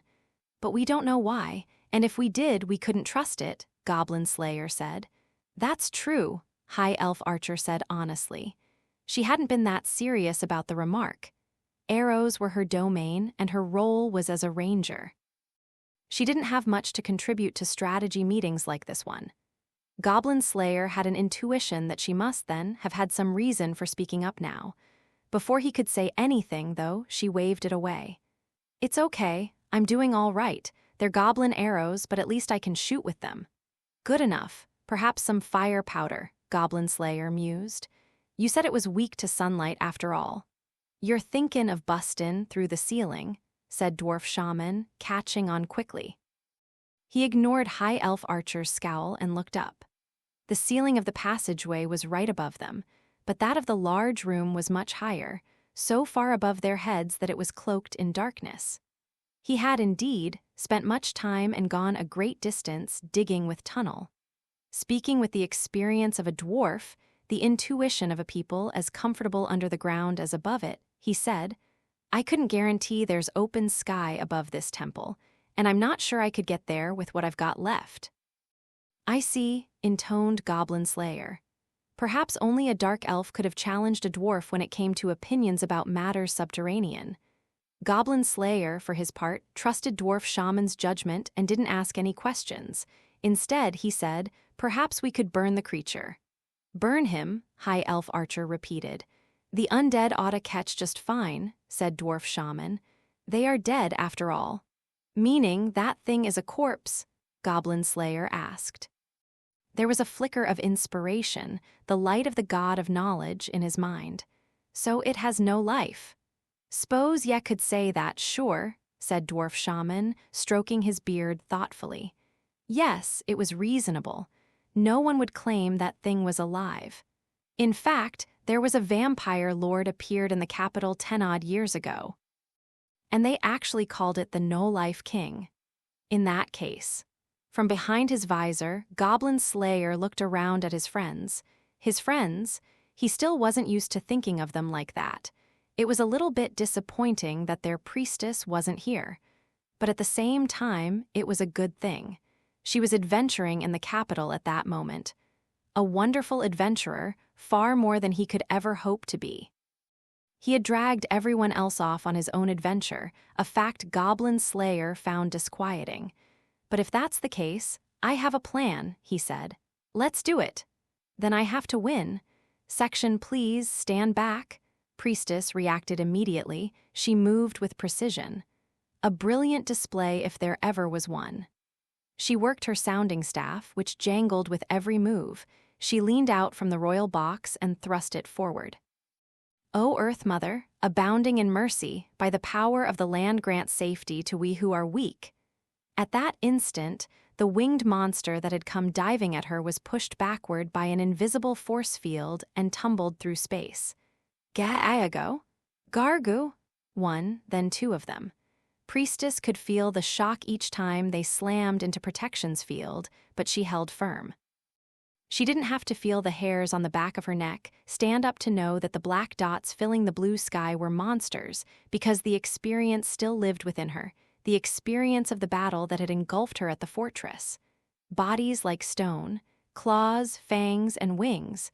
Those are monsters, Cowgirl said, terrified. Are those demons? No, Priestess called back. They're gargoyles. It was the first time she'd seen them outside of the monster manual.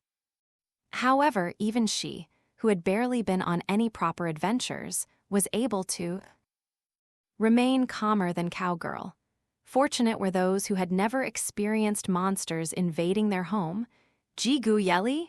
Another of the creatures smashed against the protection barrier, and Priestess felt her hands tingle. It's all right. She could take it. She could still hold. There was no problem for her, she figured. But chaos was already spreading among the spectators, the screams of the crowd mingling with the roars of the monsters. She saw how alert her bodyguards were and assumed the security around the audience was hopping to it as well. After all, monsters didn't just come from the sky.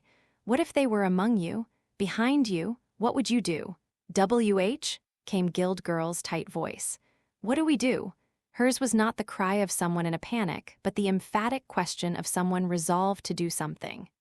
Priestess started calculating in her head, thinking fast. The breath came in through her delicate lips, then went out again. "A plan, I have a plan," she shouted so that they could hear behind her, for she had no time to turn around as another gargoyle threw itself against her barrier. "Get to the door, hold it shut." Yeah, okay," Cowgirl said, brought back to her right mind by Priestess's orders. The royal box was, well, literally a sort of box, and it had a door for getting in and out. Rather than rushing out into the hallway in an attempt to escape, it might be better to stay in here and wait for rescue. Not, of course, that Cowgirl had thought that far ahead. It was simply that Priestess had given her instructions, and Cowgirl wasn't the kind to dawdle. A chair. We need a chair over here," she said. "Grab that one." "I'm on it. Let's push together," Guild Girl replied. 1, 2. Cowgirl, like Priestess, had no time to look back, but still she and Guild Girl were able to build a crude line of defense. King's sister had used a miracle to put up some kind of wall, and her ladies-in-waiting were working to set up defenses. That was how it looked from the outside. The soldiers, who had felt the entire scene growing more unreal by the second since the moment the gargoyles attacked, finally jumped into action. "Sorry we're late, let us help." "Thanks, we could use it," Guild Girl said. Whether you were trained or not, responding immediately was a difficult thing to do. Even adventurers, whose daily lives involved putting themselves in danger of life and limb, could sometimes be taken by surprise. "We've got this side held down," one of the soldiers cried. "Thank you." Priestess exhaled as another gargoyle slammed downward. Cowgirl had been in the middle of a goblin assault before, and prior to that, there had been the attack on the farm. Above all, she knew that Priestess was a strong young woman, so it would be all right. It had to be. She took comfort in that. "I don't have any plan," Priestess thought, trying to think as fast as she was able. A single bead of sweat traced a line down her forehead, then veered onto her cheek.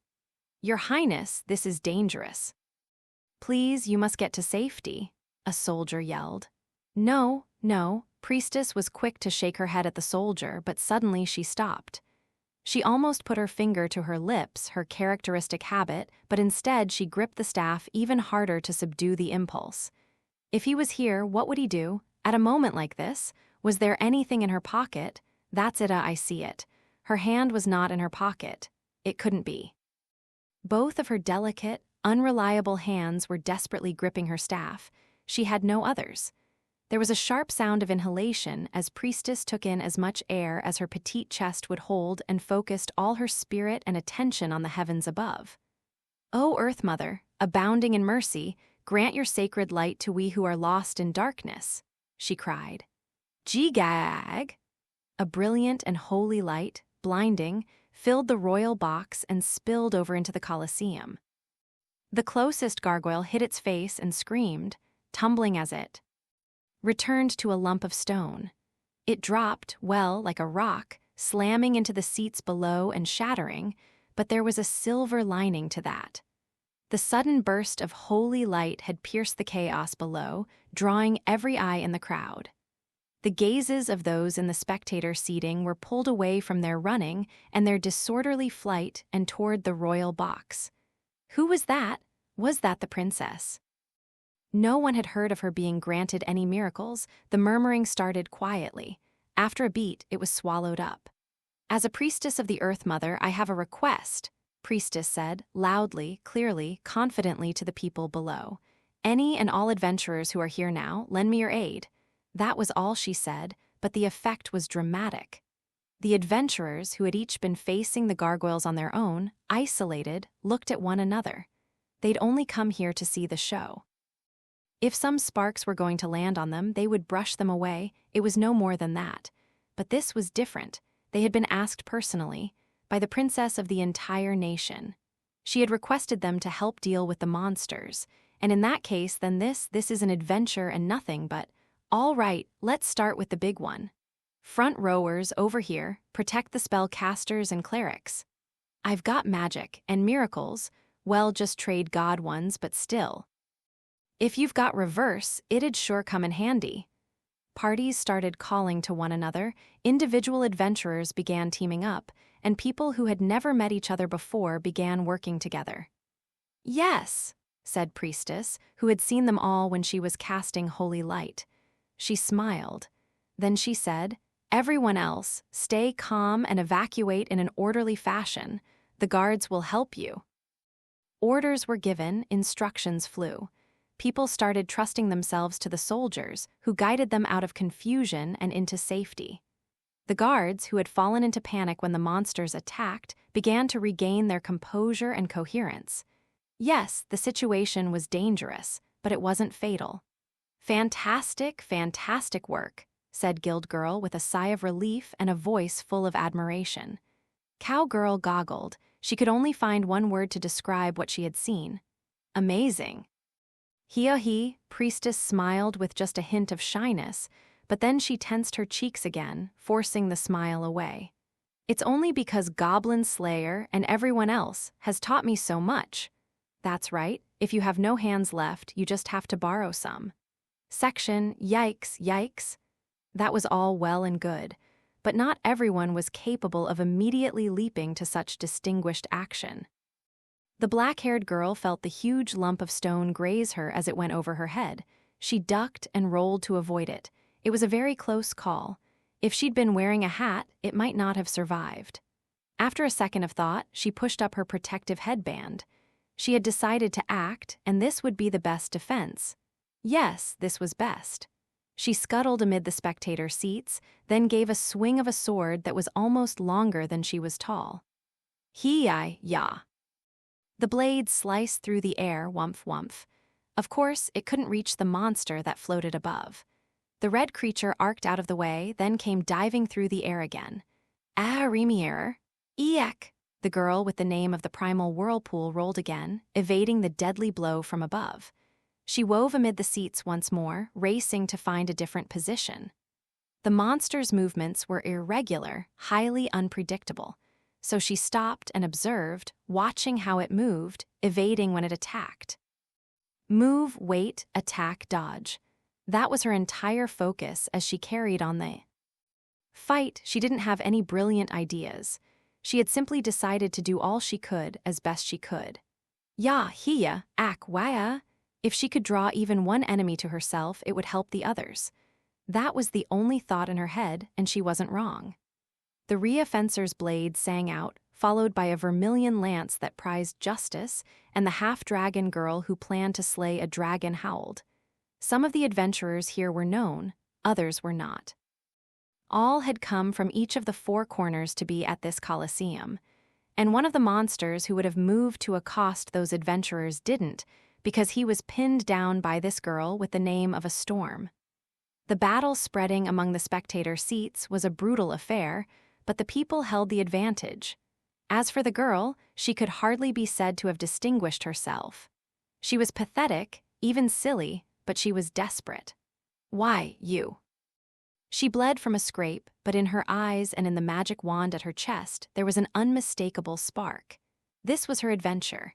And if that was true, then magna nodos facio, form, magical binding.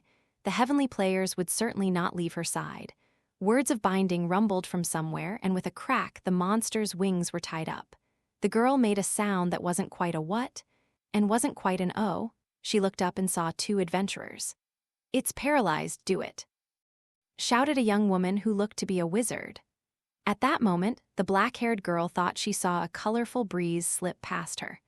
This breeze was also in the shape of a young woman, and there came a terrible grating noise. Before the black-haired girl could register that it was the sound of feet cracking the stone beneath them, there was a shout. "Dee!"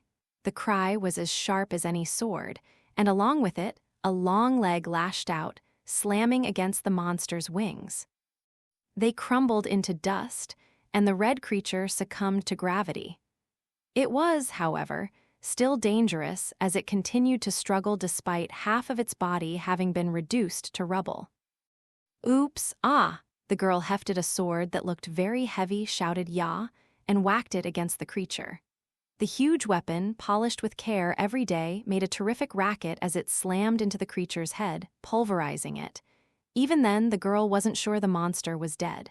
She sucked in desperate breaths. Her hands were shaking, she stood frozen as if paralyzed, and sweat poured down her forehead. She wiped it away vigorously with her arm. "Excellent work." The woman's partner, the mage, lazily waved a hand. Only then did the black-haired girl realize the wizard was standing in front of her.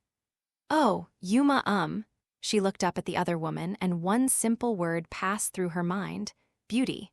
She thought she had understood the word before, but now she realized she had known nothing. The person in front of her wore a man's outfit, and as becoming as it looked on her, she was without question a woman, and a beautiful one. "She's wonderful," the thought didn't cause the girl to forget the first thing she needed to say. "Thank you very much." She bowed deeply, the pack on her back shifting and rattling as she did so. She blushed furiously at it, but the other woman surprised her. "You've nothing to be ashamed of," she said, and got down on one knee so that she was eye to eye with the smaller, black-haired girl. Only then did the girl realize that the other woman had just one eye. It was sharp and perceptive, but also had a kind warmth. Like the person from the dungeoneering contest, she thought. "You survive, you take a step forward. One step at a time, just keep moving." "Yeah, that I can do. That's sort of my specialty." "Very good." The woman grinned, and her gorgeous, clear eye gazed hard at the girl, remembering her. Seeing such a lovely older woman from this proximity naturally caused the girl to feel a bit out of sorts. Could I be like her? Could she become so beautiful, so wonderful? It was hard for her to imagine. Oh, pardon me." The woman smiled that luscious smile again, then brushed away the hair that hid her eye. "You just reminded me of someone I know." "Someone you know." "Not that he was here. Most likely. That boy is off on a goblin hunt somewhere." Even though he was too old for such things. Section Wizard Boy had a thought. It was good that that man wasn't here. "I knew we couldn't leave things to that king of ours. He invited this trouble," the knight grumbled, but Wizard Boy ignored him and looked around the tournament grounds, his hand on the thing he kept at his hip. A flock of monsters, gargoyles, was attacking the spectator seating and the royal box. He'd just seen someone smash one of them. Pretty good work. That one was kind of reddish-colored. Think it was some sort of fire demon? It was probably quite serious stuff then, but this wasn't the time to be ruminating. The bulk of Wizard Boy's attention was turned toward the girl, who stood on the field of combat, and on the gargoyle above her. The way it circled made the boy think of a vulture or a buzzard. Not that I've ever seen either of those. He didn't know if they really circled over dead bodies. Maybe he would find out one day. If vultures didn't let their prey escape, well, neither did this gargoyle. It had both the Rhea girl and the knight pinned. Just one thing to do, then. For the second time, he was glad that Guy wasn't here.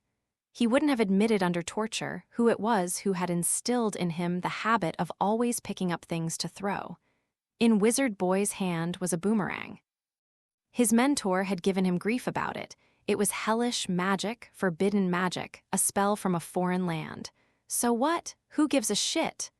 The boy took one step forward, then two, gaining momentum, and then he let the thing fly. Gerg! However good humans might be at throwing things, though they were never going to get a hit 100% of the time. The boy didn't know whether. Gargoyles felt emotions, but when it juked out of the way of his boomerang, he would have sworn it was laughing at him. But the boy was laughing, too. "Iacta, toss," he shouted. His entire body glowed a faint green with magical energy. The object of the word of true power that he wove from his mouth was not the boomerang but the blowing breeze. What wizard worthy of the name didn't know the true name of at least a passing wind? The boomerang's trajectory took an impossible turn, veering around. Goye! In the grip of the wind, the boomerang did exactly what the boy wanted, cutting through the air and slamming against the monster's wings, which vaporized with the impact.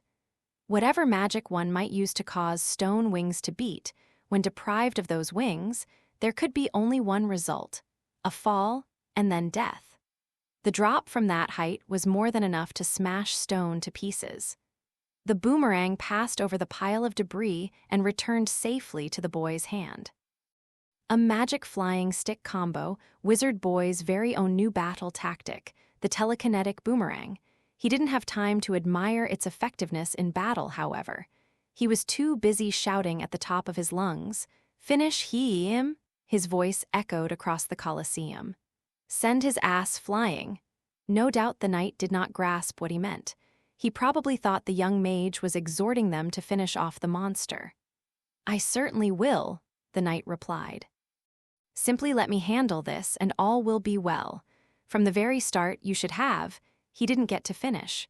Why would anyone have listened to him all the way through? The Rhea girl bellowed. "Eyes on me." She threw aside her ruined helmet and tore off the shoulder girdle that was dangling from her chest armor. "We're not finished yet. You can't just decide this is over." The knight appeared perplexed. This was another pronouncement he didn't understand. He stood dumbfounded, and then his muffled voice could be heard from under his own headgear. "What are you talking about? Our battle with you, I don't care about anything else, and I mean anything." She gestured around with her arms, her whole tiny body bouncing as she shouted. This is the entire world. This was everything. They were going to settle this. Win or lose, that was everything there was. Pierced by the gleam in the girl's eyes, the knight took one unsteady step backward. "You wish to continue our contest?" "Damn right I do." "But..." His voice wavered, troubled, and confused. He held up the shattered remains of his lance. "I have no lance." "You have your sword." She was not going to let him get away. She was not going to let him find an excuse. Rhea Fighter drew her sword, the one her grandfather had given her. The nameless but beautiful blade he claimed to have found in a dungeon under the mountain. The greatest under heaven, the strongest in the world. She couldn't be those things, but she could try. And she wouldn't let anyone laugh at her for it. He had. This paladin had pointed and laughed, told her she shouldn't even bother. "You wanted this fight, you've got it." "Come at me," she howled. "I'm gonna rock you," Section cursed these adventurers, as pleasant as plague rats. Even as the vampire pursued the enemies, who had fled into one of the holes of his abode, he had time to reflect. To a servant of the no-life king, the ruler of the night who had occupied the capital, adventurers were as dust underfoot. Yet in spite of that, they had stopped the demon lord and his minions from spreading the death around the four corners. That affront was difficult to ignore. If these bandits were going to come sneaking around his domain, he would have to punish them properly. Come out, little adventurers." The vampire crossed his arms as if he had all the time in the world. He shoved aside goblin corpses as he went. In his voice, there was the slightest hint of haughty magnanimity and something that sounded almost like compassion, but wasn't quite. "If you'll surrender like good boys and girls, I might even offer you eternal life." Eternal life as my slaves, not as servants of the night, no. The thought didn't even cross his mind. One of the intruders had been an elf woman. If she was still a virgin, then there was every chance she might become a banshee, and he couldn't have that. Instead, I'll enjoy sucking her blood for the rest of the eons. This vampire was not so bored as to cultivate any buds of rebellion. There were plenty of ways in the world to enjoy an unending life without risking such danger. If there was anything that dissatisfied him about being a servant of the night, it was that there was no changing of the guard. Elders of dizzying age continued to hold sway. If you wanted to move up in the world, you had to get rid of them physically. Machiavellian masquerades, then, were the order of the day, but what of it? It lasts but a moment. Now that he was a servant of that god, it would be only a matter of time until he possessed more than enough power to rid himself of that lot. And to a vampire, time was always an ally. I warn you, if you're hoping for rescue, you hope in vain. That, the vampire assumed, was why they weren't moving. He even spared a chuckle. The capital will be in shambles by now. Wait as long as you like, they will never. Don't be stupid. The voice was casual, almost mechanical, like a wind blowing deep underground. The vampire should never have been able to hear it, yet somehow it reached his ears. With his literally monstrous vision, he spotted his prey leaping out of the passageway faster than the speed of sound. "There are adventurers in the capital," said the adventurer buried in the grimy armor, his voice almost a growl. "Adventurers far greater than I, clean water, dirty water, mixed together like cloudy weather, nothing can be seen through." At that same moment, a rotund little dwarf scattered the contents of a wine jug at his hip while singing a silly little song. The droplets FS-shed and FZZ and became a clinging mist that filled the shrine. Absurdity. Nonetheless, the vampire's smile remained like a crimson tear in his face. No doubt the dwarf had used invisible or some other trick like that. Yes, that might have worked on the likes of goblins. But him? They have no idea why vampires can see in the dark, do they? The world vampires saw was not one bathed in light. Vampires saw heat. They saw life. Their senses were spiritual in nature. They didn't depend upon their physical eyes.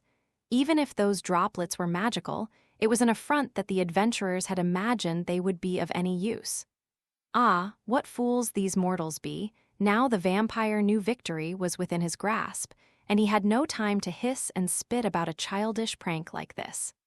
Enough of this! He swept away the arrows that came flying at him through the mist, then bounded forward. He could tell there were flickering flames racing at him like lightning through the mists of invisible from left and right. It must be that impertinent creature who spoke to him a moment ago. That must be their leader. Yes, kill him first. The scruffy armor emerged from the mist. The vampire's sword was raised and ready.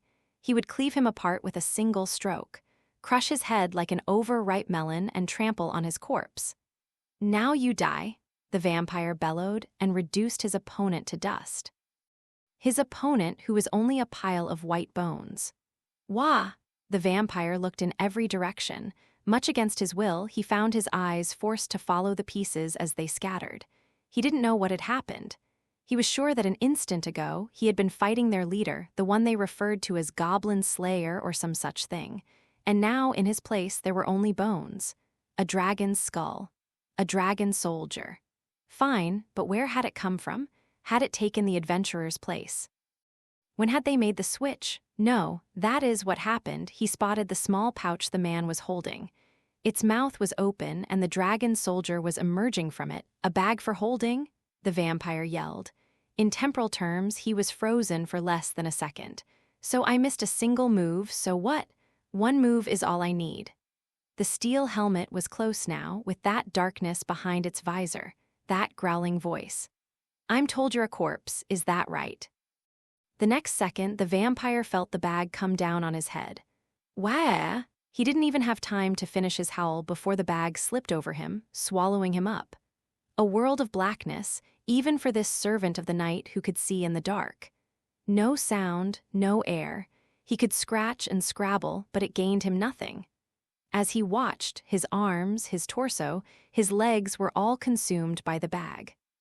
"In that case, I can put you away," came a voice from behind and above, like a sentence of death.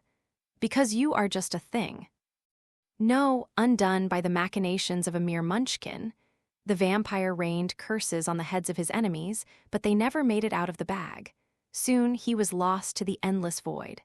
"Farewell," came the voice, and then with merciful quickness, all light vanished. The fight ended as abruptly as it had begun. No sooner was the vampire in the bag than the zombies, their master no longer on the same plane as them, collapsed. All that remained was dust, a pile of ashes. And the adventurers, living and breathing.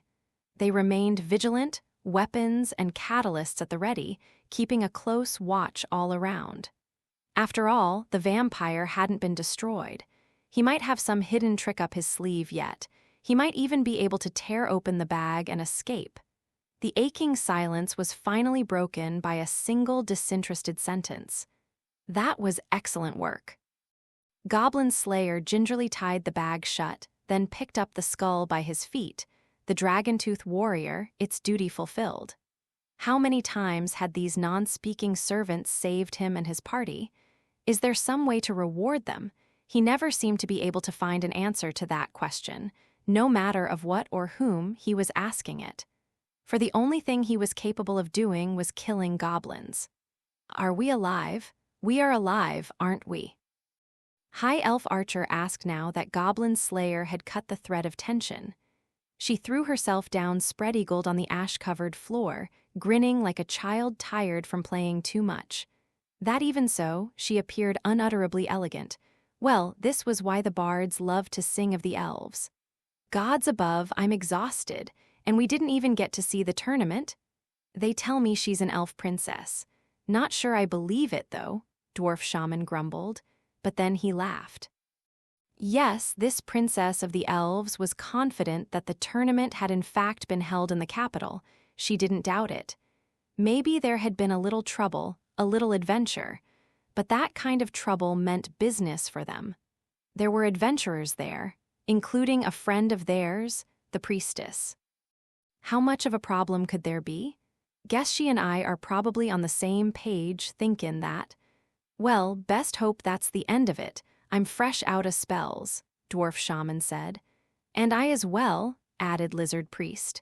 It had taken everything he had to go toe-to-toe with the vampire.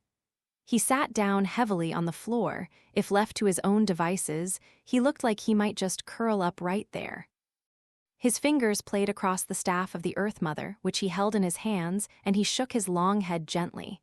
In the end, we never did figure out why that monster stopped whenever he saw bones. I didn't expect to, said Goblin Slayer, tossing the bones to Lizard Priest. We were lucky. Indeed, even so. It was my suggestion, make sure you give me the credit. High Elf Archer cut in. Naturally, said Goblin Slayer, his helmet moving up and down. I wouldn't have thought of it. Somehow that doesn't feel much like a compliment. High Elf Archer's head drooped, but from the way her ears flicked, she seemed to be in a good mood. If they didn't have enough dragon fangs, why not get more from a dragon-tooth warrior? They might not serve as catalysts, but a bone was a bone. It might be enough for a distraction. It had been High Elf Archer's idea, if not her greatest pleasure. A bag for holding, the bag, tied shut, didn't so much as twitch. Of course it didn't. There was nothing living within it. They could put the dragon-tooth warrior inside and then unleash it in front of the enemy. It would serve as their shield. All it had to do was distract the opponent when he destroyed it. Even if it didn't succeed at that, it would absorb his first blow. All they needed was a single action to enable them to slip the bag over the vampire. Let this be a lesson to you, Orkbolg. You could do with having a few magic items on hand. That's more than I need for dealing with goblins. He wasn't wrong, but High Elf Archer nonetheless gave a dramatic click of her tongue and made an exceptionally distressed face. This was nothing new with him, he had always been this way. He just took out a vampire without using any explosions, fire, or floods for Orkbolg. That was pretty good. Tell me, Beard Cutter, Dwarf Shaman began, sipping the very last of his fire wine. What was your plan if you couldn't get the vampire in the bag, or if he got back out? I didn't have any plan to speak of, Goblin Slayer said succinctly. I assumed I would put my remaining fire powder in the bag and light it. High Elf Archer stared at the ceiling, speechless. Section we need hardly speak of what became of the vampire after that. Perhaps he was dumped out of the bag into a bright patch of sunlight, or perhaps a torch was tossed in the bag with him. Hell, maybe it was both. The point is, the vampire himself never knew in what way he was reduced to ashes. Section Jaya, HRNGH, the primal scream was accompanied by a blow as fast and as hard as lightning. Like lightning, it didn't give the knight so much as a second to say anything. In fact, the Rhea girl had never been of a mind to give that bastard a chance to open his mouth. Instead, the Colosseum echoed with a cry more monstrous than that of any of the gargoyles. She flew in, yes, she seemed to move as if she had wings, to deliver the blow faster than the eye could see. In the space of a breath, that blow was followed by 10 more, 20, 30. This is brutality. You might as well be wielding a club, This isn't swordsmanship. It was to the knight's credit that he was able to bring his weapon up at all. Even if it couldn't do much more than take the blow, it prevented the stroke from landing on his head. Jaya! She's insane. Beneath his helmet, the blood had drained from the knight's face, and he was scowling hard, the opponent pressing in on him. A Rhea girl so small he had to look down to see her, seemed far larger than she was. The knight took 2 steps back, then 3, as if he was facing a giant, not a Rhea. She's only charging forward. I can deal with that. Achara. He swung his blade down hard, but the Rhea girl wasn't there. He heard a ZHWF as her bare feet scuttled across the sand. The speed with which she put herself behind him was unreal. This was footwork that could only be achieved with the stubborn feet of a Rhea. The girl had learned that from her grandfather, a person of few words but much knowledge. He had been an adventurer himself. He'd delved the dungeon depths beneath the mountain, and his own heel had been pierced. She didn't know if it had been from a trap or if it was the doing of a monster. She knew only that it had put an end to his career in swordsmanship. What we practice: taint a strong blade, tease a fast one. That was what he had told her as he had her strike a tree as fast as she could, morning and night. To make a fast blade work, you have to put your energy into every stroke. Otherwise, your sword is no better than a kitchen knife. She shouted and beat the tree until she was out of breath. She hit the tree as hard as she could, never letting her stance falter, stroke after stroke. A blade needs proper energy, but never put your heart into it, for the sword has no heart. He said it was so that she could practice anywhere, anytime, and everywhere all the time. Even if the people around her mocked her, laughed at her, said there was no way she could do it. Swing the sword with your heart, and in time, without even trying, you'll be like lightning. Her grandfather died. There was a plague, and then he was gone. She couldn't believe how sudden it was. She heard people talk. Now that girl will stop with her foolishness. She'll settle down and get married. They didn't ask what she wanted, they just tried to make things the way they wanted. It made her sick. She ignored them. That was why she was here now. That was how she had gotten here. Gigi Jaya, HRK, what in blazes does she think she's? I've never seen such absurd swordsmanship. She didn't care, she wasn't listening. At that point, the girl wasn't even thinking anymore. There was only one thing in her head, or perhaps 2. Swing the sword, move forward. Swing the sword, move forward. Swing the sword, move forward, you've got to strike. Someone cried in her mind. It was the little girl mocked and ridiculed by all and sundry. You've got to strike for that little girl. You've got to strike for your grandfather. You've got to strike for the slightly deranged mentor whose ideas she could never quite follow. You've got to strike for the older girl on the farm, for the people of that decent frontier town, for her friends. You've got to strike for him, the one who had brought her this far. Jayahi. HRN, she, what? But how? Her sword blazed with a flare, the aura of the gods. The thoughts and feelings of the people in the four-cornered world, their very wills, now imbued her blade through the bonds they shared. It was a light that would be incomprehensible to those who chose the path of chaos, who sought to bend the world to their will. Therefore, yes, that was why, as an explosion like the sun lit the Colosseum from somewhere far overhead, HRGH? Yeah. The paladin stumbled backward, his eyes seared by the light, and the girl leaped forward with the light at her back. It was 1/8 of one breath. No, 1/10 of even that. Another 10th. Then another. Then another. In fact, the blade was like lightning as it crossed the battlefield. Oh, the paladin cried out a wordless scream. He raised his sword to defend, and it shattered in his hand, truly a bequest of good fortune. The attacking blade slammed into his shoulder, smashing the joint clear through his armor. His left arm fell limp, and then so did the paladin, tumbling to the ground. The pain. Finally, the contest was settled. The Rhea girl lowered her sword and replaced it in its scabbard with a trembling hand. She had done it somehow. Her body felt as heavy as lead, sweat poured off her in a waterfall. She thought she could see it pooling at her feet. She fought the urge to fall to her knees. She sucked in oxygen, her chest heaving up and down. She felt faint, and there was a ringing in her ears. She couldn't hear anything. Couldn't hear? No, it was her name. The spectator stands were in a terrible state, spattered with blood, riddled with monster corpses. Seats were broken and crushed, yet in spite of it all, the people were cheering. They were shouting her name. The adventurers who had finished their fight, the soldiers, the returned spectators, all of them were cheering for her. For the first time, the girl could only stand dumbly. She couldn't believe it. Was this really happening? She'd never even dreamed about this. It seemed impossible. She looked around, her eyes welling up with tears, and then finally she shuffled forward. Her first step was unsteady, her second more of a stumble, but with the third, she flung herself onward, hurtling headlong. We hardly need say where she was going. She let the momentum carry her straight to the red-haired boy and caught him up in a hug. "We are the champions, my friend." "Whoa, Ack!" Unable to slow her down, the boy toppled on the ground. He noticed the girl's warmth, her softness, her smell. He felt agitation, excitement, joy, embarrassment.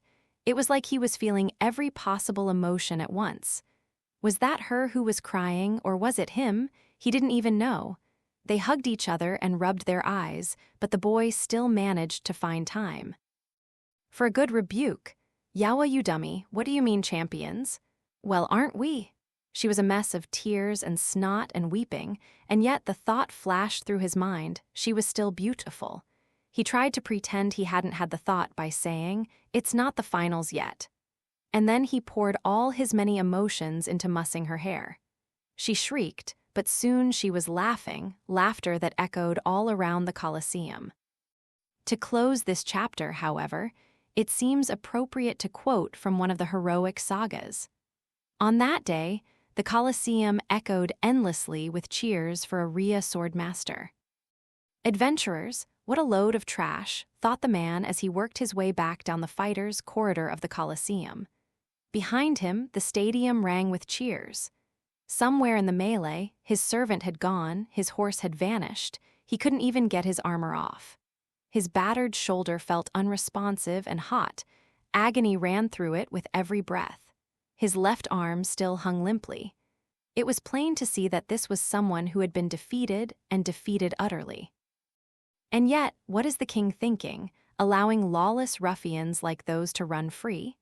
The man's thoughts were not those of someone who was gracious in defeat. They were filled with contempt and hatred. Perhaps we should not be surprised. Contests that focused on martial strength alone were the height of barbarity. Discrimination against the weak in its purest form, the man trembled to think what would happen if such savages were set loose in every land. Other countries were more enlightened than his own, more civilized. This nation couldn't be left in its backward ways. From what he heard, there were no adventurers on the plains to the east, nor in the country of deserts, nor in the frozen lands to the north. His own home should establish such a progressive system. Everything he did was to that end. And yet they had put on this tournament an orgy of dissipation and debauchery. Moreover, the king's younger sister, whom he had thought might be the cornerstone of a brighter future, had proven obstinate in her benighted ignorance. And the way she had wielded a weapon, an actual weapon, against the forces of chaos, well, what could be further removed from peace? Such behavior would never lead to a better, stronger world. I must continue. I must let the poor and the ignorant know of my mission. The common people were thoughtless and easily deceived. It was so very difficult to convince them of truth and justice. Behind its facade, the world roiled with conspiracies and plots, and it was incumbent upon him to share what he knew to make right the people's understanding. First and foremost, at the very least, that king had to be deposed. Only then did the man register that something was strange. It's silent. There was no one else in the passageway. He was all alone, standing there all by himself. That shouldn't have been possible. There were always people here, soldiers, during the tournament. Notwithstanding the monster attack, in fact, that should have meant more soldiers. Why had the monsters poured out from a magical rift anyway? They could have used this passage to get in. And yet it seemed, "You don't look like a man who's ready to accept defeat. Am I right?" Only when that voice spoke did he realize someone was there. A knight who sidled out in front of him to block his way. Beside him, an attendant with silver hair followed like a shadow. The beaten man stopped moving, and for a second, his voice grew tight. It didn't stop him from snapping. "Who the hell are you? Only authorized personnel are allowed in here." He felt disgust well up at the way this interloper had brought along a young woman as well. If you're any kind of a knight, you should know better than to bring an innocent young woman to a battlefield. Have some shame. Hey, now. If you're helping to run this show, you ought to at least have a sense of who's involved. What's that mean? It means I am authorized personnel.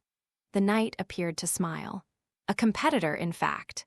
Oblivious to the silver-haired lady's murderous look, the man studied this new knight, and then he remembered.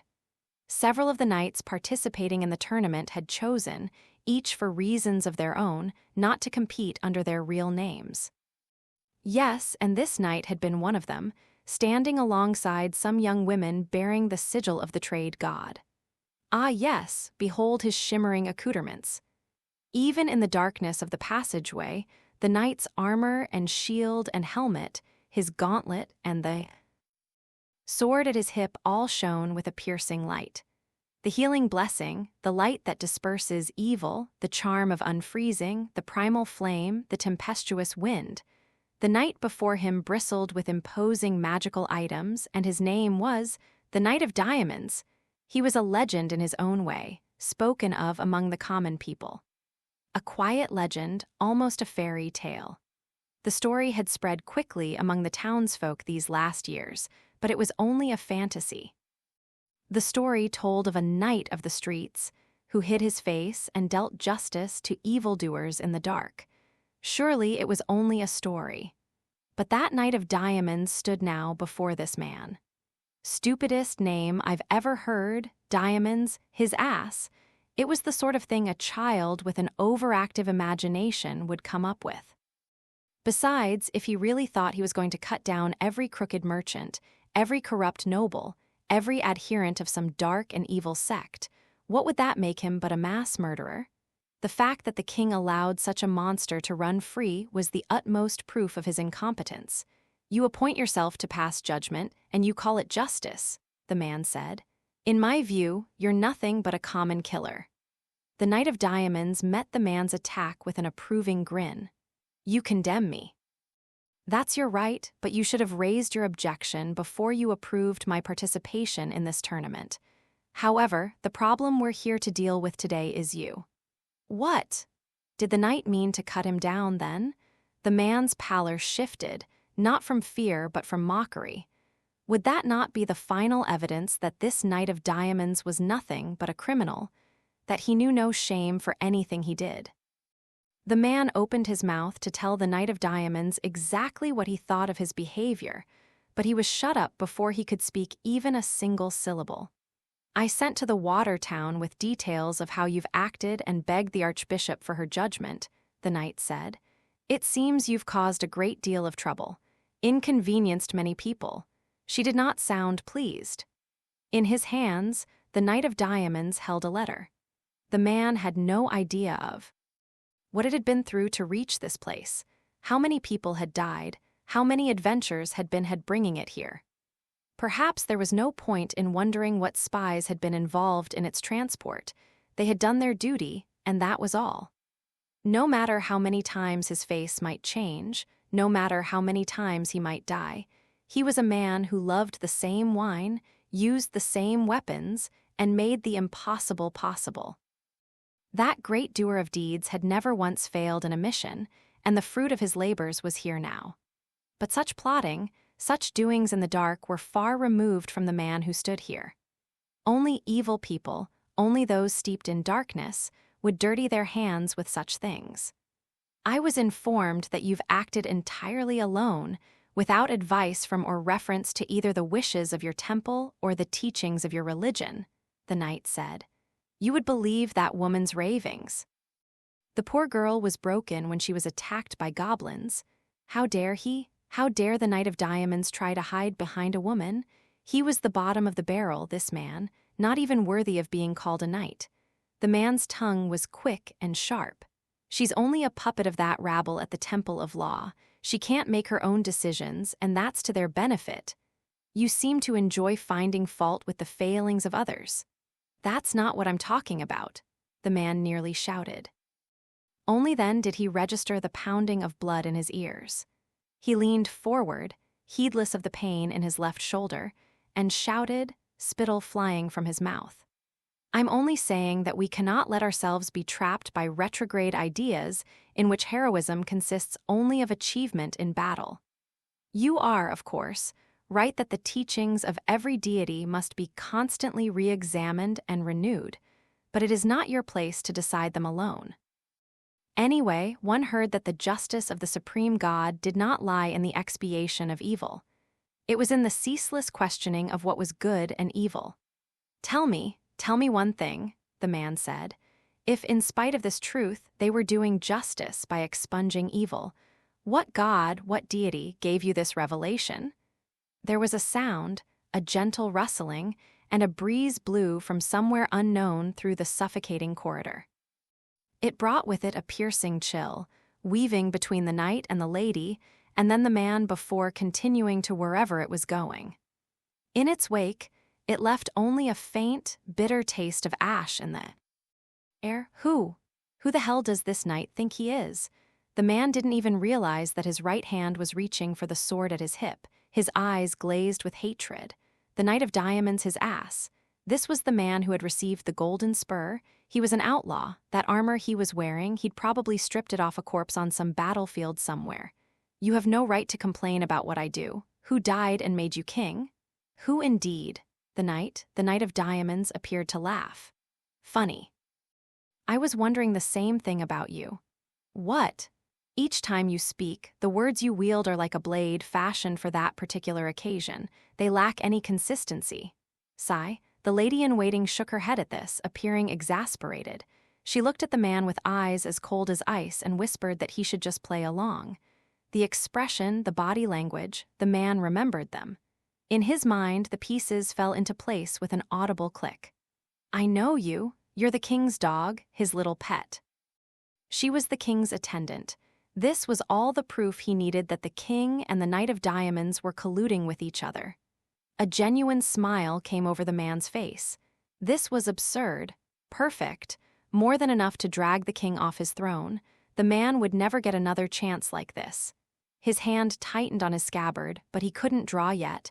He was going to cut down his opponent, and he needed the right excuse. Luckily for him, he had it, for the knight had mocked him. And if I revile someone, hate them, does that not show that they are evil? You may try to humiliate me, but it will do you no good. I will let the world know of your misdeeds, and you will face judgment. He hollered, but there was no answer. Instead, the Knight of Diamonds raised the visor of his helmet ever so slightly and said, Are you so quick to forget my face? A moment later, the man lunged at the Knight of Diamonds. He gibbered incomprehensibly, clutching his sword in his hand, taking a great swing. He wasn't even aware that the sword he struck with was already broken in half. His eyes blazed, he bared his teeth, he reveled in the joy of destroying an opponent. It was not the face of a human being. It was no longer a man who threw himself at the Knight of Diamonds, but a beast who had heard the whispering of the external god. Kira, he cried, I want you to know I'm not here because you opposed me at every turn, the knight said abruptly. It's because you dragged my little sister into this. This crazed beast was no match for the Knight of Diamonds. His vorpal blade decapitated the creature effortlessly, a single fatal stroke. The man's vision filled with the void spinning around him once, and then he bounced along the ground once, twice, and then everything went dark. Even without its life force, the body continued to writhe on the ground. The silver-haired lady-in-waiting promptly dispatched it with her dagger. The likes of this thing deserved no more honorable death. Once then twice her blade plunged into his heart, then she got to her feet. So, there wasn't a speck of blood on her outfit. She remained the picture of a pure, faithful servant. What will we tell them? That after he was injured in the tournament, things went downhill from there? No, that would cast a pall over the girl's victory. What do we say then? What, you don't know? The knight shook the blood off his blade and returned it to its scabbard with a fittingly royal motion. He looked exactly as he had when he'd faced the no-life king here in the capital, although, in fact, much time had passed. He had a stomach ailment of some kind, let's say, and with the conclusion of his participation in this tournament, he intends to keep to strict bed rest, his emoluments to be granted to his family. Sure, that's what we'll go with. If it wasn't going to be an issue for the silver-haired attendant, she had scant further interest in it. It would be a problem for the red-haired cardinal, but she could safely ignore it. Besides, the man had bound himself to an evil sect, tried to disrupt the tournament, indeed, tried to perpetrate terror in the royal capital. And his method had been to attempt to curse the girl, not even because she was a member of the royal family. For the likes of him, this young woman had little compassion indeed. Guess our hands are tied, though. There was nothing more tiresome than politics. It had so many rules. That was what made it politics. If they just went around killing everyone they didn't like because they didn't like them, we'd be no better than him. I'm starting to think adventuring might have been easier, she muttered. She felt the weight of the Knight of Diamonds' rough gauntlet on her head. He mussed her hair. It wouldn't help. He couldn't distract her that way. She pouted even more fiercely than usual and said, "I'll deal with this guy." You get some distance. But all the same, she placed her hand over his and didn't push him away. Just try not to be too serious, please. How's that? The demons who poured from that portal. The young woman looked around the passageway. The touch of evil had departed from the corpse, and now the place was no more remarkable than any other hallway. You struck them all down in one fell swoop, and you're still not satisfied. Oh, how many times am I going to get a chance like this? The knight was always this way. He chuckled calmly, looking the way he did when he wanted to go into a dragon's den. Anyway, my opponent is just a girl dressed in green wielding an iron spear, well loved by the trade god. You're not going to fight a hero with an enchanted blade? Don't be silly. The knight appeared unbothered by the young woman's barb. This was what made him so much work. Gods above, the young woman smiled in spite of herself. The knight ran his fingers through her hair, and then he set off. The commotion in the Colosseum was over, and the tournament would soon begin again. It needed to. If they let this cause them to shrink back and give up their plans, it would be exactly what the enemy wanted. They could not give in to the god of death and ashes, who wished to burn everything to the ground. They could not bend to evil. That cult would take any excuse to light a flame, but that was all it was, an excuse because they wanted to burn. A truly fair world, would that not be a world that everyone can enjoy, in which all people share laughter? As he prepared to leave, the knight knelt down and, just once, spared a look at the man's lifeless corpse. May the soul of this sorry man be judged fairly, as he wished. And with that, the Knight of Diamonds walked away. One, O Earth Mother, abounding in mercy, the other. By your revered hand, together, cleanse this land. A whisper, a prayer, an incantation. The two clerics performed the rite of supplication faultlessly. The portal, the dark magic that rent the earth, believed to lead directly to the depths of the abyss, the ring of fire that burned in the stone floor, slicing into the world with a depthless darkness. The castle was located directly over this place in no small part to seal it up. I never even imagined, but a faint, gentle light surrounded them, centering upon the holy staff blessed by the Earth Mother, as well as the two clerics who stood to either side of it, mirror images of each other and yet completely different. Of course, they were nothing like each other. And of course, it was only natural that they were like each other. One was a young woman raised as an orphan on the frontier, who sought to become an adventurer and advanced step by step toward her goal. The other was a young woman raised as the little sister of a king, and after a great fall, she rose again to advance toward her goal. Everything about the two of them was different: what they wanted, what they had, who they were, what they'd experienced. And yet they had confronted their challenges. They had helped and been helped. And now they stood hand in hand, performing a rite as one, even though they were still so different. The gods of the four-cornered world saw it, and it was good. The Earth Mother honored them and bent her ear to their request. The light, as sweet and warm as it was powerful, held the room as if in the palm of her hand. The brightness washed over everything, and when it melted away, phew, what was left was only a big pit bereft of all awfulness. Very good work. That's the end of Ida, isn't it? Priestess asked, putting a hand to her petite chest in relief. Yes, thank you, King's sister said, catching her up in a hug. Eep, Priestess exclaimed, stumbling, her body still delicate although by now well honed. For reasons they couldn't fathom, the curse that had afflicted King's sister had vanished even before the staff had arrived.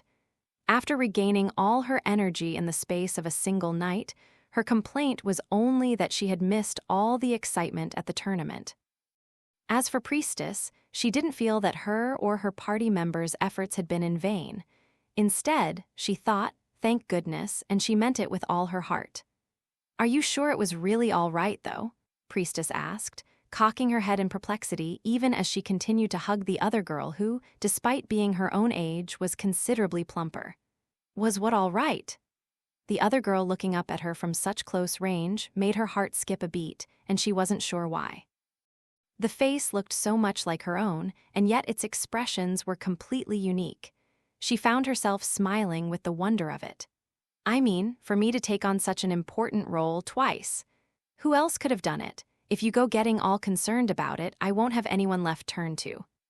Well, that's true enough. Performing this ritual was one thing, she was a cleric of the Earth Mother, after all, but impersonating the king's little sister?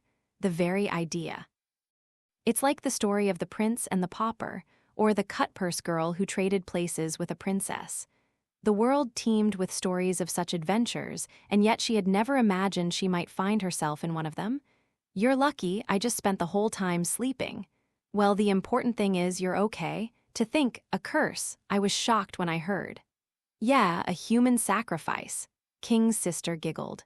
That's twice now. She wondered aloud if that was her curse. Not a funny thought, but Priestess couldn't help smiling. If that's your curse, well, just think of how many times I've been goblin hunting.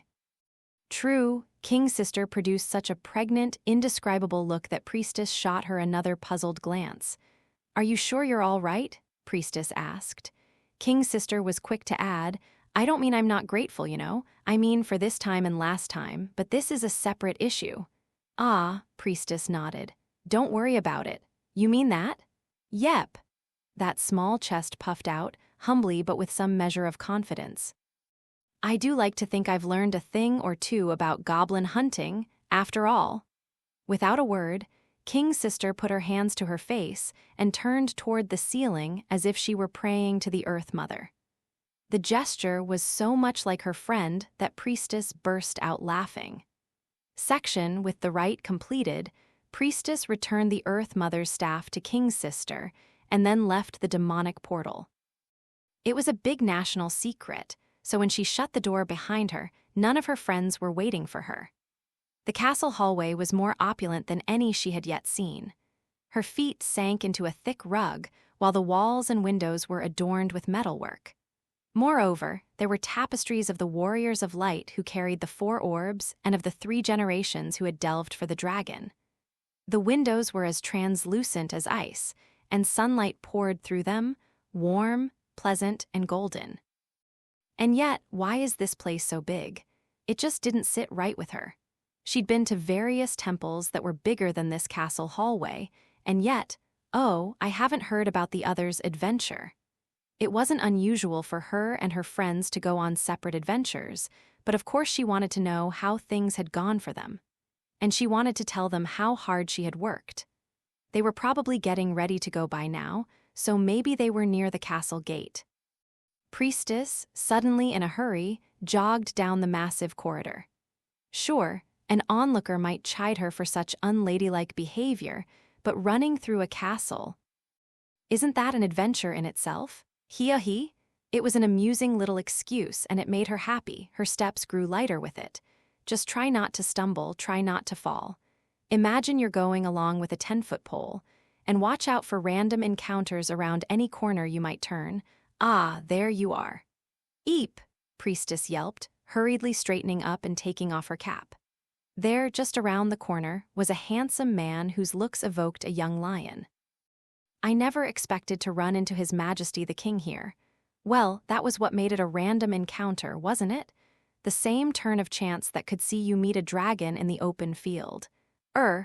That is, pardon me, please excuse my unconscionable rudeness. Think nothing of it. King waved a hand merrily, both accepting and dismissing Priestess's apology. If there's anything unconscionable here, it's the trouble to which I've put you. No, sire, not at all. I'll see that a proper thanks and a reward will be sent to the western frontier. You have my gratitude. Priestess managed to squeak out, Thank you very much, sire, said King. He nodded, and then for a long moment he studied Priestess's face. Priestess, much puzzled, could hardly breathe. She felt like she had been placed under a petrification curse. Somehow she managed to both feel completely frozen and fidget awkwardly at the same time. She was anxious, yes, but strangely not uncomfortable. Sometime thereafter, King closed his eyes, sighed deeply, and then asked slowly, Do you enjoy your adventures? Yes, sir, Priestess responded without a moment's hesitation. A shy smile appeared on her face. Here, at least, was a question she could answer with confidence. They involve a lot of difficult things, a lot of problems, a lot of pain. Is that so? But despite it all, adventures were still fun, Priestess informed the young. King, at that, he smiled and nodded. I remember it myself, the pleasure of advancing forward, even if it got me in trouble sometimes. Gripped by what seemed to be nostalgia, he rubbed the back of his neck. Priestess wasn't sure what the gesture meant. She understood, though, that it was born of a memory of adventure that this person had experienced. A recollection of some important quest that only he knew about, that no one else could imagine. And I have them, too, memories of adventures like that. It had only been a few years, but she would hold them forevermore. Did the young king know what she was thinking? He didn't say anything, but a slight smile came over his face for a second. Then he tightened his lips, and the smile was gone as if it had never been there. In its place was an expression of seriousness that made Priestess stop and swallow hard. Finally, King said only, See that you remain a friend to my little sister. Please. Yes, sir. Priestess replied, again without hesitation. What else could she say? She is my friend, after all. There was not a bit of flattery in this. She wasn't simply saying what he wanted to hear. For a moment, the king of the whole nation regarded her expression, bright as the morning sun, with a smile in his eyes. Then, after a moment of silence in which he seemed to be searching the air for the right words, he said, As her older brother, you have my gratitude. Thank you. Oh, no, I mean, you're welcome. Priestess scratched her cheek, then coughed discreetly. I should be going now. Everyone was waiting for her, she added, and then she bowed to him. She put her cap back on her head and scuttled down the corridor with the gait of a little bird. The young king of the whole nation watched her go for a silent moment, and then he turned on his heel and walked away. The shorter a conversation between the king and an adventurer, the better. That was the way it was, and the way it ought to be. King knew that better than anyone. Section. Arg, I can't believe I lost. Will you give it a rest? Beneath a dizzyingly blue sky, a donkey loaded down with armor and equipment meandered down the road. A boy held the reins while beside him walked a Rhea girl whose body language expressed her feelings even more eloquently than her words. She swung her arms furiously as she walked along, making no effort at all to hide her frustration. The wizard boy, the Rhea girl, had practically talked his ear off by this point, heaved a sigh and said, Yeah, you definitely peaked when you left that paladin flat on his ass. Erig, I fell. I can't believe I fell out of my saddle. This time the girl clutched her head in her hands and curled up right there on the road home, so the boy was obliged to stop alongside her. The donkey, unbothered by its master's strange behavior, scuffed its hooves. In truth, the donkey had acquitted itself well. It had held its own against proper war horses, fine work indeed. Responsibility for the defeat, therefore, fell squarely on its rider. Her display of ferocity had left her exhausted, and she was easily bested in the next round. To be fair, the knight who'd undonkeyed her hadn't gone on to the finals either, but that was cold comfort. Erg, the Rhea girl threw herself onto the grass by the roadside, spreading her arms. Wizard Boy looked down at her and stated the obvious: "We're right by the road. It's still a square of the four-cornered world. I can be here if I want." The girl flailed her bare feet. "I haven't heard a hair-splitting like that since the academy." That was all Wizard Boy said by way of reprobation, though. He plopped down beside her. "Guess it just means we've still got farther to go." Yeah, when she thought back, she saw what a collection of powerful warriors they had been among. What had they even been doing there? For instance, there had been many memorable matches, but to take just one example, she'd seen a spectacular competition between a knight wearing the vestments of the trade god and another knight in diamonds. We shall prescind from speaking of who won. That was really something, wasn't it? The Rhea girl said. Aha. Idle chatter passed between them as they sat there with the grass and the breeze around them and the sky over their heads. There was frustration, yes. There was disappointment, but not a single regret. There are loftier heights to reach. We can keep moving forward. That's all it meant. Heck, this was their first time in a competition like this one, and look how well they'd done. What was there to be depressed about in that? It would be simple arrogance to be dissatisfied just because you didn't win your first tournament. They could hold their heads up high with the result they had reached, the result they had earned. After a moment, Wizard Boy stood up, crying, "Okay." "Yikes!" exclaimed the Rhea girl, who was still lying on the ground. She sat up, using only her toned abdominal muscles, and looked at him. "You sure sound excited." "Course I am. Time is unlimited and limited. We can't just sit around here." "I dunno. I think it's important to slow down and enjoy the journey sometimes." "Hup." The girl got to her feet, laughing, and brushed the grass off her behind. "So where do we go next?" "Dunno yet," the boy said with a grin. "But you don't really want to go straight back to the old guy, do you? If you've got a good idea for a detour, I'm all ears."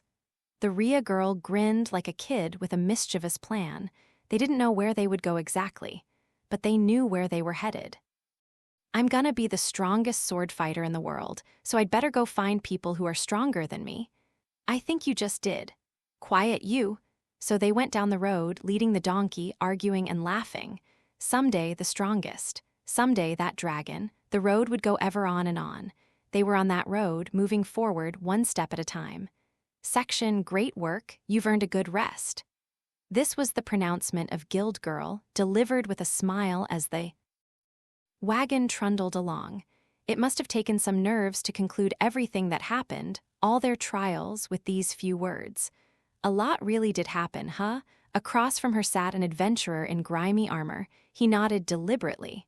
It was, indeed, rather difficult. "Well, you were one person short of your normal party." Perhaps that was it.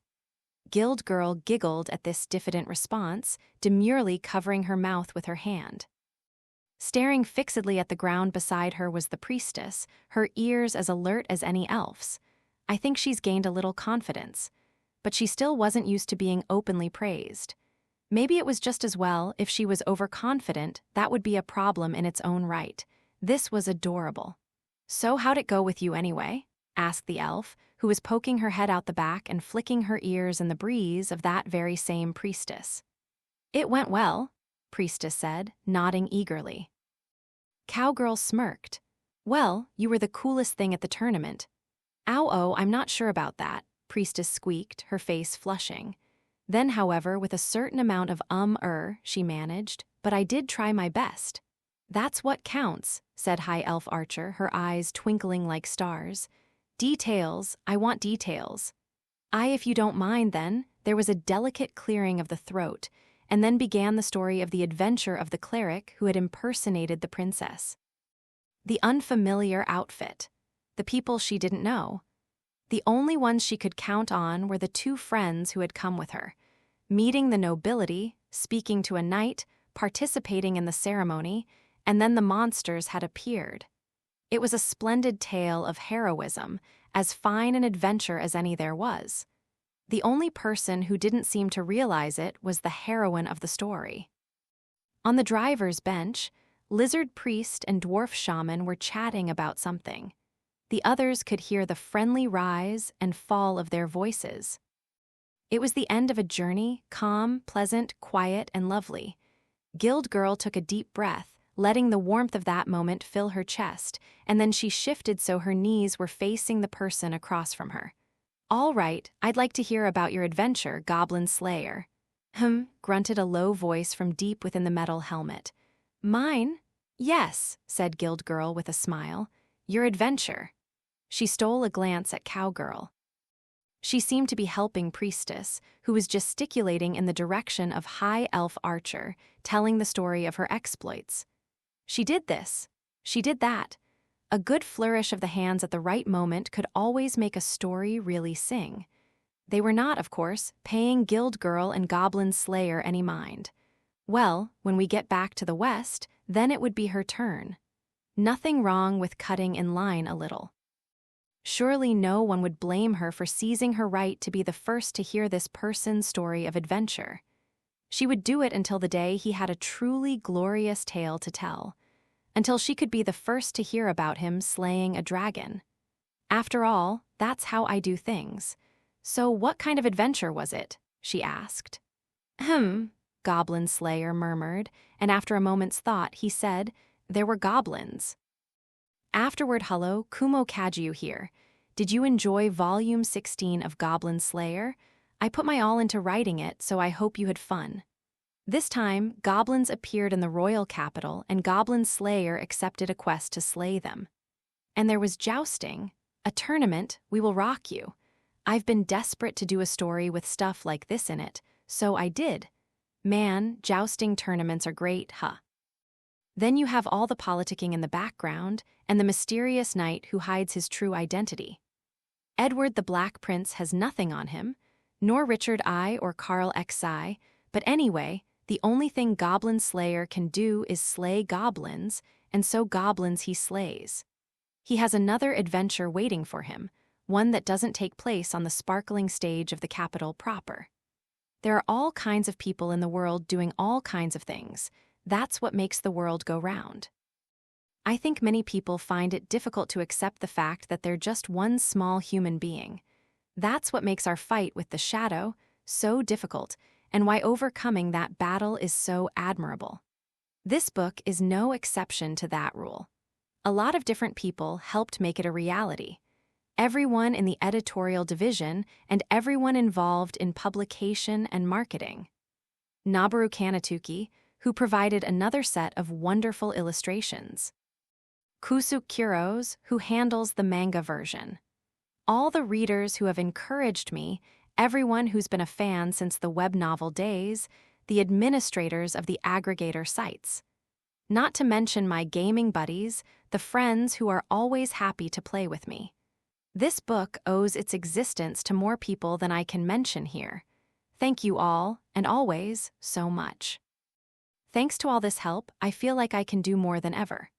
Well, my plate is always full. Frankly, it's a bit much. It's weird. Daikatana wrapped up just recently, so I should be feeling a little more relaxed, right? So recently, we've had a dungeoneering contest, the Northern Seas and the capital. For the next volume, I think maybe a story in which goblins appear and have to be slain is in order. I'll put my all into writing it, so I hope you'll enjoy it. See you next time.